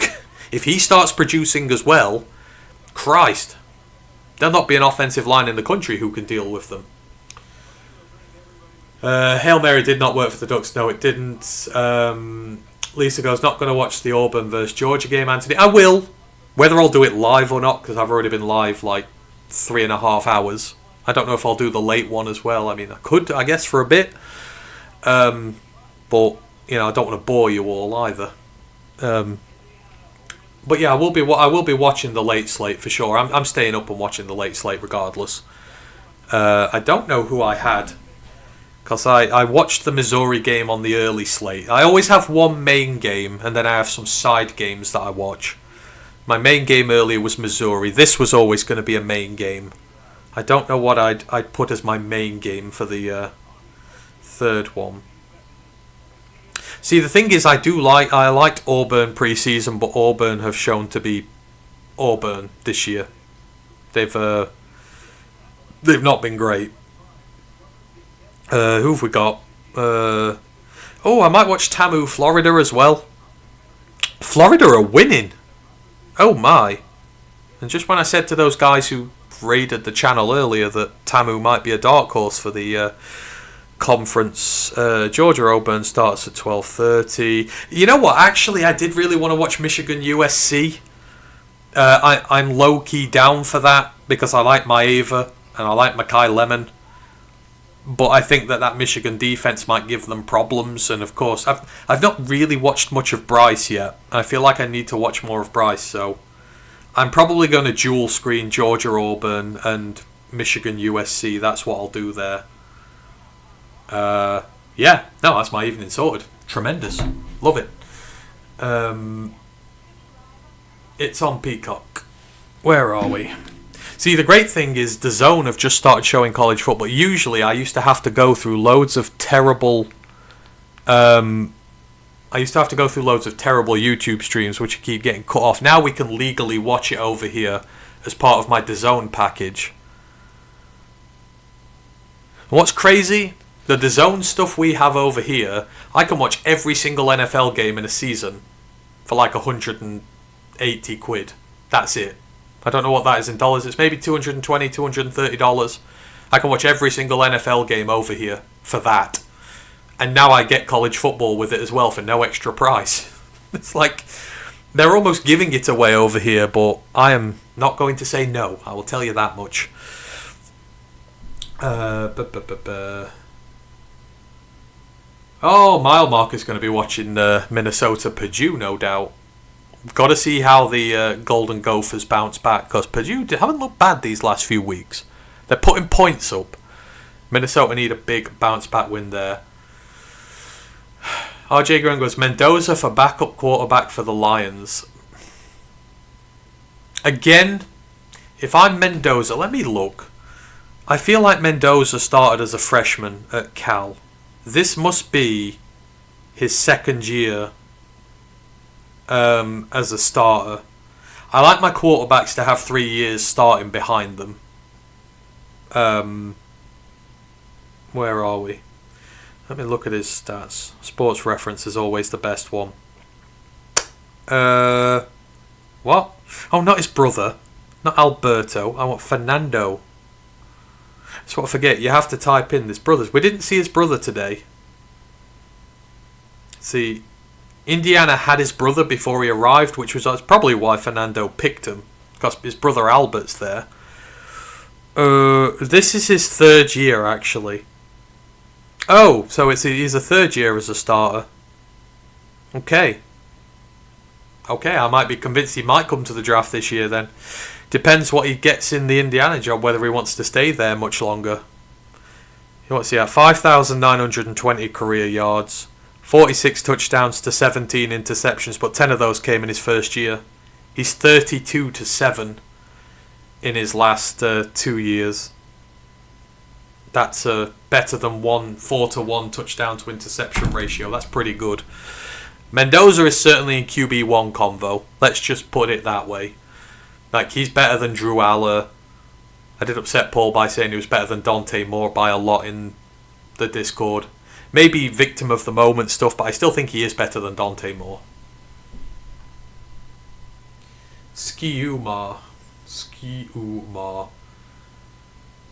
RJ Graham goes, cousin is sending pictures from the USC and Michigan game.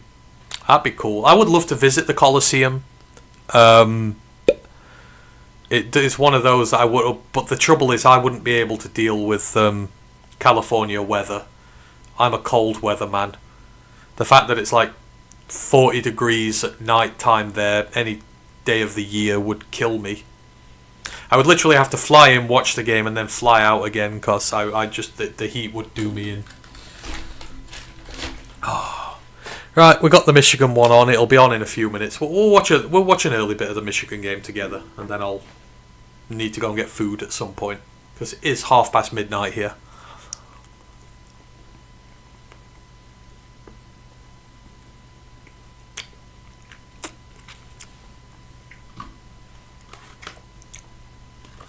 I have a mint Terry's chocolate orange with me, which I've been eating during the stream. So, chocolate orange is a thing over there.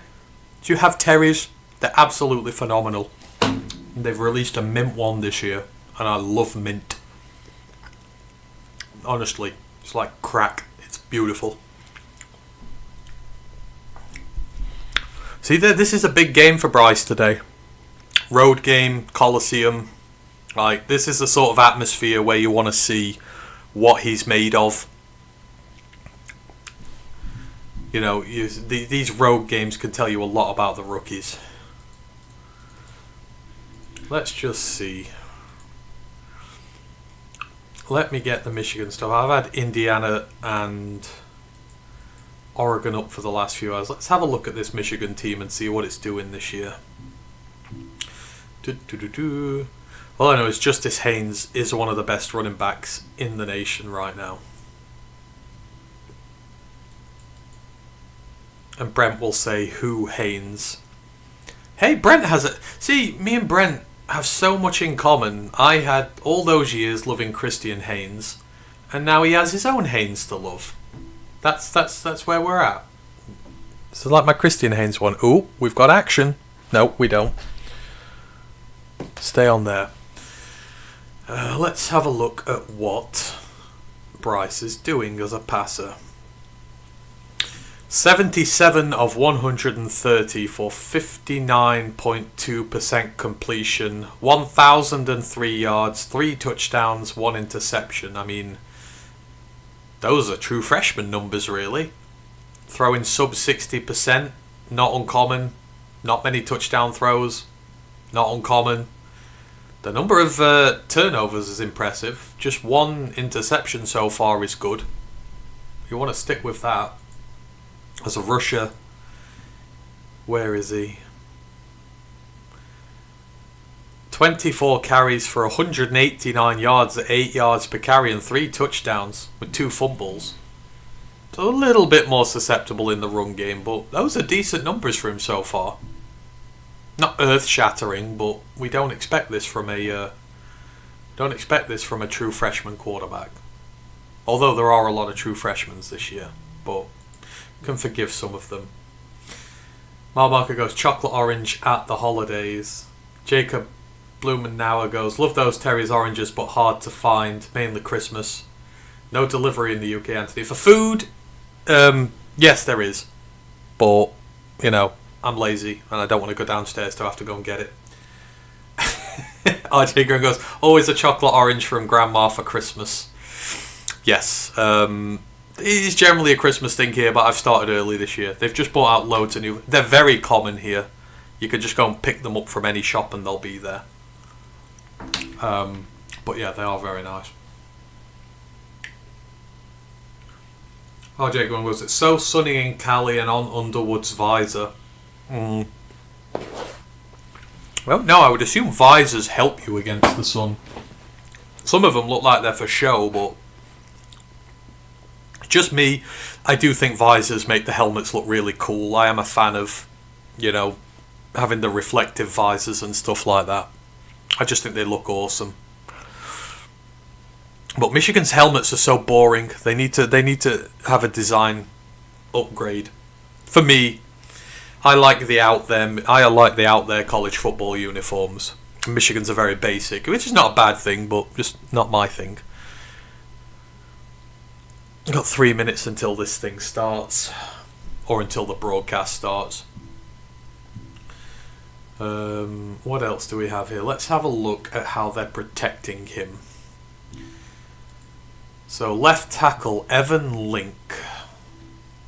Just do a thing here. Where are you from? 6'6", 324 pounds. You are a second yearer. You must have come up from the FCS because you're draft eligible next year and you'll only have 3 years behind you. The right tackle to left tackle move. So the left tackle's a newbie. He's given up a sack and 6 hurries this year. 2 sacks, 5 hits, 23 last year. So he's not graded. PFF don't like him. But we'll see. I don't use PFF grades that much. Nathan Afobe at left guard. 6'3", 312. Also a second year Michigander. Also apparently coming from somewhere else. This is his first year as a starter. Only giving up 6 pressures. It's not bad. Who have we got at centre? Greg Crippen. Crippen, that name seems familiar. Is that a lineage? He was Michigan's centre. Oh, he's very experienced. I say that. He's a second year starter. Only given up 4 pressures on the year. Oh, not seen him in my centre rankings. We'll have to take a look at him and put him in there at some point. Right guard. Oh, we've had 3 right guards. What's been going on here? We must have had some injuries. Jake Guamera. 6'4", 311. That's big for a guard. Also a second year Michigander, a first year star. This is a very inexperienced Michigan line.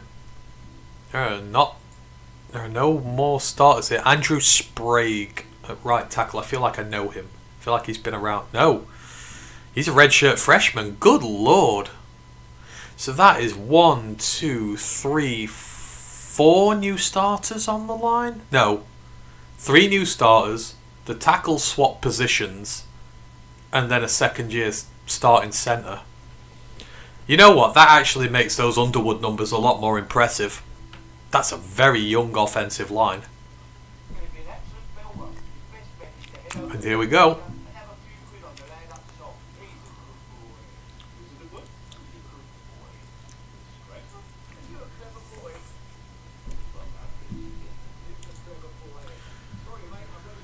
Let's just have a look around the rest of the games. Oh, Tennessee blowing out Arkansas. Oh, Navy, Brent. I'm sorry, man. They have beaten Temple by a point. Absolutely gutting that one is. What else happened? Ole Miss beat Wash State by 3. Anything else stick out here? Cincinnati win again. Northwestern to Penn State. Good lord. I don't know. What do we think, folks? Will they fire him? Will they fire James Franklin? I don't know. Texas A&M back level with Florida, which is good. Well, the big games haven't started yet in the evening. Let's see. James Franklin buyout. I'm assuming this is going to be pretty big because they gave him an extension not so long ago. Why is my computer typing backwards?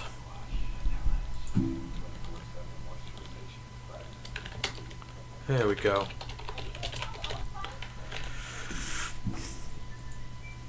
Oh, and every newspaper, every online news media report outlet at the minute has got an article in talking about James Franklin's buyout. Consecutive losses to UCLA and Northwestern as more than 20-point favourites. They are the first FBS team to lose 2 in a row as more than 20-point favourites in 30 years. They're 3-3. He's only had 1 sub 500 season so far. That's crazy. We're talking some historic numbers here. Franklin's current contract pays him $8 million through to the 2031 season.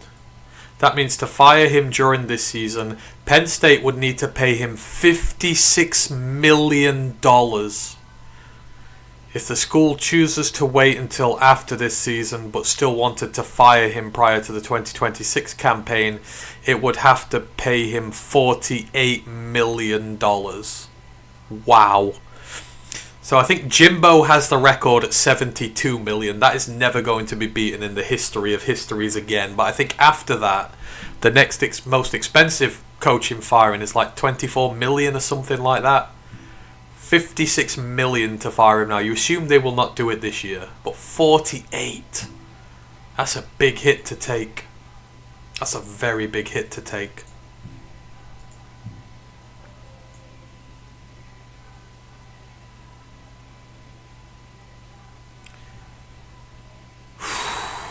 Yeah, they're not going to fire him anytime soon.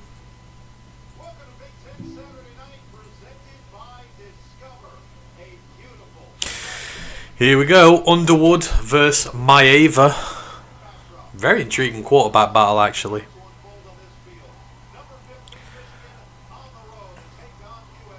I had a very love-hate thing with Jordan Maeva. He started at UNLV, quit on the team, so I didn't like him. Then he went to USC and thought that was a stupid decision because he'd sit behind Miller Moss his entire career. Then he beats Miller Moss out to the point he has to transfer and just takes that job. He made a bold call and he backed it up. Christmas stuff is already in the US. Oh yeah, it's already here as well. We've got Halloween coming up, but Christmas stuff comes out before Halloween. But Halloween's in a few weeks, so that'll ramp up now. Then as soon as Halloween's over and Bonfire Night, then that's it. Full road to Christmas and we're still months away. Me personally, I don't like to start celebrating until December. You spend 3 months building up to it and then it's just, you're fed up by the time you get to it. Try and move it into a smaller time frame and you enjoy it more. God, the Coliseum's empty. Is that deliberate? They've filled like half the stadium, then half the stadium's empty. Is it getting renovated? I don't understand. That must be some renovation work or something. Otherwise, that's an embarrassingly low turnout by USC fans.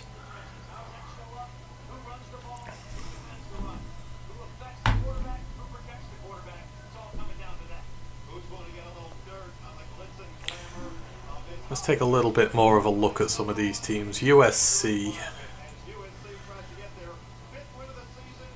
Big Ten. Give me USC. Yes, of course.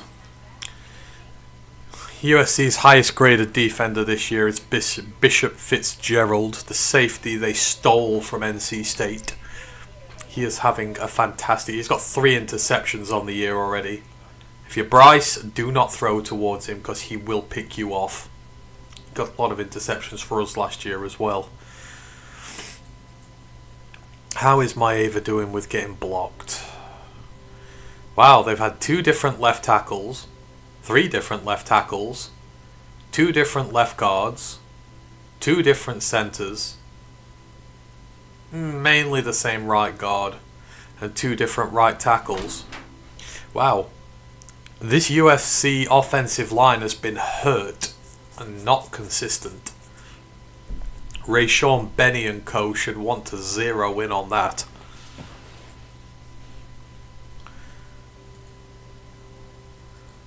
None of their starters. Raymond. He looks good. Yeah, this could be 2 suspect offensive lines.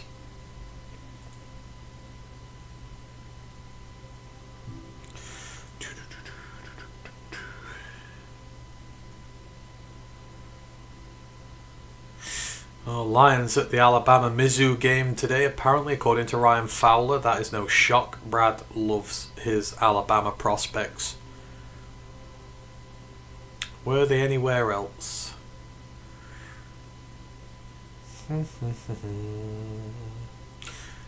Oh, so I don't know whether it's breaking news or not, but Brad Holmes was actually at the Alabama-Mizzou game today, so Holmes is scouting Alabama prospects again. Potentially scouting out Mizzou prospects as well. But yeah, Brad Holmes was at the Alabama-Missouri game. For those on the record. There was a Lions scout at the Indiana-Oregon game, which is good. There was also a Lions scout at the Clemson-Boston College game. Or, I don't think that's been played yet. There is a scout at the Clemson-Boston College game. So the Lions are doing their due diligence today. It's been spotted at 3 different games. Now, I know most teams will go to most games, but these are noticeable scouts who are going there. So yeah, but Brad Holmes has gone to watch Alabama once more. Shock horror, said nobody. Who could he be after this year, I wonder?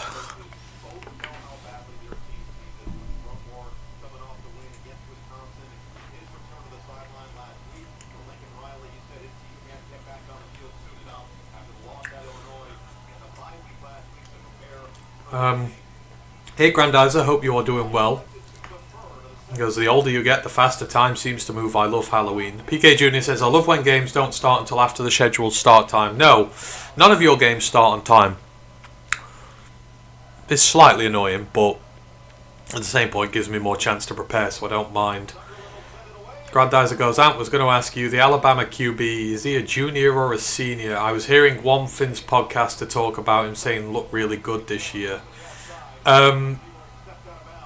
He is a CEO. Hang on, he's like a third year. Ty Simpson is. He was the class of 2023.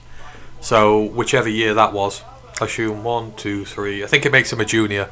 Just remember though, Grandizer, he's a first year starter, and NFL scouts have kind of told quarterbacks to itch nay on the declaring with 1 year of experience train. Ty Simpson won't come to the draft till minimum 2027. Unless he's very brave. Unless he's very brave. So, if you're looking for the year after, then maybe.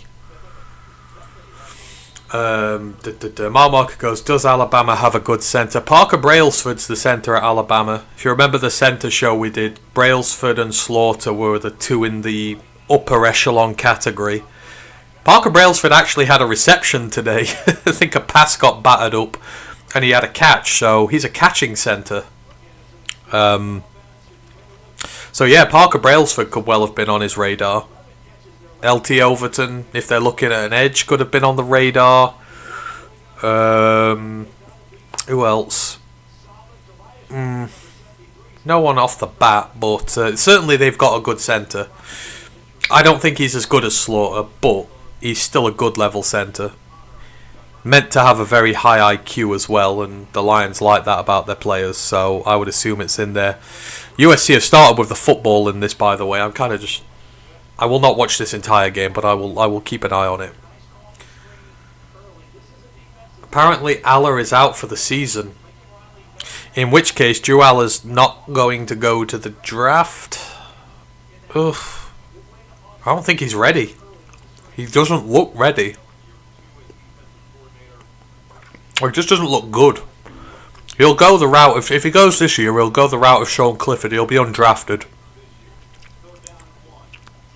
Drew Aller will not be drafted if he's hurt for the rest of the year, then comes to the draft. He's not good enough. That's harsh, but it's true.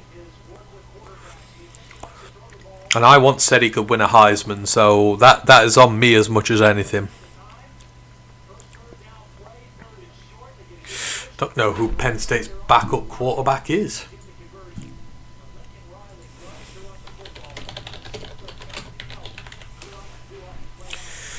Let's have a little look. Ethan Grunkenmeyer. Why does that name ring a bell?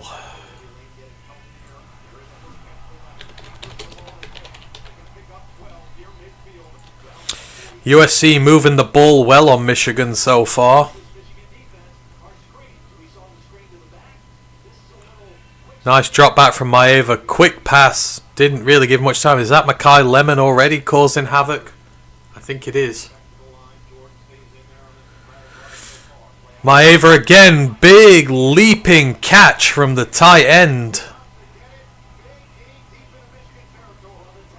USC are moving. They're in the Michigan half already.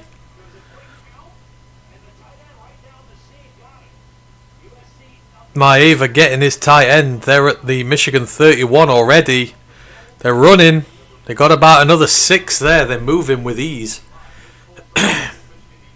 Grunkemeier's a redshirt freshman this year. So it's one of their own prospects.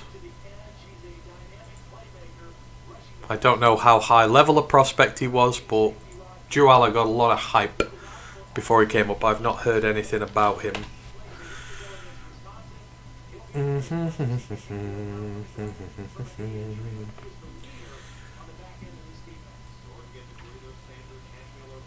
See, this would have been a really good time to have Bo Pribula on your roster. Another first down for USC.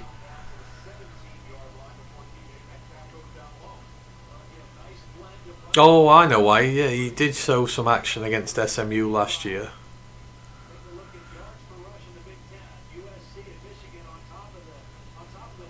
He's a 4-star. Didn't have many offers coming out of high school initially, though.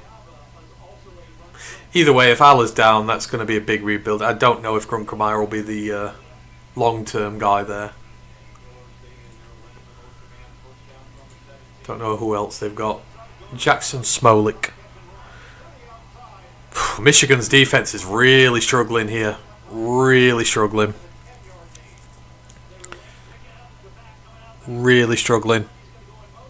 Even a high snap. Little pass from Maeva to his running back. I don't like USC not having the names on the back of their jerseys. It really doesn't help me because I've not done any prep for this. I prepped for the Indiana-Oregon game. Made sure I knew everything. I don't with this one. Where's this linebacker Brett keeps telling me about? Come on, Brett. Cole Sullivan, where is he? USC at the 6. Handoff. Ooh, gets down to the 2. They can't bring him down. And there's Cole Sullivan. Cole Sullivan's just made a tackle.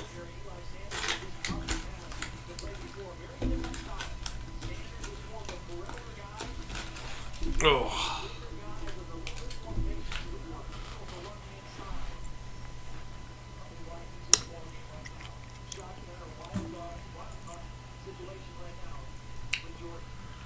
RJ Goring was, let's go Wolverines. There you go, Brent. You're not the only one in the chat there. Big run stuff there. Rolder. Looks like one of the linebackers. Yeah, big tackle there. Found the gap. Got the stop.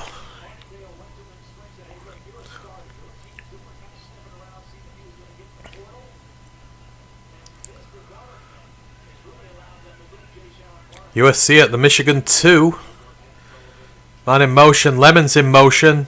He's looking for him. Touchdown. Jacoby Lane. USC made that look easy.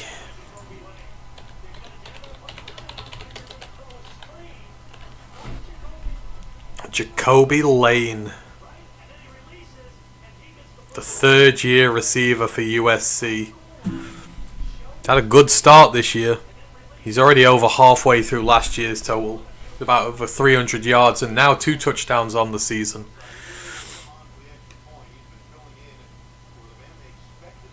"11 plays, 75 yards, 6 minutes and 3 seconds. Perfect opening drive for USC there and not a good start for Michigan. But we get to watch Bryce now. We'll see what he does in return. Michigan fans, Wink. I keep hearing a lot of critique towards Wink Martindale. Has he not transferred well back to college football? I remember when they hired him and everyone's like, this is going to be an amazing move. But generally when I hear people talk about Wink, they're saying it in a not so friendly manner right now. I don't know. Let me know. What's he struggling with? They didn't get no pressure there though. That could be a focus of it. His blitz heavy scheme, there was none of that there.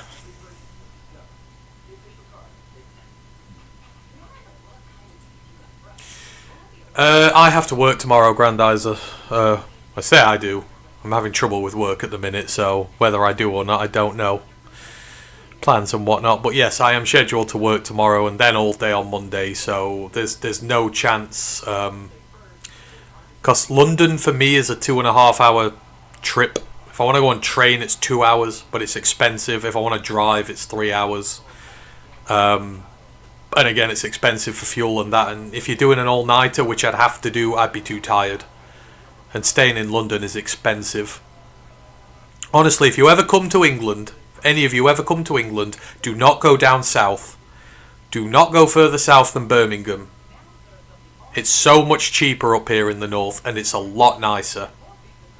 So, yeah, that's just my advice to you if you ever want to come over this way. Don't go any further south than Birmingham. Your holiday money will last you a lot longer. He's stubborn. I've heard that. I'm guessing he's got his system that's worked in the, like a lot of NFL guys. My stuff's worked in the NFL, so it'll damn well work in college. I get that. You've got to adapt to college rules. You see old Bill at UNC. What works in the NFL does not work in college. PK Jr., he's had some really good moments, but there are times when his approach is clearly not working and he just keeps banging his head against the wall. We as Lions fans over the years have known that, have we not? People devoted to their methods which just do not work. It's a shame. They do have talent at their disposal, but when you lose Mason Graham and the likes of that, it's going to take time to adjust. You don't just replace top 5 NFL draft talent and go on like you should. Look at that. That DB's all over the place. Couldn't get his feet right. Not ideal, but they've had a look at him now, so let's see how they adapt. If they do that again, then yeah. RJ Graham, if I'm coming to England, I'm staying with you. You are more than welcome. You can come up and stay up here in the lovely north with me. I'm right near the Peak District, so for those who don't know, if you watch any English programs with stately houses and back from the 1700s and 1800s and stuff like that, they're all within about an hour of me. I live in that part of the country. Very scenic, very beautiful, very peaceful. Trouble with work, yeah. If you have Northern Soul there, then I will go there, not to London. Northern Soul, well, it says it in the name, Grandizer. Northern, as in the north of England. Manchester, Wigan, places like that. Northern Soul's all up here in the north, so you can't go to London and get Northern Soul. You've got to come up here.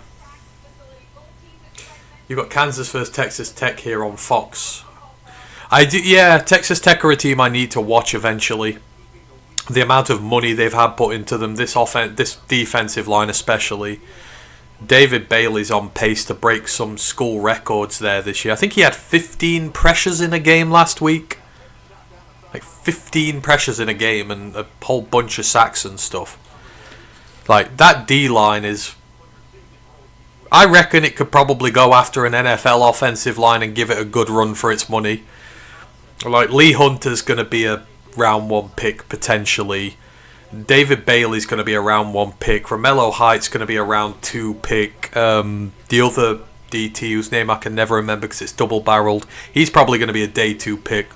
Like, you've got 4 top 2-day NFL draft picks on that Texas Tech defensive line. It's unfair how good it is.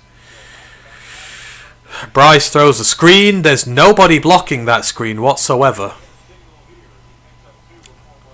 So, Michigan's drive has gone throw, screen that's not protected. Why are you not giving it to your star running back and letting him run the football? That is an interesting one to me. Oh, Giovanni El Hardy's back, so that's a good one on the offensive line there. He should be good, but yeah, pass when you've got Haynes there is, I don't know, man. I don't think this USC team's particularly good at stopping the run. And they're going to throw again, and they're going to throw a screen again. He throws it in front of Haynes. That wasn't good. Yeah, that was a really poor first drive from Michigan. you throw first down to put yourself behind the chains, then yeah, you throw an unguarded screen, then you miss a simple screen pass. That's Bryce is not settled, and now USC are going to get the ball back. That needs to change.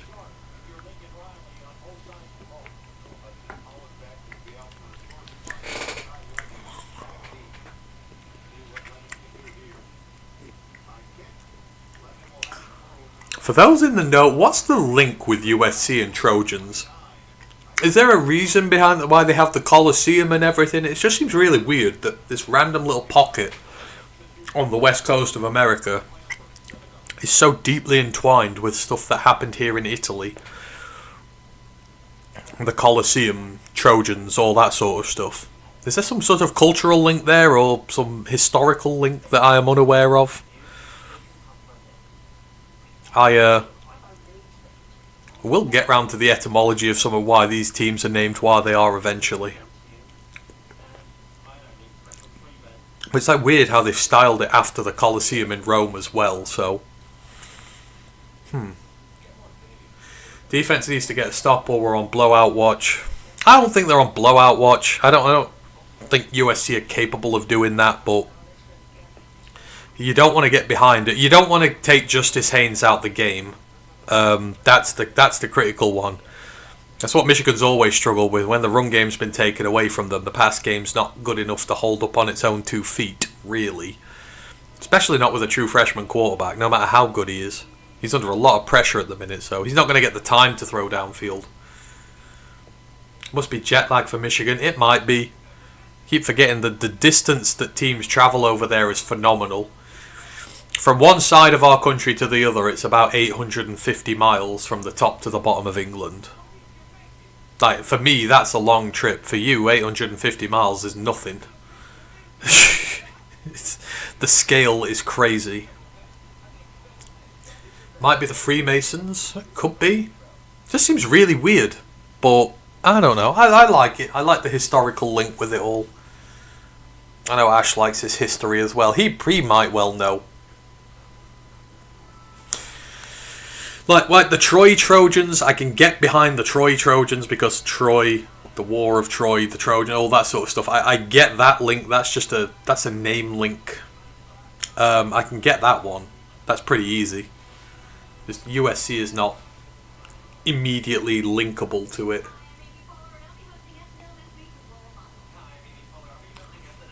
I saw a block in the back on that return as well, but apparently the refs didn't. Jet lag never bothered a Hoosier though. No, it didn't. Indiana have jetted out to that side of the country. Although I suppose they get to play in cooler climates. I imagine it's a lot hotter in California than it is in Eugene.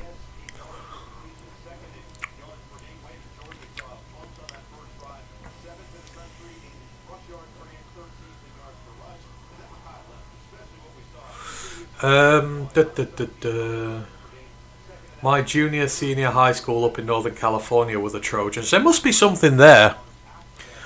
Well, whether they've just picked a name that's like fierce and warrior. I guess it's like the Michigan Spartans.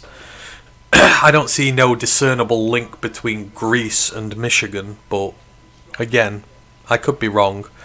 Maeva throws quick over the middle. Michigan missed like 3 tackles before bringing the receiver down. This is... Michigan are getting pressure. But I can see what you mean here. Wink's blitzing system is leaving gaps in the middle behind.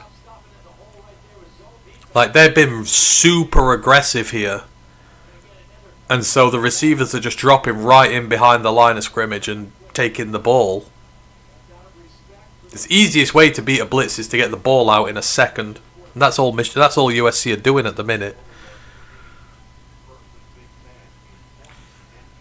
Grandaz goes, and one of the QBs you had on your college watch list, or was it Ryan's Aiden Bauman, South Dakota? I have not seen Bauman ranked. Is he injured this year or not declaring? That would be Ryan's. There's no way I'd be that in depth to know about Aiden Bauman. Thing is, Grandizer, you know better than anybody. Quarterbacks in the FCS just don't get any love whatsoever. So you know, it's a tough one for him. I'm looking at him now. He's not having a great year, to be fair. Have Michigan just made a stop on 3rd and 1 there? I think they have. They've just stopped USC. Now, Lincoln Riley, this is interesting. USC are on their own 40 and they've got a 4th and 1. Is that Rayshon Benny, the long hair? Just absolutely blows by he blows past the tight end. USC are staying out there. Or are they taking a timeout? Oh no, they're reviewing it. Yeah, Bauman's having a poor year by his standards. He's only throwing at 55%, 1,138 yards, 8 touchdowns and 5 interceptions. Although 4 of those interceptions were in the first 3 weeks. Over the last 4 weeks, he's 5 and 1. So, but he's not been very accurate. Oh, mind you, his accuracy's been... He had a really bad first 3 games. Let's just put it that way. He was throwing at sub 50%, 3 touchdowns, 4 interceptions. Played Iowa State, Lamar, and Northern Colorado. And he had a bad game against North Dakota State as well. So probably he will have to declare because it's his 4th year. But I think Bauman's just not had a good one so far. Sometimes it happens. There's guys on my watch list who never get heard of again. He's not a rushing quarterback either. He's fumbled the ball twice and he has 13 rushing yards.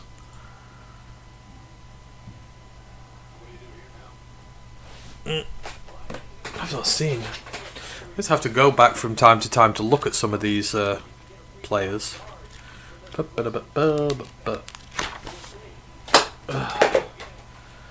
All I know is my running backs from my team to watch are doing incredibly well this year. I've at least got that in my arsenal.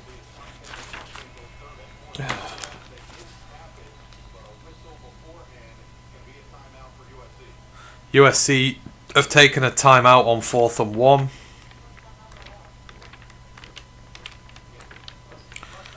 Where's my watch list? Here it is.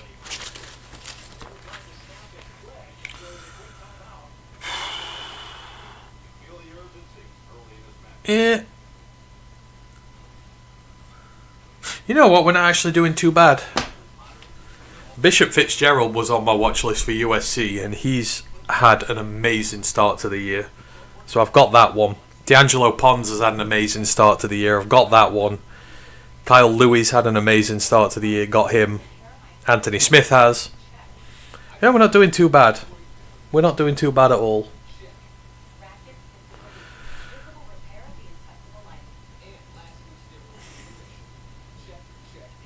Bryce looks antsy. I don't think he's been given... Like, they're not running the football. So, of course, Bryce looks antsy. They're just... Let Haynes do some work. I think they must be trying to settle him in early. They've given him 2 screen passes to try and get him some completed passes and get his confidence up. But when one's unprotected and gets blown up right away and the other is a simple pass that's thrown too far forward, that kind of knocks his confidence as well. You've got to get some offense going. You've got to get some first downs. You've got to get some momentum going to get him going. So I think you've just got to go back to the ground to Haynes now. Quick review of internet says Trojans at USC, fighting spirit right up to the end. Okay, it's a moniker more than anything. It's a moniker. That's fine.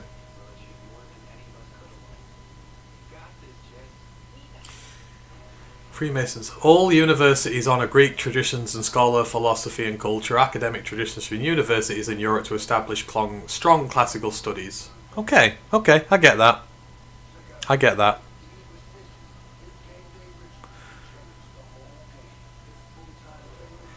And how is your guy doing, Rocco Becht? Let's not talk about Iowa State right now, Grandizer. It's a little bit of a sore subject for me. He's lost 2 in a row. Rocco, up until 2 weeks ago, was having a very good season. Maybe now he's going to go under the radar again. It's not necessarily been his fault why the team's been struggling. I mean, He's throwing at 65% completion. He's got 1,400 passing yards. He's got 9 touchdowns and just 2 interceptions. So, yeah, he's having a good year, and that was before today's performance. But he's not turning the ball over much. He's not fumbling the ball much. The turnover-worthy play rate is only 1.5%. He's been incredibly efficient with the ball, and 65% throwing is great. It's career highs. He's on course for career highs in everything. It's just Iowa State have now lost 2 in a row and are probably out the Big 12 title race, so he's not going to have a playoff stage to perform on, which is going to be the trouble. But as far as he is as a quarterback, I still think he's a tremendous quarterback. So yeah, he's having a good year. It's just Iowa State have really slipped up these last couple of weeks. A loss to Colorado is a body blow. You've basically got to win out the year now and hope the rest of the Big 12 go nuts. USC do pull a trigger on the 4th and 1. What is that? Michigan missed 4 clear tackles to bring the running back down. 4. They contacted him 3 yards into the backfield. Look at this. 1, 2, 3. 3, sorry. He's just broken 3 tackles. 2 of them hit him before the line of scrimmage, like well back into the backfield. That's atrocious. Atrocious tackling. You cannot. You could have turned USC over in their own half there. And now they're on a run. Screen goes for 12. There we go. I love Scat and Dart, but the post-game interview with Scat and Fitzpatrick ripping off their shirts was super corny. Oh, yeah. It was like... Actually, that's perfect. Did you see Dan Lanning ripping his shirt off today on game day with Pat McAfee? I said, if Oregon lost, that's going to get memed to the end of time. Dan Lanning did the same. He ripped his shirt off, and then they lost. He got victim of the moment. In fact, that's the first thing I'm going to do when I stop streaming. I'm going to go to Canva, and I'm going to start memeing that thing. Crazy. Another big game for USC, and, you know, yeah, Michigan have just let a big chance drop there. That was absolutely terrible. Rocco Becht is playing like Louis Rocco now. He's playing like Rocco Becht. He's playing very well. I stick with my guys to the end, Grandizer, through the thick and thin. No one will talk about him. I will carry on talking about him. The northern border of California is Oregon. Yeah, but aren't they like... They're massive. Like, the gaps we're talking about are thousands and thousands of miles. Like, from the southest south of California to the northest north of Oregon would be insane.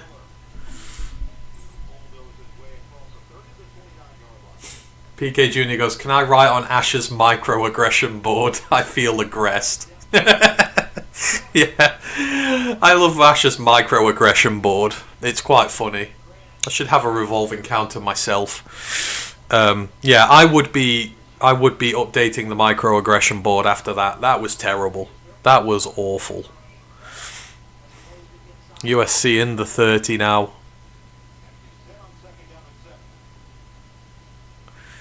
USC wide receivers clearly offside here. How has that not been called? He was way offsides. Big shot deep from Maeva. Missed. Southern California may look like Turkey and just as hot. I bet it's probably hotter than Turkey. Turkey's way too hot for me.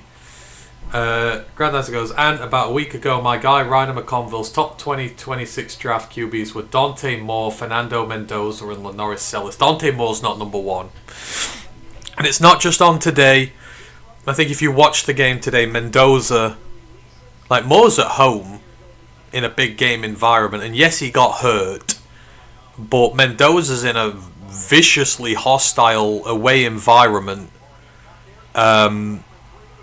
And he came through and looked really good. Even after... Oh! We got a fumble!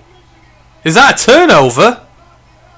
And just like that, out of absolutely nowhere, Michigan have a turnover. What went on here? Oh my god, look at that hit! Number 20 for Michigan. I don't know who number 20 is for Michigan. Hang on, let's have a look. Michigan's defense. Sorry, I don't know everybody's name. That's Jair Hill, the corner. He absolutely banjaxes the USC player. That thing pops out, and I think Rob Moore recovers it. There you go. Michigan's defense has its first turnover, and USC, we're looking at going 14-0 up. Now Michigan can tie this up. They've got to do better. Need a much better offensive drive this time.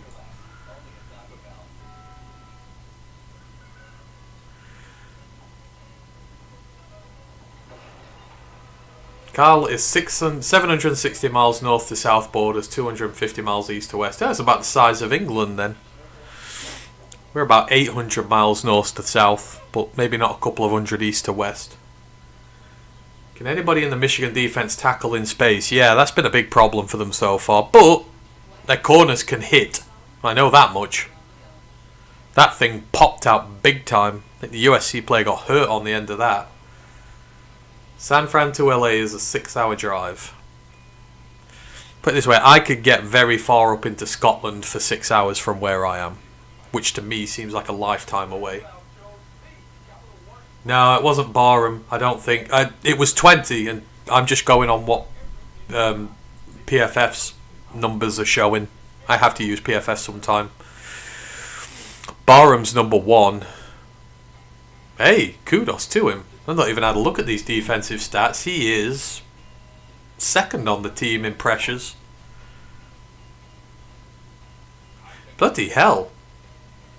He's an edge player, but in coverage, he's given up 2 receptions on 7 targets. He's only given up 28% on his receptions in coverage. He's got a pass breakup as well. And his 2 receptions he has given. That must be one of the best coverage stat lines in the country from an edge player. Or it's class him as an edge. Is he an edge? Or is he a linebacker? Edge. Is he a hybrid? Maryland. Where is he? Oh. So he's had a position change this year. So he's been a linebacker for his 3 years so far, but this year they're playing him on the edge. They must have moved him. What is he? 6'3", 243. So, they seem to like those smaller players on the edge. I'm guessing he's Josiah Stewart's replacement then. Because Josiah Stewart was small as well. Michigan must have a love for the smaller outside linebacker edge type. But they've moved his position. Handoff to Haynes. They finally got him going. He gets about 4 or 5. See, that's what you do. You don't throw an incomplete pass and be 2nd and 10. You run it and you get to 2nd and 5.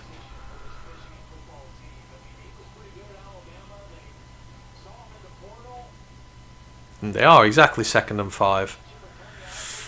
7.7 yards per carry for him this year. For a starter, that's good. I must be rivaling Corum. And there he goes again. Handoff, gets another 8, first down. Not hard this game of football, is it? Give it to your star running back.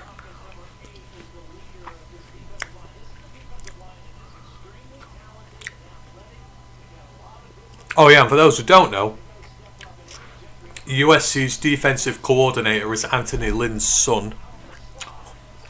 Linked to the Lions there. Underwood rolls out, he throws. Simple one to the running back. Gets about 4. Going to be 2nd and 1. So what, this is a lot better from Michigan now. That's Samaj Morgan.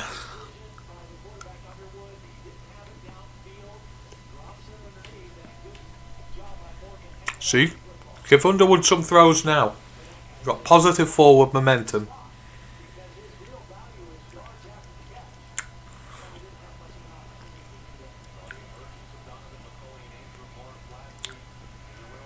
Oh, that's nice. Fake handoff. Throws it to the man in motion and gets about 15 yards. See, these are better play calls.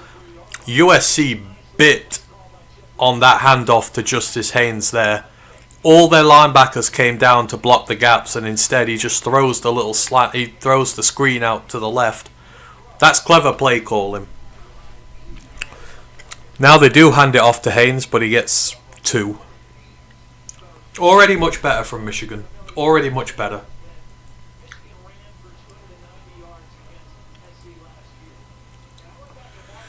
Did McAfee predict an Indiana win? Okay, I'll let him off. But he did get topless with Dan Lanning, so, you know, he is what he is.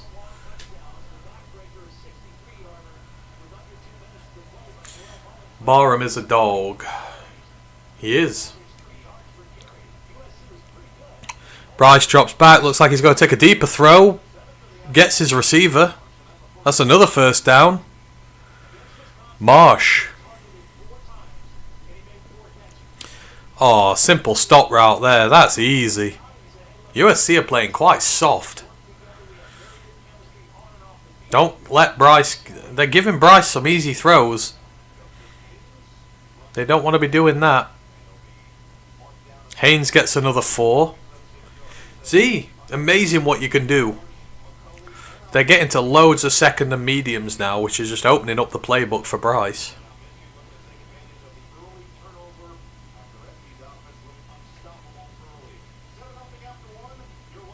That's the first quarter done already. Bloody hell. 1, 2, 3.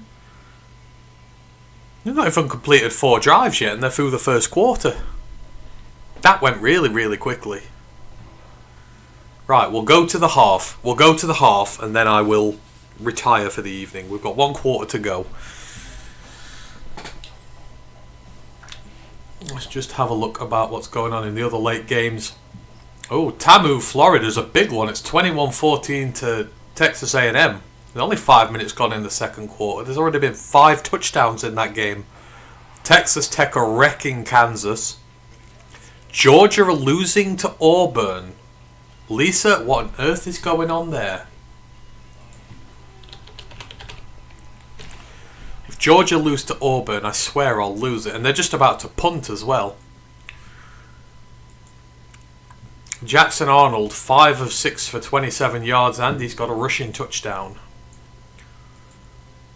Georgia, Gunnar Stockton is 3 of 4 for 18 yards. And they've got -4 rushing yards. That is never a good thing.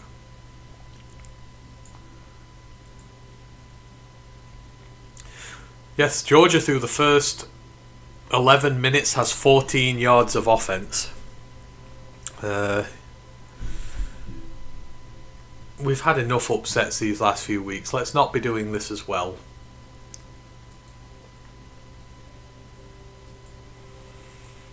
Georgia usually get their act together. They've never been known as being the strongest of starters.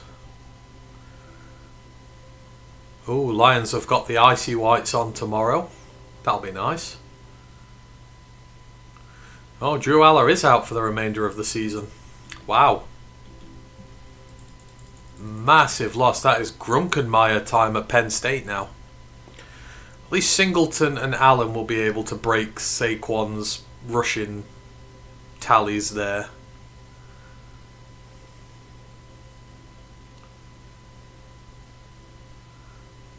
Game's that in? If anyone's interested, there was a butt cheek interception today in the MAC. Ball landed on a player's bum and the defender grabbed it off it and picked it off. So many fun things. We had the butt fumble, now we've had the butt interception. Or the butt cheek interception.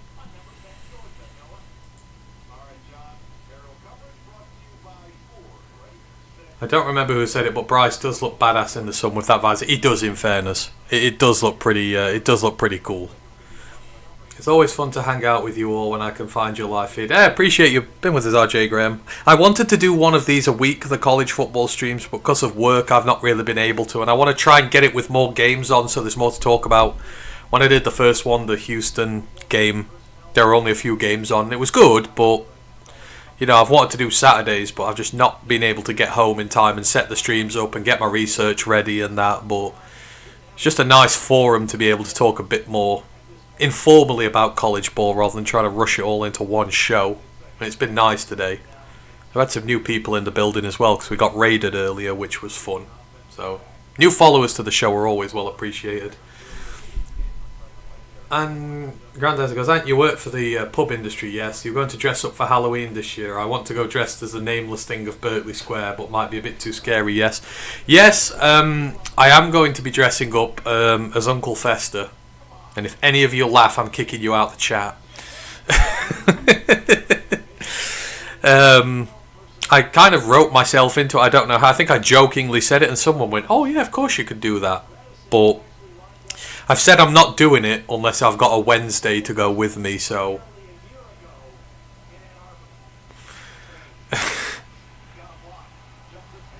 Justice Haynes, another first down for Michigan.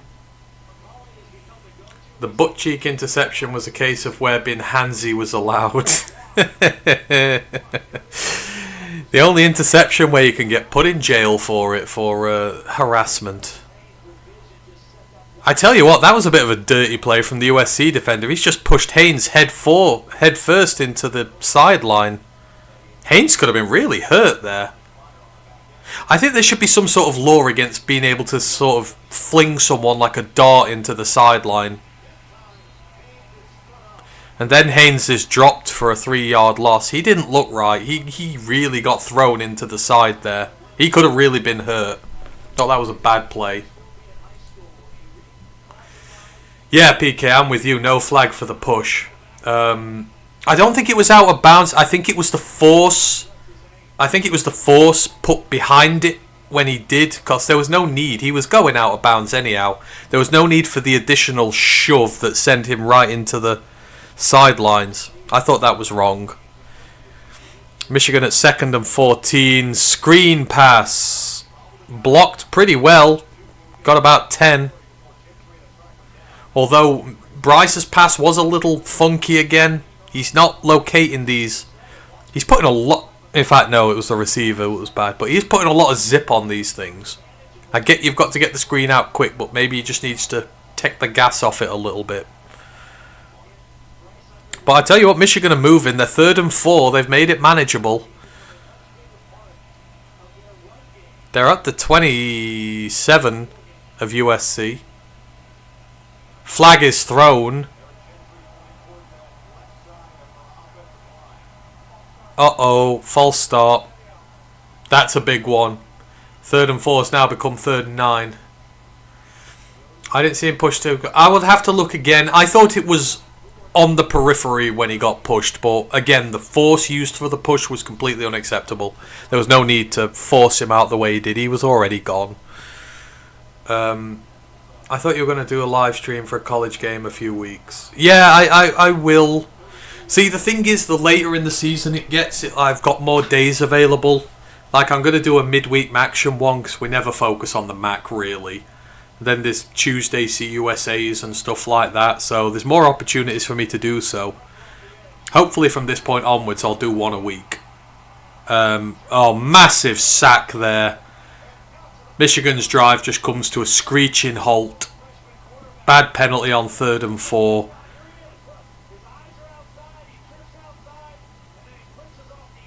Oh, look at that. The blitzer comes from the safety position. Don't tell me that's who I think it is.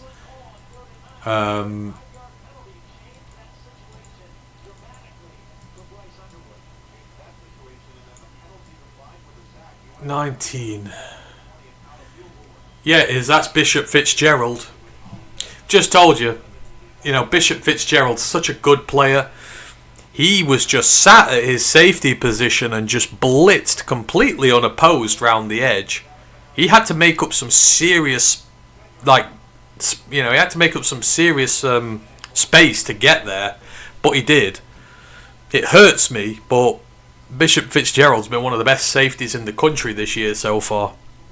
Game changer on that USC defense. I didn't see him bring those out. And it seems Wednesday is a popular costume this year again. I was trying to get one of the bartenders to dress up as Mavis from Hotel Transylvania. She can fit both parts. Yeah. Wednesday is a popular one. But yeah, you have to have a very certain look to pull off Uncle Fester. I would need to shave though. I don't mind being fully shaved, but it's a pain in the neck, so I will see. Yeah, work is... Just suffice to say, my personal life right now is a bit of a mess with a lot of things. So, getting time has been really tough this year so far. Like, the college streams the college shows have not been my best work. And I hate it. Because it takes me like a full day to prepare a show properly. And I've really had to wing it this year so far. And I hate doing it, but, life is what it is. So, we'll get there. We'll get through it and we'll get back to doing the best we can with it again. So, yeah. But at least I've had a day off today to come and do this and enjoy it. And do a proper slate. Like, I like doing some of the early games as well, so. RJ goes, let's go Wolverines, come on. Brent is angry. Yeah, silly mistakes from Michigan so far. They could have got a turnover on downs on a 4th and 1. That penalty on that drive, the 3rd and 4 becomes 3rd and 9, allows USC to send the unmanned safety blitz up there as well. That's just ruined their drive. If I'm being honest, again, I'm very critical of Michigan because they're the in-state team for the Lions, and, I'm always harsher on them. I don't think there's much difference between these teams at the minute. I don't think USC's better. I think they're just executing better in terms of the fundamentals, and I hate the word, but they're just a bit more disciplined. They're executing on the plays that they need to. I think Michigan are still well in this game. They've just got to cut out the silly stuff.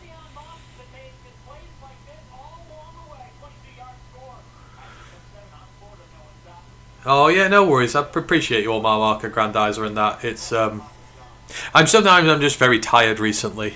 But no, I'm good.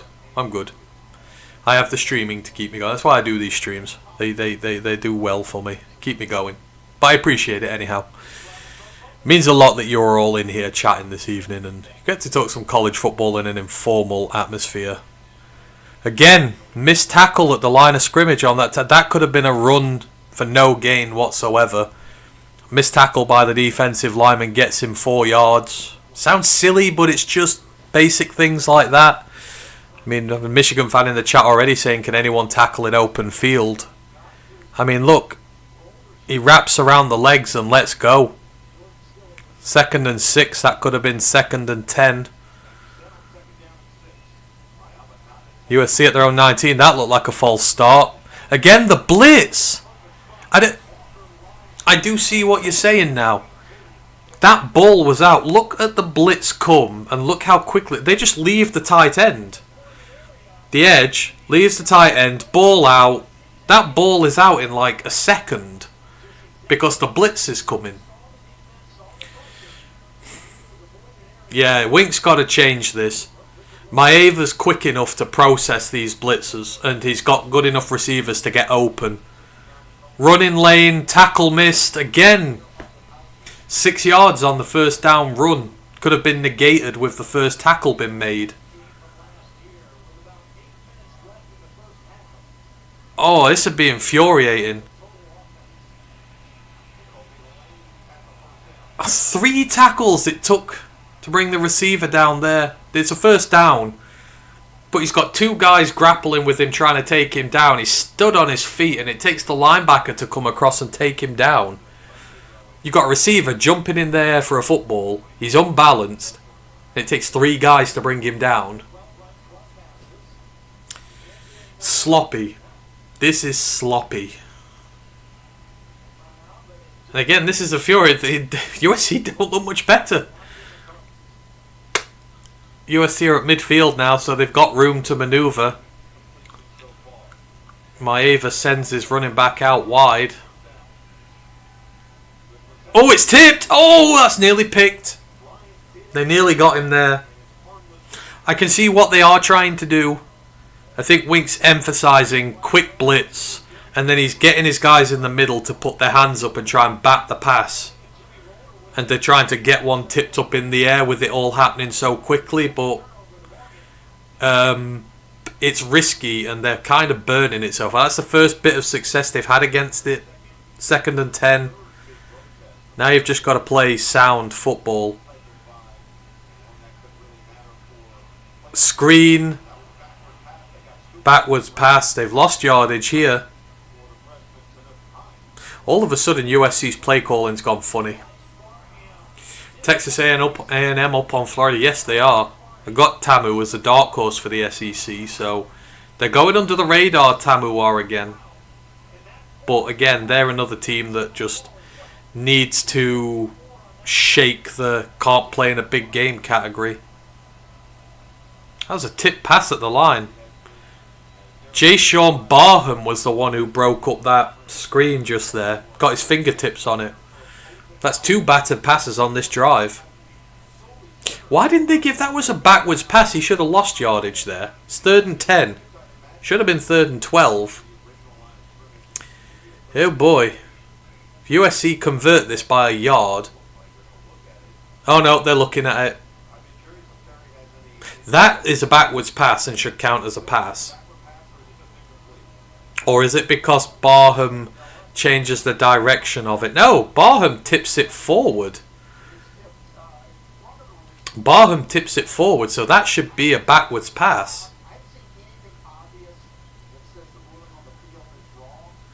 At this point, they've missed more than they've made. They probably have more missed tackles than completed tackles. Barham tips that pass forward, and it still looks iffy, so I think that should be backwards. But they've not given it as a backwards pass, so it's hard to overturn.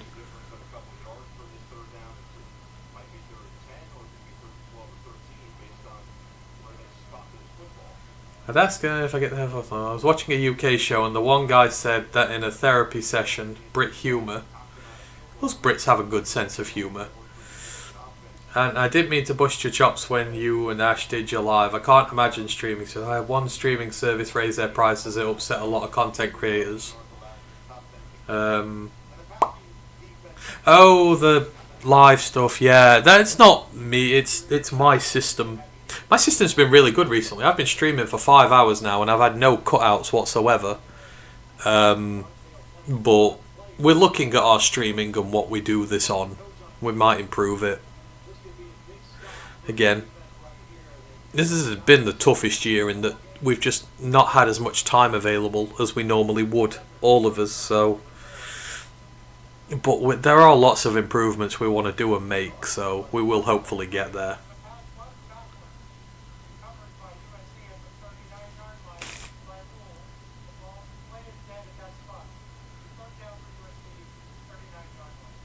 Yep, there we go. It's a backwards pass. The right call has been made, so it's going to be 3rd and 12 or something.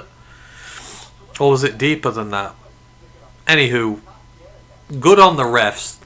They got the call wrong, but they checked it and they've overturned it. That's how reffing should be done. But this is a big chance for Michigan now. Get yourselves off the field.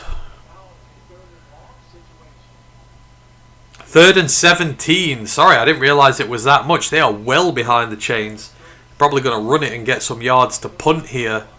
You absolutely cannot give this up. Brett's probably going to throw something at a television if he does, and we don't want that to happen. Brett, if they get this, then you've got to support Navy. Ah, they didn't get it. Cole Sullivan. Cole Sullivan, watch.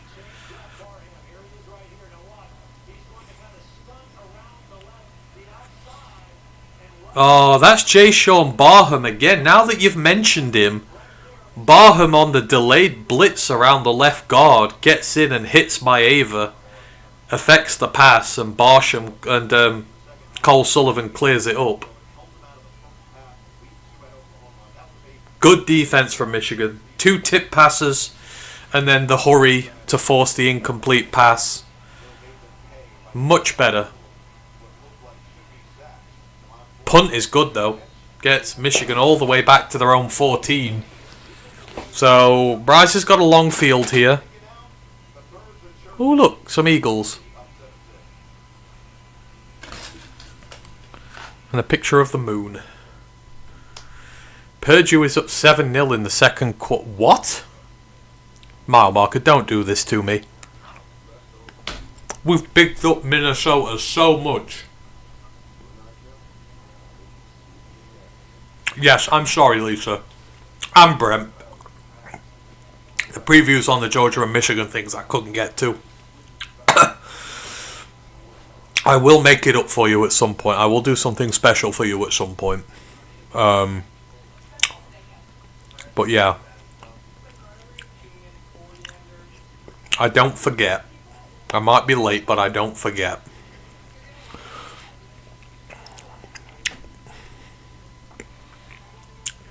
So it was a shame. I love doing the team previews. Usually I do all the group of 5. It's so fun, but it is so time consuming. I don't even have a wife or kids or anything. I live here at home on my own, and I still struggle for time, so it is what it is. Thank you for shouting everything out, Grandizer, putting the links in there. Appreciate it. Brent's laughing now. He would have had to support Navy if UFC would have converted that 3rd down, but they didn't, so you can be an Army fan for at least a little while longer, Brent.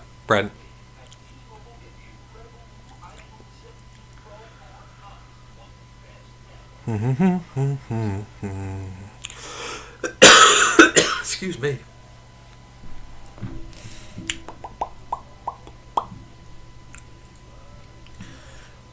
Auburn are 10-0 up over Georgia now. Is that right?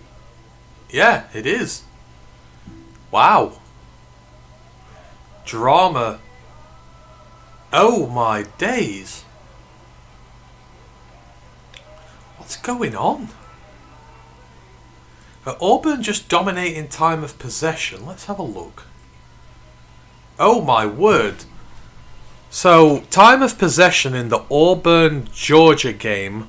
Auburn have 13 minutes of possession. Georgia have 3 minutes 26. Wow. They've already got more than 4 times the possession that Georgia have had. What are Georgia doing? Have there been picks, interceptions, fumbles? There's got to be something. I've not been focusing on it. I really should have had it on a second screen, but I'm just doing one screen to make this a lot easier. Auburn are just dominating Georgia right now. And Georgia, 4th and 9 at their own 26, are going to have to punt again. God, the college show is going to be stacked this week. I don't know what to talk about first. Justice Haynes, 13 yards. There he goes. Again, I don't know why Michigan didn't start it right away. Let's look here. The offensive line just blocks out a shield wall to the left. Haynes can just follow it because they block off everything on that side of the defense. 13 yards. It's weird. It felt like Haynes has been a relative nobody in college football till he's gone to Michigan, and now he's like one of the game's biggest stars. Hand off to him again. Finds a gap through the middle. Gets about another 8. And that's it now. Michigan going for the ground and pound. They're trying to wear this USC defense down. 2nd and 3, so he got 7. And again, the right-hand side of the line, just watch how it just ekes out a path, and then you've got the left guard pulling across. Tell you what, that left guard, El Hardy's playing really well. Pulls across, takes out the corner out the equation, gives him some extra few yards. Hand it off again. Now this time Bryce drops, quick throw. Oh, it's terrible. Throws it to Samaj Morgan. It's at his feet. Bryce is just looking unsettled at the minute. He's not under pressure. That thing comes... It's... He's 3 or 4 yards short.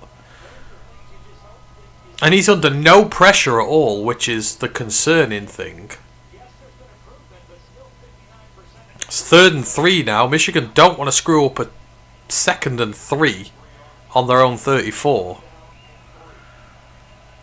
Just give it back to your running back again. Hand off, and he gets it. He burrowed like a rabbit. He literally burrowed like a rabbit. He went low. There you go. Keep handing it off.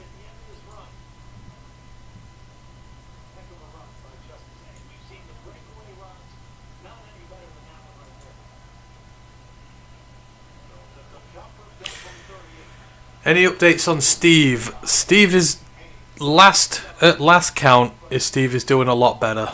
It's still tough, but his prospects are a lot better than they were. He's the grittiest of us all. Cannot even begin to imagine going through what he has. But no, he's going good. His spirits are high, so. And you know what Steve's like, he's a fighter. Big chat followed up by big perseverance and big strength. The man is Mr. Big, as they say. Texas Tech 21-0. My goodness. I have a Limp Bizkit reference in the chat. I never thought I would see the day. Keep it rolling, baby. You know what time it is. Boom, boom, boom, boom, boom, boom, boom, boom, boom, boom. I had the biggest shock the other day when I saw Limp Bizkit releasing music again. Took me back to the 2000s, man. They were good days. Bet that was Morgan's fault somehow. No. Bryce really underthrew him there. Like, that thing barely reached his feet and it was under no pressure at all. Bryce just doesn't seem to be cooking his throws at the moment. He's underthrowing a lot. I think he's scared of putting too much wham bam thank you ma'am on it. He just needs to trust himself a little more. Yeah, again, I echo Grandizer's comment. Shout out to everyone who has joined in the chat this evening. I appreciate you all. It's been a long old thing, but, you know, I'd rather spend my time chatting college football with people who want to, rather than just sat here on my own watch it. It's always a lot more fun. Bro teleported to the line. He did. He just burrowed under a little hole. It was funny. He just kind of stuck his head out like Bugs Bunny, just like, if he'd have just gone like, hey, what's up, Doc? That would have creased me forever. Purdue 10-0. Wow. I guess you've got to give the less fortunate. I mean, Georgia are losing 10-0 mile marker. So if Georgia can lose 10-0, you can, and you all can come back and win. Time of possession. Might be underestimating how much of a black hole Samaj Morgan is for our offense, though. I will defer to you. I've not watched this Michigan team much this year. I'm not gonna lie. I'm learning a lot about them now. See, with a lot of teams, I won't watch them until they're in games worth watching.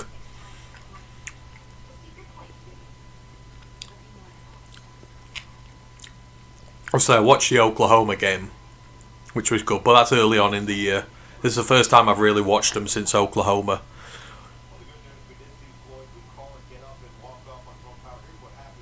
Ooh, that's nasty. Ugh, always weird when these guys have their legs rolled up on by like 350-pound defensive tackles. Ugh. You'd snap a regular person in two. You said you were going to try to watch it. Hang on, what was I going to try to watch? Did I miss something? Oh, the Georgia game, sorry. Yes, I did. Usually I would have my phone as a backup stream screen, but my phone's died because I forgot to charge it and I've been on stream for 5 hours, so I'm not watching a secondary stream right now. I will watch the extended highlights of it though when it's on. Unfortunately, oh wow, Bryce just threw it right into a USC defender. That was, yeah, Bryce doesn't look right so far. The Bryce is not right. 3rd and 7, trips bunched up at the top. He drops again. That's better. That's much better. Throw, high ball. Number 1. See, he threw it in with zip there. He trusted his arm a lot better. That's better from Bryce. Rolls out again. Another shot downfield. Another completion. They're moving all of a sudden. They didn't look like they were going anywhere. Now Bryce has got back-to-back good passes. 2 first downs. And again, threw it with a lot of zip behind it. He's getting some more pizzazz on his passes. They're running tempo now. Haynes goes for 3. Keep going. USC's defense is on the ropes. It's had some injuries. They've just upped the tempo a little bit now, and it's working. Don't let him think about it so much. Just keep him going and going and going. The mind can process better sometimes when it's under pressure. Michigan's at the 29. So they're getting close to the red zone. This is where they have stalled out a bit in past. Haynes gets the ball. He takes it for 12. They're in the red zone. They're at the 19. It's not Haynes. That's Marshall. Sorry, Jordan Marshall, who's in. Really good blocks there from the left tackle and left guard. Just opened up a monster hole for him. How do you do in the red zone? Bryce throws a screen, but there's flags all over the place. All over. False start on Michigan. How are you going to do in the red zone? First snap, commit a false start penalty. Not good.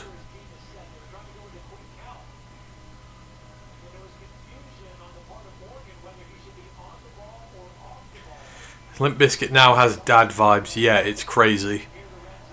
The young kids I work with have no idea who they are, and I'm just like, excuse me? What do you mean? They're new music. I'm guessing this is how my dad felt when I spoke to him about 80s music the same way. You just have no idea where it goes. Run up the middle. Penalty yardage just about got back. So it should be 2nd and 10, give or take a yard.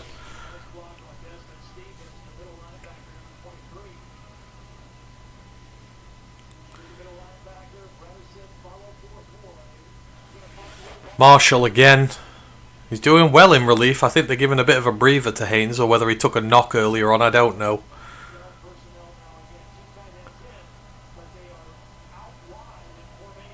It is 2nd and 10. They're back in the red zone again. Let's see how they do on the second snap. Bryce runs through the middle, finds a crease, stiff arms a guy, gets to the 8. That's much better from him. I don't know how he did it, but he found a way up the crease there. That looked he got skinny. Oh yeah. It's the left side of that line against blocking really well. I don't know who's number 0 on which team. 0 on Michigan is The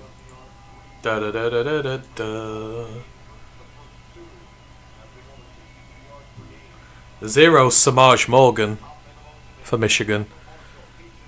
Run is stuffed for about a yard. That was much better from Bryce. Found the gap, stiff-armed the guy, got a few extra yards. Oh, I think Michigan will be really disappointed to walk away with anything other than 7 here. USC's defense is rallying though. The closer you get, the harder it gets. This is big drive, 13 plays, 78 yards, gone over 6 minutes. It's taken a lot out of this USC defense. Handoff, Bryce drops, he's looking, throws to the end zone. It's a catch! Wow! There you have it. Michigan touchdown. Donovan McCulley.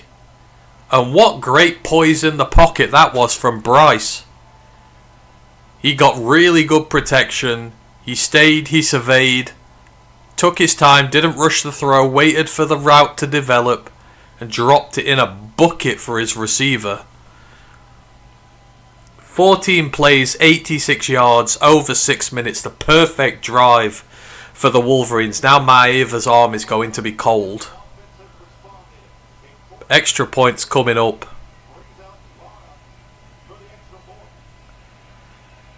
And he's got it. We have a 7-all ball game, y'all. Yeah, watch here. They're just showing now. They've got tight ends in on either side of the formation. Receivers on crosses. The protection is fantastic. And that is such a good throw. That is a lot tighter than it looked. There was a corner lurking. The coverage was actually pretty damn good. He had to put it right in front of his receiver and over the top of a corner. That is a very impressive throw from Bryce Underwood. That is very impressive. And a wonderful drive there from Michigan. Ties this one up.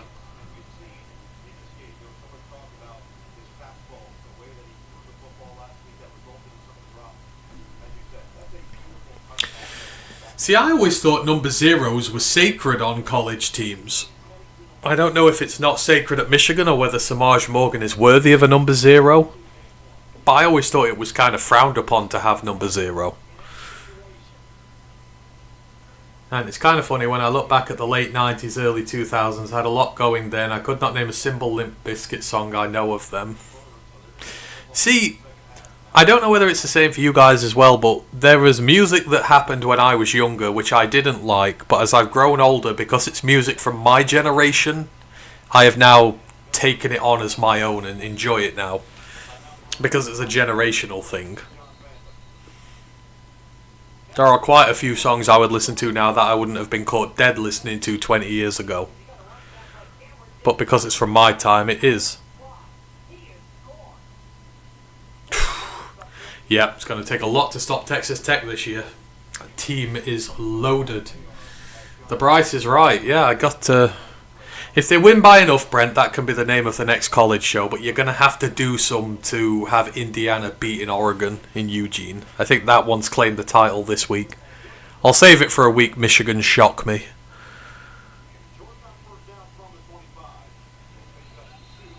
USC 2-yard run. Get a 3 and out here and you've got them on the ropes. USC's defense is... It's feisty, but then when you tire it out, it's not got the skill to hang. That's what I've always found with USC. It'll be a little frisky for a bit, but then wear them out, and there's no backbone to them. That's why the offense has to score so many points. Maeva rolls out, deep shot downfield is incomplete. Wait, are they calling that a catch?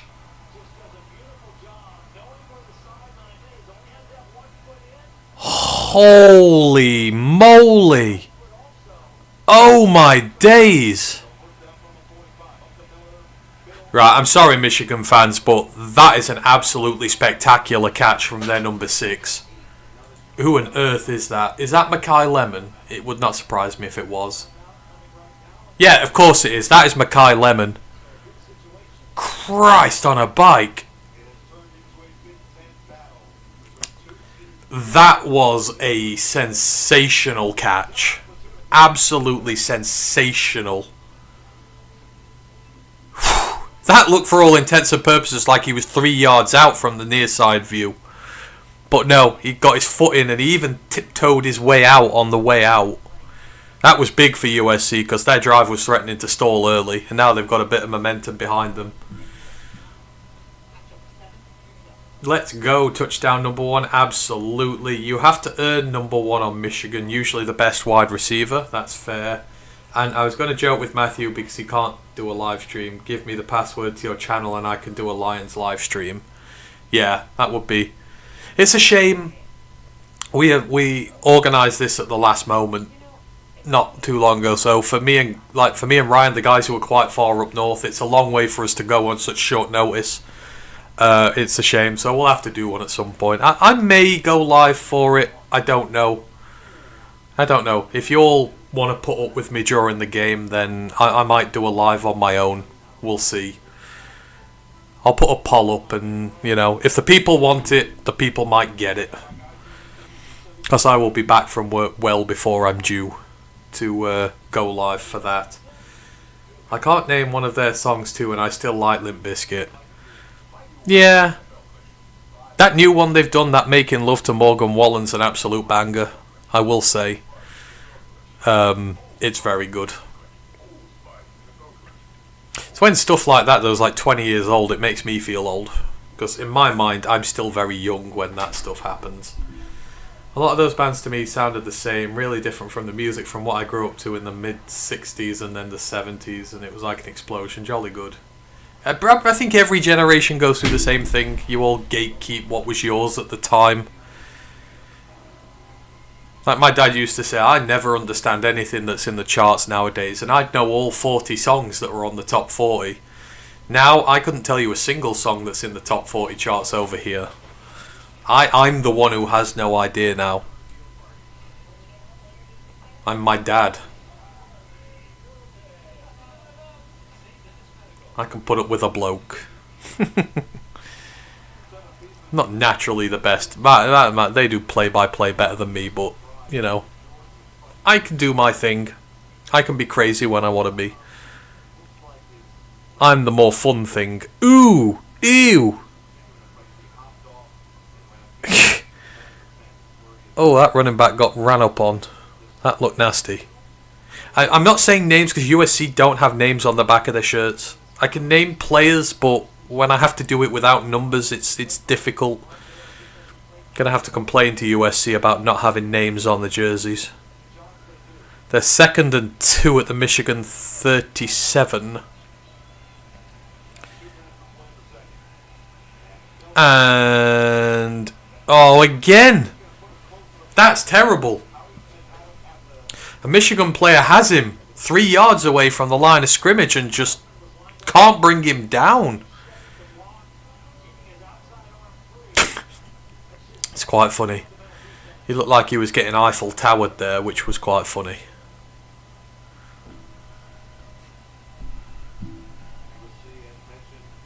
Headliner Korn. Yeah, my philosophy is it's the most popular song. It's got enough listeners. That is very true. I've always been very much an indie. As I've grown older, when I was young, I was into popular stuff. When I went in my 20s, I went through a massive indie splurge, and I'm still very indie now. I like stuff out of the mainstream, or I at least like to look for my own things, especially when it comes to music. I listen to stuff from all over the world, and it's quite fun. Listen to DJs who play music from all over and like to explore. Oh, again! This is so bad fundamentally. One, there's a free blitzer who misses Maeva before a screen is thrown, and then number 20, who are you? 20. Misses an easy tackle for no gain, and instead USC get 5, and now they've just completed another first down. Someone needs to teach Michigan's defenders how to tackle. 32 seconds left in the half.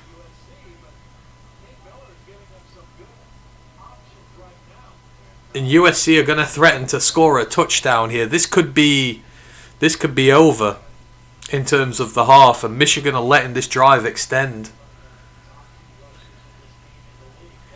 Contra goes, still going, Ant, bless you, good game so far. Yeah, I just intended to do the Indiana-Oregon game, and then, you know, you carry on chatting, you have a back and forth, and before you know it, you're still going. Another screen.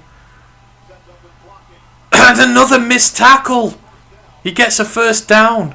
15 seconds left. USC still have to have 2 timeouts. This is really bad from Michigan to end the half. Really bad. This could have been a point where USC could have had a very difficult... USC could have had a long field goal that might not have gone in to end the half. Instead, they're at the 11-yard line. It's going to be a chip shot field goal at worst here, but at best... at worst, this might be a touchdown. They've taken a timeout. They want to think about it. They've still got 1 left, so they can still throw down the middle. They can still run it. The playbook is still open for USC here. This is a big couple of plays here for Michigan's defense. If you can go down 3 at the half, after how bad fundamental football you've played in the first half, you take that. If you're down 7, it's still not the end of the world, but, you know, it's not ideal. I think Waymon Jordan is hurt. Is that number 2, Waymon Jordan?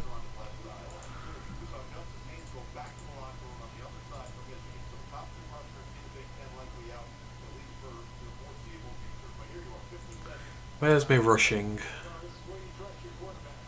It is Waymon Jordan. The Trojans lead in rushers out, hurt. He's got 5 touchdowns and over 500 yards on the season so far. Behind that is Eli Sanders, who was the New Mexico standout last year. Let me check. I think he was. Yes. I am good at what I do. He was a 1,000-yard rusher for New Mexico last year. So, it's not a bad backup to have. But Waymon Jordan is big to this offense. So, there's an opening there.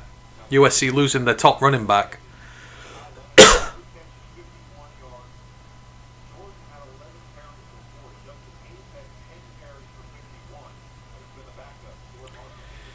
Yep, 15 seconds left. USC with 1 timeout. Waymon Jordan's on the cart. His game is done. It's the Eli Sanders show now if he's not already injured. After that, it's King Miller.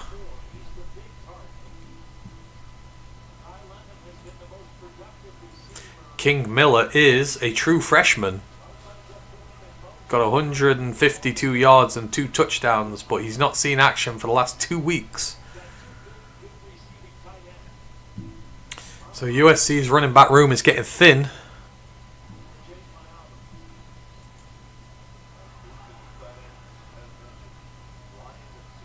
Do you know why they don't have the names on the back of their jerseys? I don't. I think some teams just don't like it in general. If I remember rightly as well, because there was a...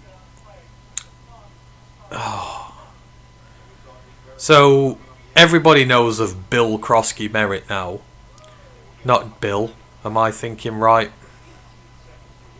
Ja'Cory Krosky Merritt. He had an eligibility issue last year when he went to Arizona. Because it went back to his days when he was in... I think he was at a HBCU. He may have been at Alabama State or something like that. Somewhere like that, anywho. But he switched numbers during one of his seasons there. He redshirted one of the years. But because their head coaching staff didn't like... They didn't have the names on the back of the shirts because they didn't want scouts to see it. Because when you're scouting numbers and names, etc. like that, if you know, players switch numbers, stuff like that, it gave them an advantage because they didn't want to know what the players' names were. It was just numbers. And they said it gave them some form of advantage with that. But he ended up swapping numbers with another player. But they didn't recognise it because they didn't have names on it. And so he had an eligibility issue because they assumed he was playing all these snaps for this team when he wasn't, but they couldn't tell with the helmets on and the names and everything. So they found out, and they said that he'd ran out of eligibility. He couldn't play for Arizona last year. But I remember the reasoning behind his HBCU team saying it's because they didn't want a competitive advantage for people scouting them. I don't know how it works, because you guess there's numbers and depth charts and stuff, but apparently it does. Oh my days! Touchdown for USC! It's Makai Lemon. The man is unreal. What a touchdown grab that is. I'm sorry, Ryan. You're looking at the number 1 receiver in the nation. Jordan Tyson is good.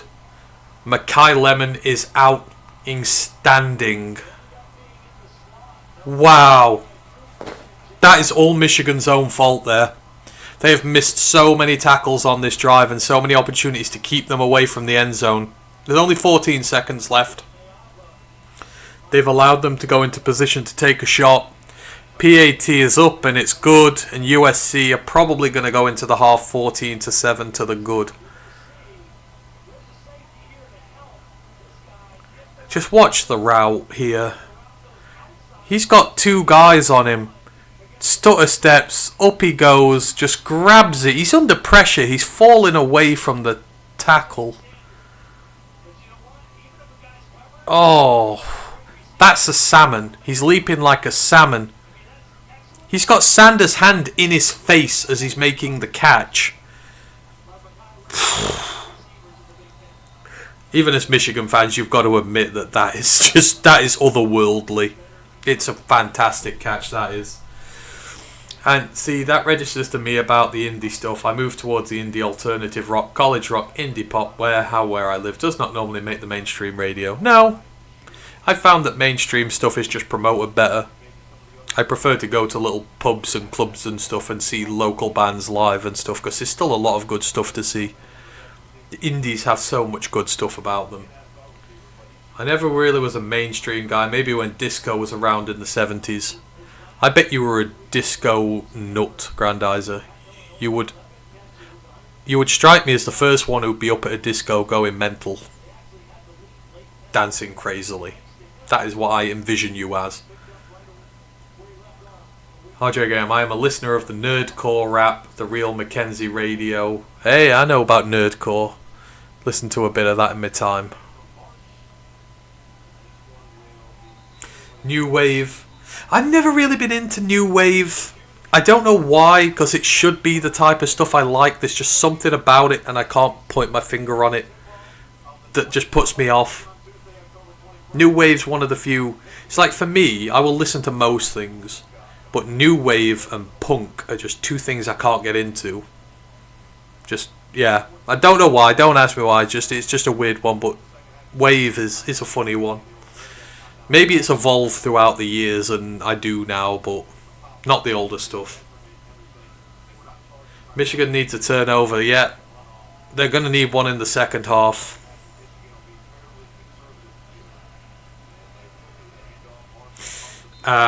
Some coaches don't want it because it's a team game. I get that. Team name and everything. Team game. No individual names.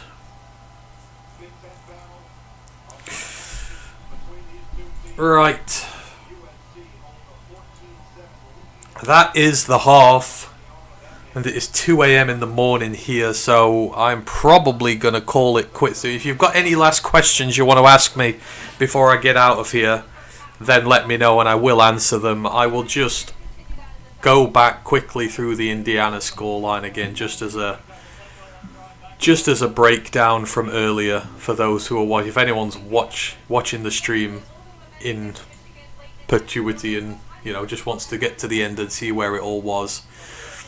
So yeah, Indiana, the Hoosiers, number 7 ranked in the country, traveling to the number 3 Oregon Ducks in Eugene, have snapped a massive winning record for the Ducks at home. They've now gone 6-0 on the year. They are 3-0 in the Big Ten. They are joint top of the Big Ten with Ohio State, who sport the same 6-0, 3-0 conference record. And for Indiana, there's no Ohio State to come. There's no Michigan to come. Their hardest task is a Penn State team who've just lost their starting quarterback for the year, are on a 3-game losing streak. The sky really is the limit for them. A wonderful back and forth ding dong affair. Fernando Mendoza pushing his credentials as one of the best quarterbacks in the draft. 20 of 31, 215 yards and a touchdown.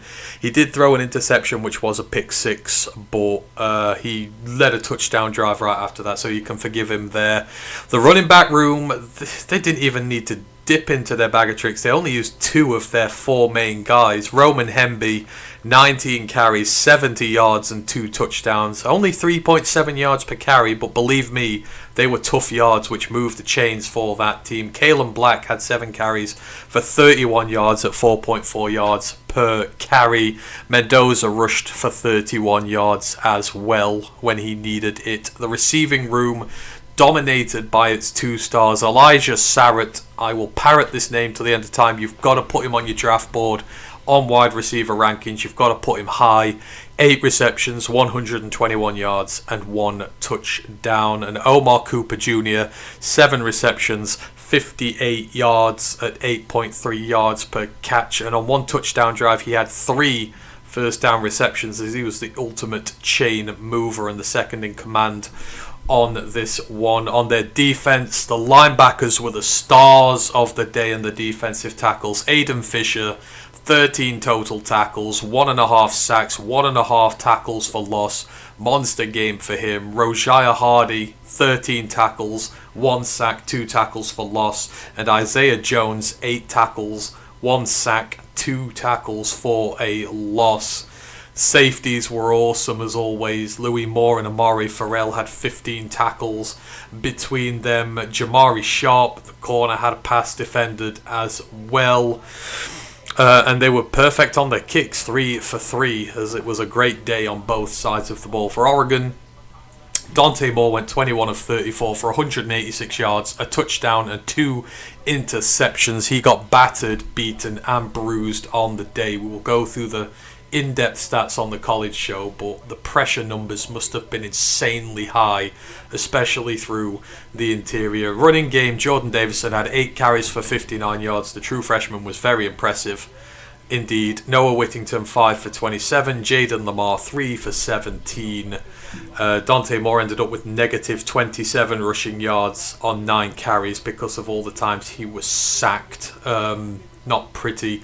Receiving, not much to write home about. Malik Benson had 44 yards on 1 reception for a touchdown. It was the only big splash play of the day for Oregon. Courier Moore had 4 for 39. Gary Bryant had 4 for 34. But outside of that, not a lot of stuff in the receiving room there for them. And on defense, Bryce Betcher, 11 tackles on the day for him. Dylan Tyneman had 8 from his safety position. Bear Alexander had a good day on the defensive line, 2 tackles for loss for him, but the outstanding pair of Tatum Tuioti and Uagalele Mateo, they had a very, very quiet day. Tuioti had 1 tackle for loss. Uiagalele had 1 tackle on the day, and that was it.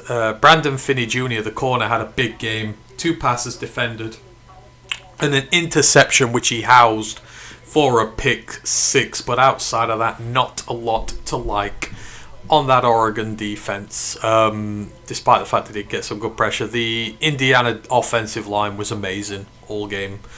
Got to give them a lot of credit. Their trench players absolutely took this one away from Oregon, and one of the biggest results we've seen this season. A lot of people will say, well, the number 7 ranked team in the country can't have a shock win. I would disagree. I think this is a massively shocking win for the program, and one that shoots them to legitimacy. And Curt Cignetti is now in Coach of the Year consideration after this, but it was a wonderful game, ding dong back and forth. I know we all enjoyed that. So that is your main game of the day here with me, and then we've gotten to see Michigan and USC for a little bit. USC 14-7 up on Michigan right now, but do not colour me surprised if Michigan come back and win this one. And that is your roundup there.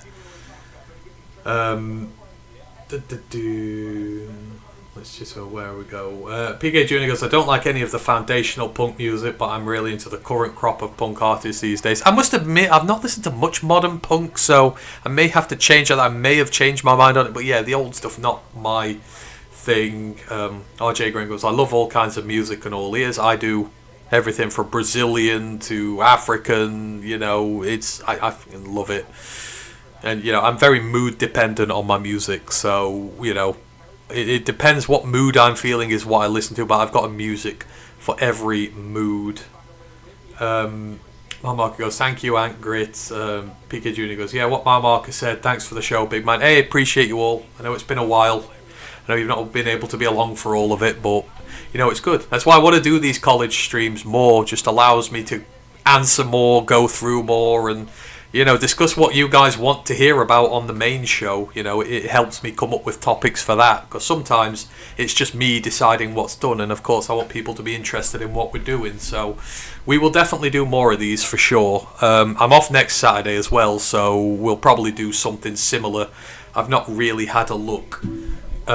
If you want to suggest games you want me to do next week, then go for it. I've not really had a look at what's on in week 8 so far. But we do have football from Wednesday night over here. It is... Oh, I tell you what, we've got Old Miss Georgia next week. I might do that for you, Lisa. We might take a look at Old Miss Georgia in Georgia. And then we've got Texas Tech and Arizona State to run alongside that. There's LSU, Vanderbilt. Ooh, we watched the Vandy Pimps do something good there, potentially. There's Tennessee, Alabama. Ooh, we've got a... And then we've got USC and Notre Dame in the Battle of the Shillelagh. And then Florida State are playing Stanford. That could low-key be a bit of fun. So, yeah, that'll be a good selection for us to choose from next week. 2 a.m. here. I was a huge disco guy. Yeah, I knew you were, Grandeyes. I knew you'd be a huge disco guy all over the show. 1 hour was playing a disco album. The next heavy metal. I like Scandinavian metal. Scandinavian metal has a je ne sais quoi to it that I really enjoy. Grandad goes, Ant, if you do a live stream tomorrow, I'll try and jump on. It's my day off. My Finns vs Chargers are on here at regular TV. Yeah, I will let you know. I should be home hours before the Lions game kicks off, so I'll see how I feel, and then we'll do that.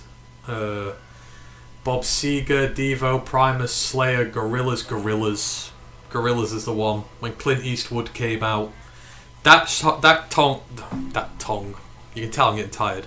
That song took this country by storm when Gorillaz started. I was such a massive Gorillaz fan. That first album, you couldn't hear anything else around the country for months. It was just Clint Eastwood playing all the time. Lisa says, "What the hell, Georgia? What are they doing? Oh my God, are they 17-0 down? Oh wow, Auburn are at the UGA at the Georgia 1. Oh my days! Please don't upstage. Right, Auburn, don't upstage Indiana's big day. Not naming the college show after yourselves, but I'm going to have to if you carry on doing that. Appreciate you. Yeah, thank you for staying as well. It was nice to do the mission one. I would do the whole thing, but it's going to be another 2 hours, and it's going to be 4 in the morning, and I'm going to be absolutely exhausted. So, Grandad goes, Ant's song. I am just a new boy, a stranger in this. Pink Floyd. My song. You might hear. I might tell you my favourite song at some point, but I have a very sacred list of songs. Your mum was hit on by Bob Seger. Now that is a story we need to hear about another time. That sounds like a tremendous one. So, Supremes to Sugartramp, absolutely. Auburn just fumbled and Georgia scored. There you go. That is what you want.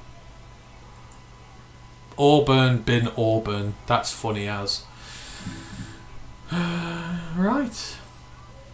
I think I've not missed anything else out. So, yeah, the next shows we'll be doing. I may be live tomorrow for the Chiefs game. We'll see.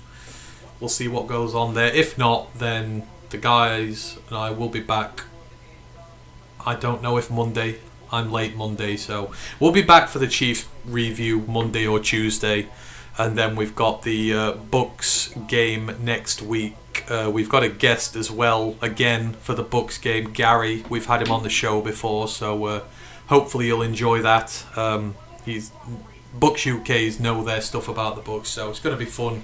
And then we hit the bye week, so we'll get a little bit of a break, which will be nice. And me and Ryan will be back Wednesday for the college show, definitely profiling Indiana's win over Oregon and maybe an Auburn upset over Georgia, who knows. And it's a half-season mock drafts, so do come and join us Wednesday, and I've still not done that yet. That's the next thing on my list. I've got to do a Lions mock draft, and I don't know where to start at this moment in time, but we'll get there. So yeah, appreciate every single one of you who's joined in this evening. We have been going for nearly 6 hours, but what a 6 hours it has been. We have witnessed one of the biggest upsets of the story. We have witnessed one of the biggest upsets of the season as the number 7 Indiana Hoosiers and their talismanic head coach Curt Cignetti travelled to Eugene to face the Oregon Ducks. And they broke the Ducks' hearts. I shall see you soon. One Pride.